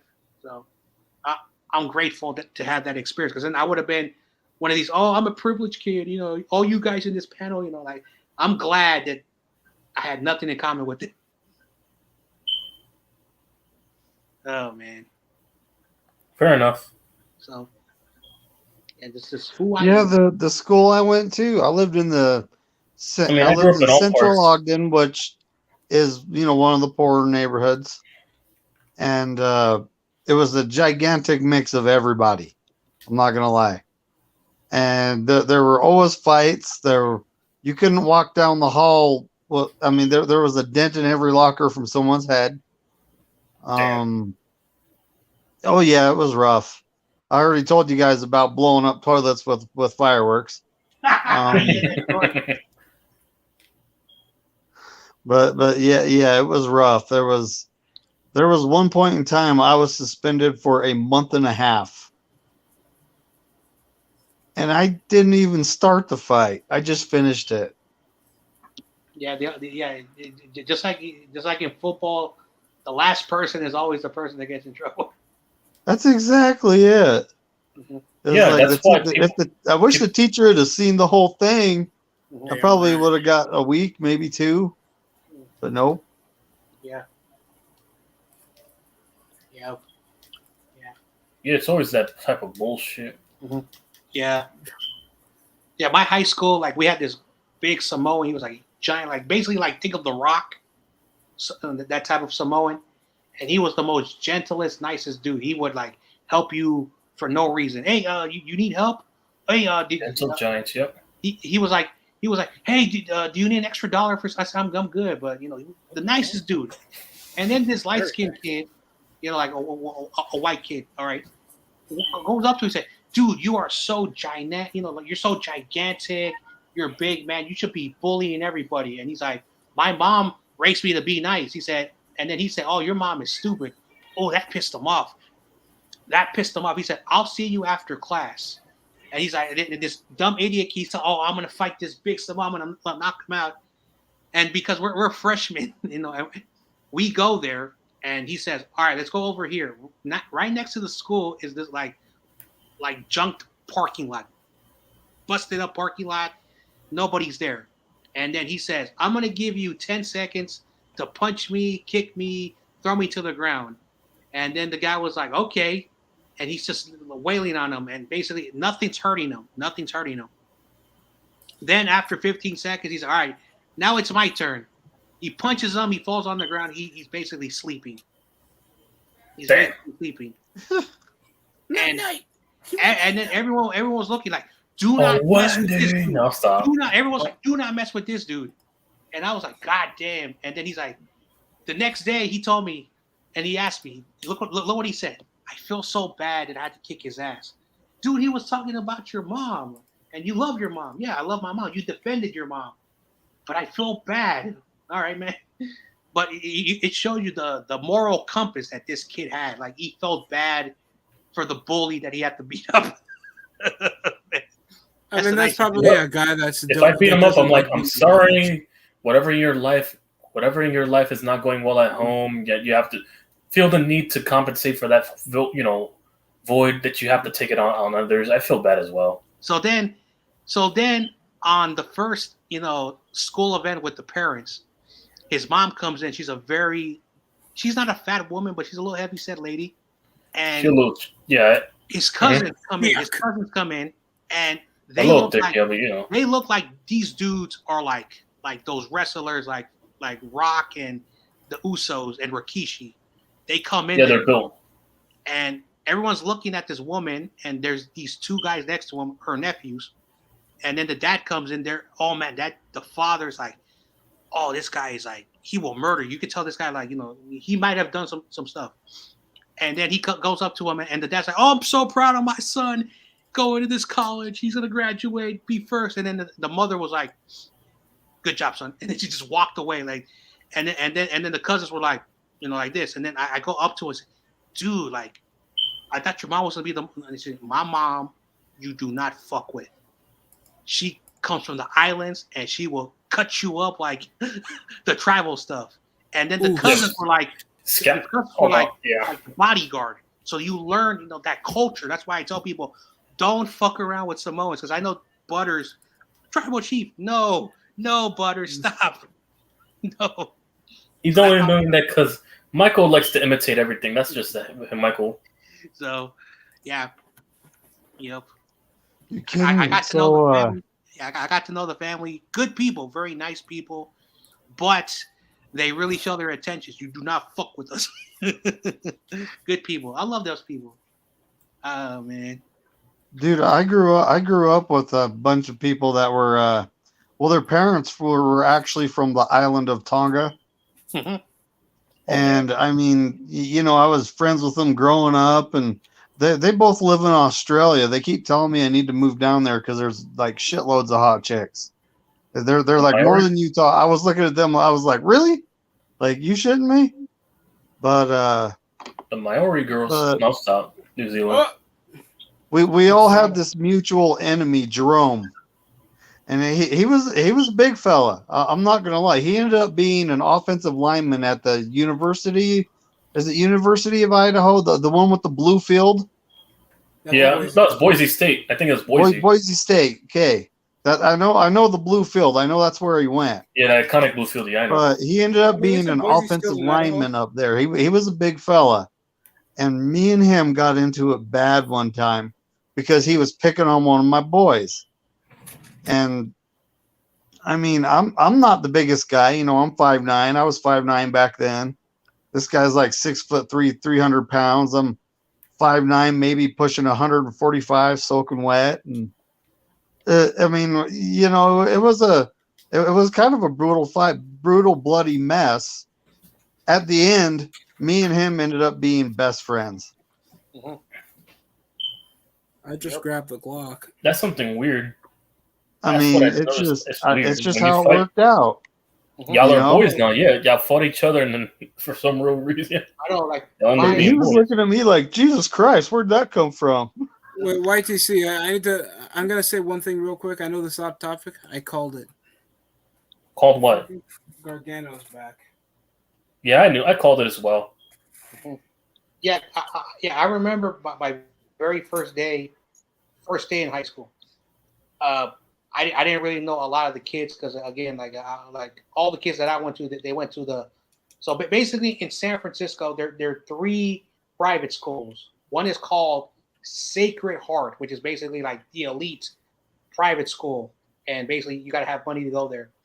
And then there's another one which is at the Avenues. It's called Avenues. It's also another like a religious institution. But the one that I went to is more located near Daly City. Right there. It just recently got turned into a co-ed school, but I was one of the final classes that it was just straight like men, guys, etc. So my very first day at that school, there was this guy. His name is Will, and he was a Samoan kid, and we had one class together. And whatever happened, we didn't get along as partners. Then I found out we took the same bus together. We were going the same direction. And we were cursing each other out. Then this kid, also known as, remember when I was talking about the nicknames and the initial, one of the Murphy brothers. This kid comes out of nowhere, waiting for the bus with us. And then his buddy, who went to the same school that he went to, his name was Nicholas. So I was talking to this dude, and the other 2 guys were looking at us like we were stupid. We became friends that day. So weird how a turn of events. 4 random dudes from different parts of the city. We became friends. Since this day, we are still boys. So that was, how my 4 brothers. That's why I call them my 4 brothers. So. No, I've been hanging. My homeboy. My longest, homeboy that, I've been around, it's over for 10 years. We met back in my freshman year as well. It was basically because we both got sent to detention because Basically, we got framed for stealing toilets, which I didn't do anything, and because we were at the heat of the moment. We were both in the same bathroom. Basically, I was doing my business, and then I heard somebody move in the stall, and then I heard footsteps running past in the bathroom and then out the bathroom quickly as possible. I'm like, what the hell? And then as soon as we walk out the bathroom to see, and we both basically got framed. One of the teachers came in the bathroom and saw that the toilet stalls were gone, and we got framed. So both of us basically, met in detention. Basically, we've been boys since then. It's weird. Mm-hmm. So it's just weird for us getting detention. It started a bond. Yeah. And then the first time I went to one of the high school dances, because we were basically a guy school. There are 2 female schools. One just closed down a few years ago, but when I went there was 2 female schools, and we would interact socially. So we would go to their schools, they would come to us, our school. We would go. Basically, it was always to get to know those schools. So we go to our first dance, and I'm standing at the wrong line, and I see a bunch of females just lining up next to me. No one is saying nothing to me. I look at the other line. The other line is moving quicker. And I'm like, why is this line not moving? And I realized this was the line of the females of those other schools. And I said, you bastard, you fuckers. You played me. But guess what? I got 3 numbers. I got 3 numbers. So, but I was pissed off that they did not tell me that I was at the female line of those other schools. So that's a story I tell everyone. Hey, that's why John Jay is a player. So, high school was the best time for me. Then I went to college, and my first 2 years of high school sucked for me. But then my junior and as the years progressed, it was 50-50 for me. So that was fun. Freshman year, simple. When my sophomore year, I tore my ACL playing football. That's basically just Life gets a bit easier when you're. And since then, ever since I had surgery, my left kneecap's shorter than my right kneecap. As a scar reminder. How did you get hurt like that? Basically, 2 defenders, right, were trying to tackle me once I caught the ball. One of them jumped on top of me, right, while trying to make a tackle, and then the other clipped my leg. And basically, he jumped on top of me, and the weight of his body basically pushing down, and then somebody's helmet getting near my leg, basically dislocated both the ACL and MCL. I took a nasty hit there. And basically, I was hospitalized for the entire week after that entire thing. Damn. That's how severe it was, I didn't get out until a week later. After surgery, so It felt like basically I got shot multiple times on my leg. That's what it feels like tearing an ACL. If you guys wanted to know, so now you know. Damn. Sorry to hear that, man. I've got lucky and haven't done that, but I told you the story about when I destroyed my wrist, right? No? No, I don't. And also, when you tear your ACL, right, not only just feels like that, but it feels like, your leg's numb because you can't put any weight on it, and it hurts a lot when you try to, I think D-Rose know how that feels. Wow. I'm sure RG3 would know as well. Okay. Yeah, don't put any pressure on yourself. You meant your leg, not your career. Come on, RG3. Oh, damn. No, that's a Shanahan joke because Shanahan. Oh, yeah. Oh, damn. I remember Mike Shanahan was once their head coach in Washington. Not Kyle Shanahan, you young men. His father, I think. Yeah. Fucking kids. All right. I'll deal with this thing tomorrow. I'm trying to make a damn thumbnail for the guys I'm promoting. I'm promoting the channel. I feel like someone special. I don't know. I feel special as well, especially now. Oh yeah, I put your channel in the link right now for DST. You know those subscription things for every video I put? I put John Jay and you down there, and also Mike Giants Nation. and the I others. need to do that when you guys visit, but that means I gotta waste money. No, I put you on there too. You're all the majority of people that have a channel here. I put in the description below on all my videos now. I know it doesn't show on this video because it was an impromptu video. I forgot to put most of the tags in the description, so that's why I didn't get much in here. It was a last second ditch, but yeah. But the majority of my videos from now on are gonna have that basically promoting, and it's the copy and paste description I have. That I can Speaking of awesome kid, he stole a toilet. He's like, hopefully I don't go through that. Yeah, man. Be safe with yourself. Be safe, man. Mm-hmm. It hurts like a bitch. Yep. Yes. Tearing your ACL. Yeah. Yeah. The most I had was a neck injury when my junior year. It was my junior year of high school. Because a teammate. Second worst injury for that was my left shoulder as well. My left shoulder as well when I played basketball. Not school-wise, but like I actually had a real life, an injury while I was playing recreational. Yeah, but here's the thing. I dislocated my shoulder, yeah. How it happened was we were down the sidelines also dead.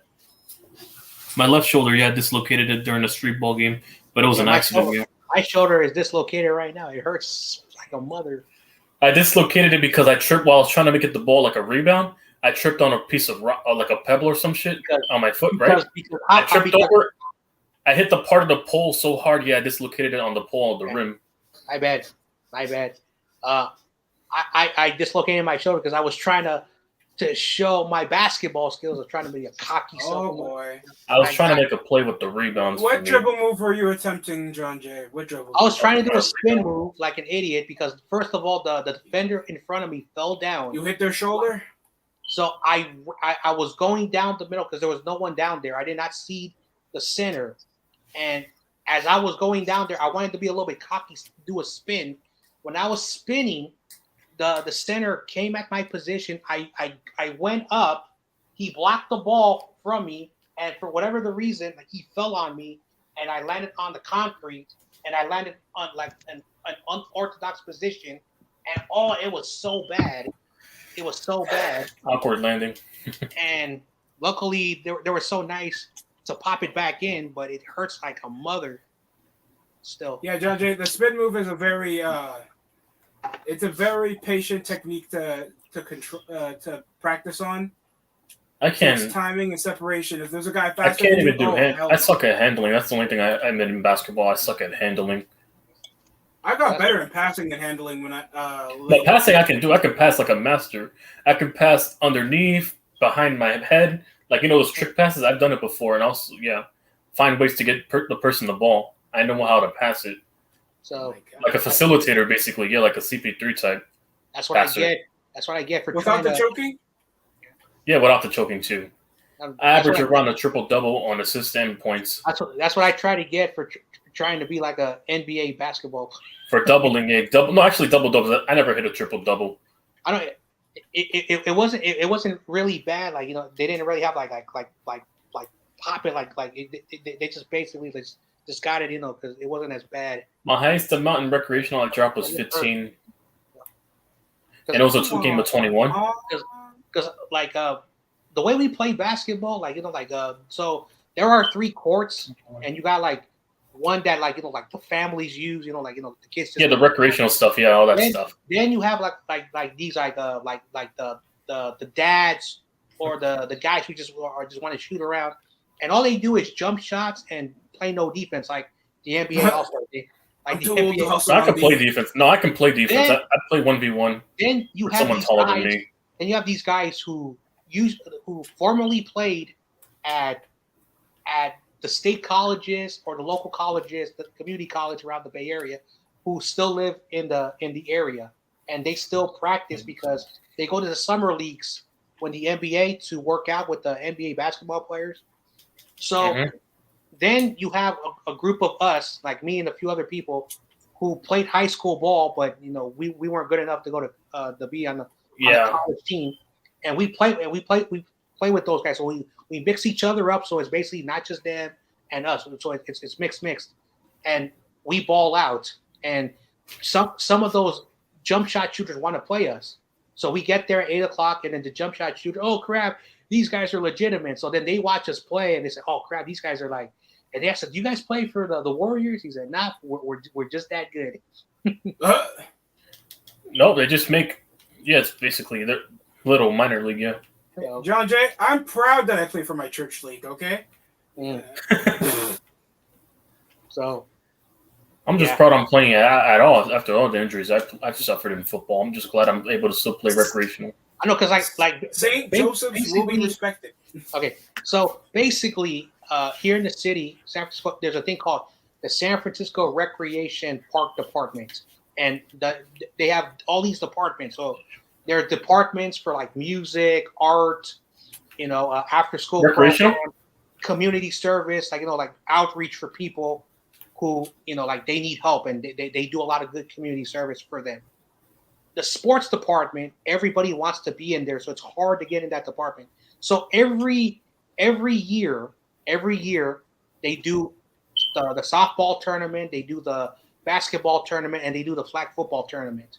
I always participated in the baseball softball tournament, but everyone never played in that tournament. It's a tradition they started in the 80s, and they passed it on to the next generation. And basically, each department has bragging rights, so that's why we do that. So eventually, in the early 2010s, one of the retired workers who worked in the recreation department for 30 years decided to rent one of the facilities, one of the blacktops and one of the indoor areas, and they would get these people who wanted to try out because some of them know connections to the Warriors. So they started to do that. Over time, it became something so popular, it was like a little ground for professional athletes. Developmental, so the G League before the G League, yeah. So many of them would always get an opportunity with the Warriors, but again, it's a long shot because these are pro amateurs. Yeah, it's like a G League, it's like a developmental system. So they continue on to the tradition after the guy retired, after he passed away, but now they do it in the blacktop, and they continue to do that process. So it's something that will never stop. Never. I played on the blacktop court before, but I've never played blacktop itself. Yeah. Oh, blacktop people will foul. People will foul. If you see a guy wearing LeBron's, I used to play. He's good. It's because he's used to fouling people. If you see somebody wearing any NBA jersey, like a top player like Kobe or Jordan, just know they're gonna miss 40% of their shots. Yeah. You're gonna be trying to do 40 shots. And they can't shoot threes. Like I said, San Francisco is not the stereotype that some of you guys do. And that's why I get a little bit. And also, if they wear do-rags, more than likely, if you foul them or you win the game, you're gonna have to box after the game. Yeah. Even if you win. Yeah. Yeah. Like everyone knows, like the YMCA, Boys and Girls Club. One of the things about it, I've been into the YMCA, yeah. So the good thing about the recreation is that the outreach service, basically, what people do is every month. They bring in the community, they feed them, they even help the homelessness. It's a very nice thing. Yeah, it is. During back to school, and this is the coolest thing that they do. That there are clothes, I got 11 kills and now level up one. School supplies like notebooks, pens, They would go over there. They would go over there, so the parents didn't have to pay, and you would always find something cool. Like someone would donate. Like when I was a kid, someone donated. As I mentioned, Taylor Trent, what's his name? The wide receiver, the Niners just retired. Taylor, what's his first name? Well, that wide receiver that played with Jerry Rice. Oh, no, I forgot. Yeah. That was my first ever jersey. I was 12 years old. I wore that until my first ever jersey was a Knicks Tyson Chandler jersey. Yep. So. My first, it was a Devin Harris New Jersey Nets jersey for me. Yeah. No, but that's my first ever jersey. Yeah, it was a Tyson Chandler with the Knicks. It was a blue jersey, the old school blue jerseys, with the black stripe on the side. John Taylor. That's the name. John Taylor. He's the one with the famous touchdown against the Bengals. It wasn't Jerry Rice. It was John Taylor. Yep. Juan Taylor. Mm-hmm. Also, no, definitely at the one. No, we have back growing up as a kid. When I went to Newark, when I moved from Queens, there was this place, where Child Protective Services were. Basically, there was this one place, They were giving out. It's right downtown, right across the Nike factory. I think 2 blocks from there. Yeah, basically they would giving out school supplies every year. They were doing those little fair festival things, those little community things. They were giving out. Yeah, for the last 4 years up until I got to high school, I was getting all of my school supplies from there. I'm forever grateful for what they did, especially with a lot of celebrities that came from Newark endorsing them. So that's how we were able to get them for free. I'll never forget that. Do you guys have Goodwills out there, or is it that West? Yeah, we do. Okay, so no, we have a Goodwill. I remember there was this Goodwill that I would always go. We also have Salvation Army as well. The Salvation Army. So the Goodwill, I would go in there, and the first thing I would do is I would rush to where they sold the shoes to find any sneakers because I knew I could not afford Nikes. So I would always go to the sneakers. I would try them on. I said, all right, I want these shoes. So then I found a very, very, very rare. I have to catch you guys later. I'm sorry, John Jay. You guys have a great day. Yeah. Go ahead. I found a rare Michael Jordan 45 Bulls jersey. A rare. And I didn't know how rare it was, but I saw the word Michael Jordan and Chicago Bulls. And I wore that the next day to school. And it was like, Michael Jordan wears number 23. Michael Jordan wears, so people were making fun of me. So I almost threw the shirt away until one day a father who saw me, he said, hey, is that your shirt? Yeah, my parents bought it for me. I want to give you $300 for that shirt. And I said, I got to ask my parents. So I go up there to my parents and I take this man, a random dude. Oh, sir, can I buy this jersey from your son? And he says, you want to buy a $10 jersey that he found in the Goodwill? Yes. So my parents were like, all right, whatever. And they said, we want to give you $300. And my folks was like, you know what? They just took and I gave him the shirt. What I did not know, is that jersey is so rare that it's worth like thousands of dollars. So if I would have kept it, you could have resold it and got more for it, like $20K or something like that. But because a lot of people were making fun of me because it wasn't the 23, the 45 Bulls jersey is a very rare to find. It's hard. You cannot find it nowhere. So it's more easier to find a Michael Jordan's Wizards jersey. So yeah. Yeah, because it's more recent, obviously. Yeah, than his older jerseys in the Bulls. Yeah. And also, nobody wants them. Yeah. Mm-hmm. I don't feel bad because I used to wear Payless kicks as a kid. You know. I mean, CEO probably has a Michael Jordan Wizards. I never had Jordan. I never got Jordans till I was 15. I was wearing a lot of Goodwill shoes until I was 15. What did you say, David? You said what? I said CEO probably has a Michael Jordan's Wizards jersey since that's his team. Damn. But yeah, for sure, yeah. The knockout punch. I was wearing a lot of Payless shoes, a lot of Goodwill Salvation Army stuff. I used to wear all the thrift stuff that were off-brand, yeah, growing up. Yeah, you know, the fucking great value shit you find at Walmart. You know, the little Walmart clothing. I used to wear this stuff. I didn't have any Nikes or Jordans until I was 15. There is no Walmart where I live. I am so jealous that you guys. Well, growing up where I was, yeah, because New York and New Jersey. Walmart, the closest Walmart, I would have to drive like 96 miles from where I live for the closest Walmart. God damn. We had a Walmart. Really?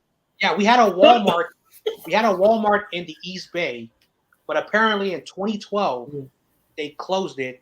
The closest Walmart, I think, is like just outside of the San Jose area. Walmarts are everywhere where I'm at. It's like 3 Walmarts within a 96-mile radius where I'm at. So 3 of them.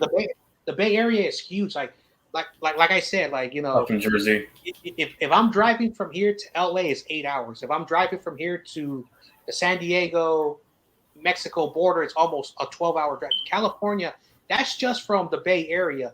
But if you're driving from the top of the Oregon, California, it takes 24 hours to drive through the entire state. It's a giant ass state. Well, when it comes to Walmart, there are, let's see, in about a 15-mile radius, there are probably 4 around here. I drive by 2 on the way to work.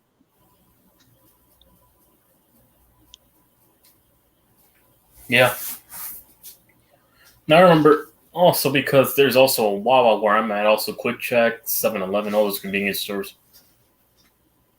You guys have Maverick? No. I thought you meant a smoking brand, but no. We have a lot of Newports and Marbles, all that shit over here, yeah. For smoking brands. So, no, you don't have the convenience store Maverick? You don't have any?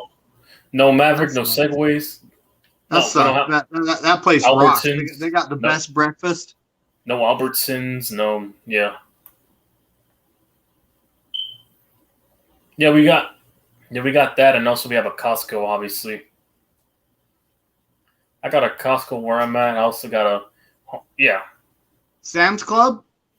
Sam's Club, yeah. In Secaucus, but it's only one in my area. It's like in Secaucus, it's like a 20-minute drive over there. Yeah, we got a Costco and a Sam's Club. In Secaucus, which is close to Jersey City, like Union, where up in Union, which is away from New York, yeah. Across that Holland Tunnel.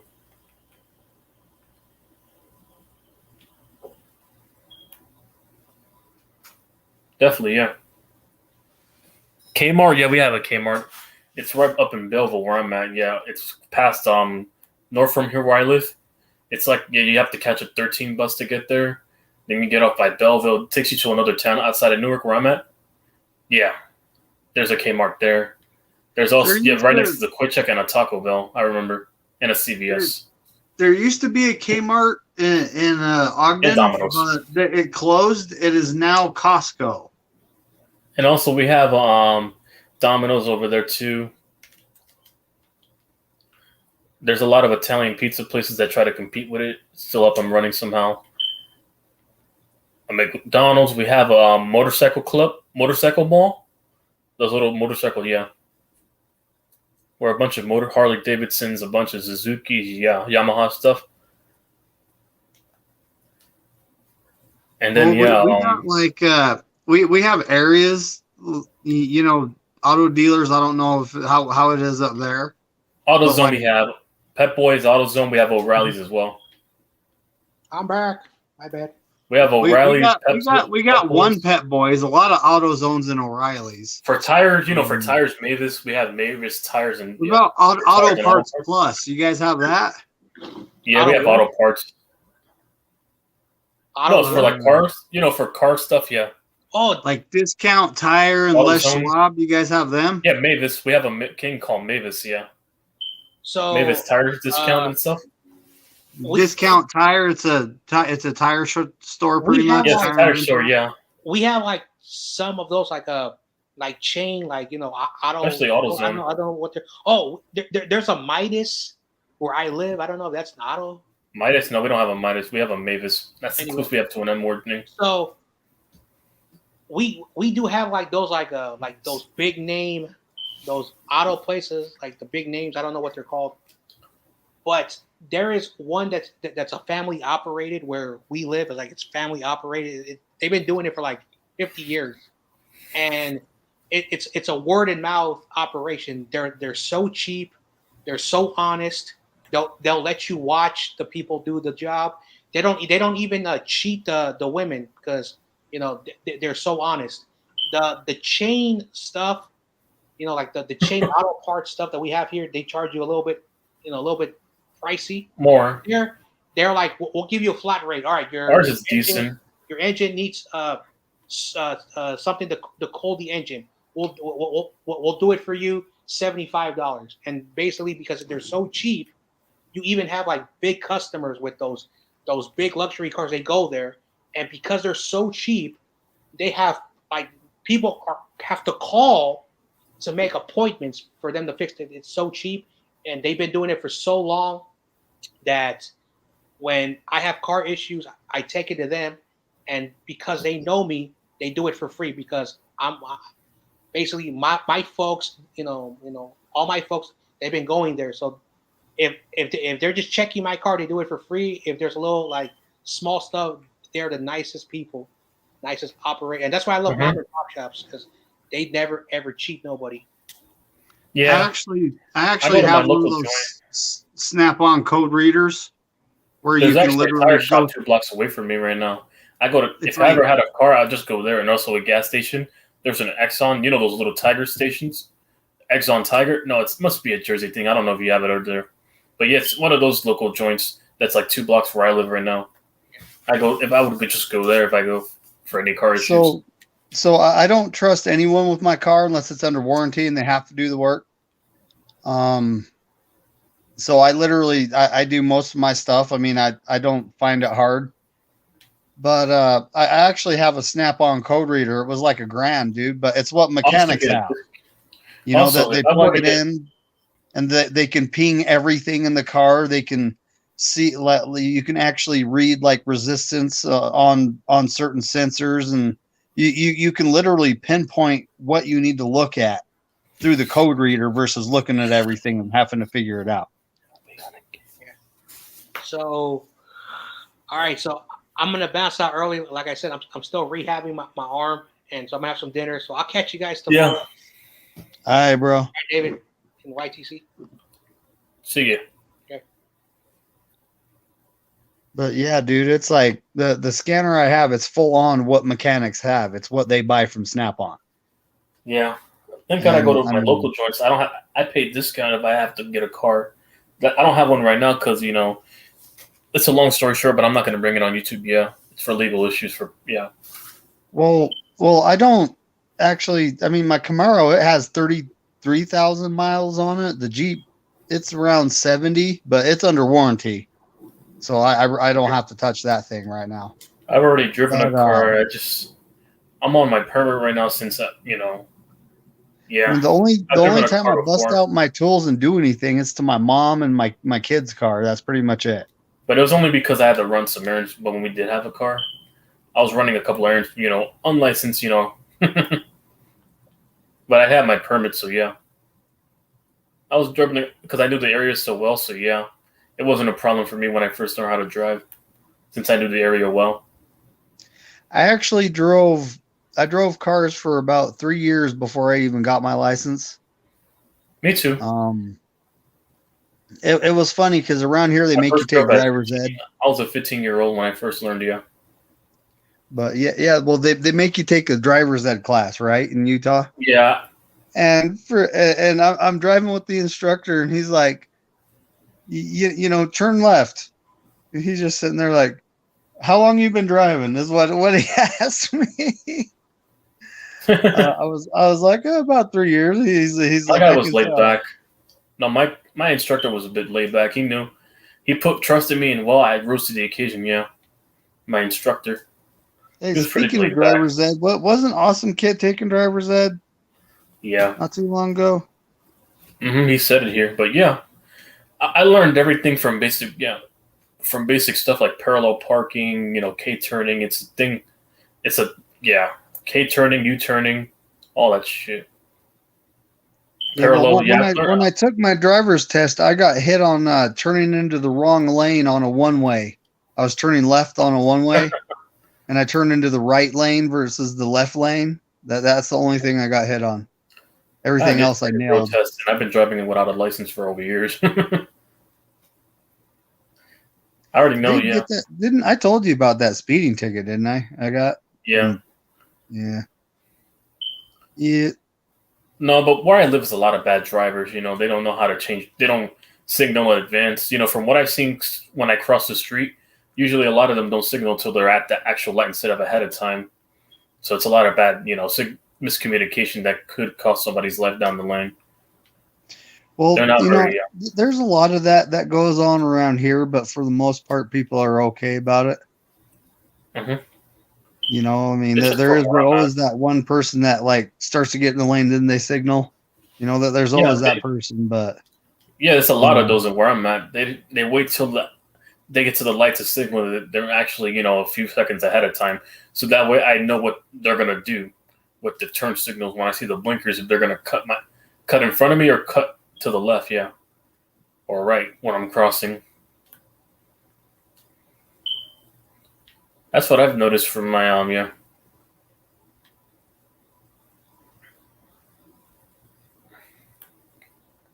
Wow. But yeah. All right. Well, apparently my boss quit, so I got to run 5 machines tomorrow. That's going to be a good time. Yeah, I think I'm just going to wrap up the stream if you have to do something tomorrow, yeah. All right. All right, buddy. Well, have a good night. Then. See you next time. See everybody else on this stream and have a good night. YTC out.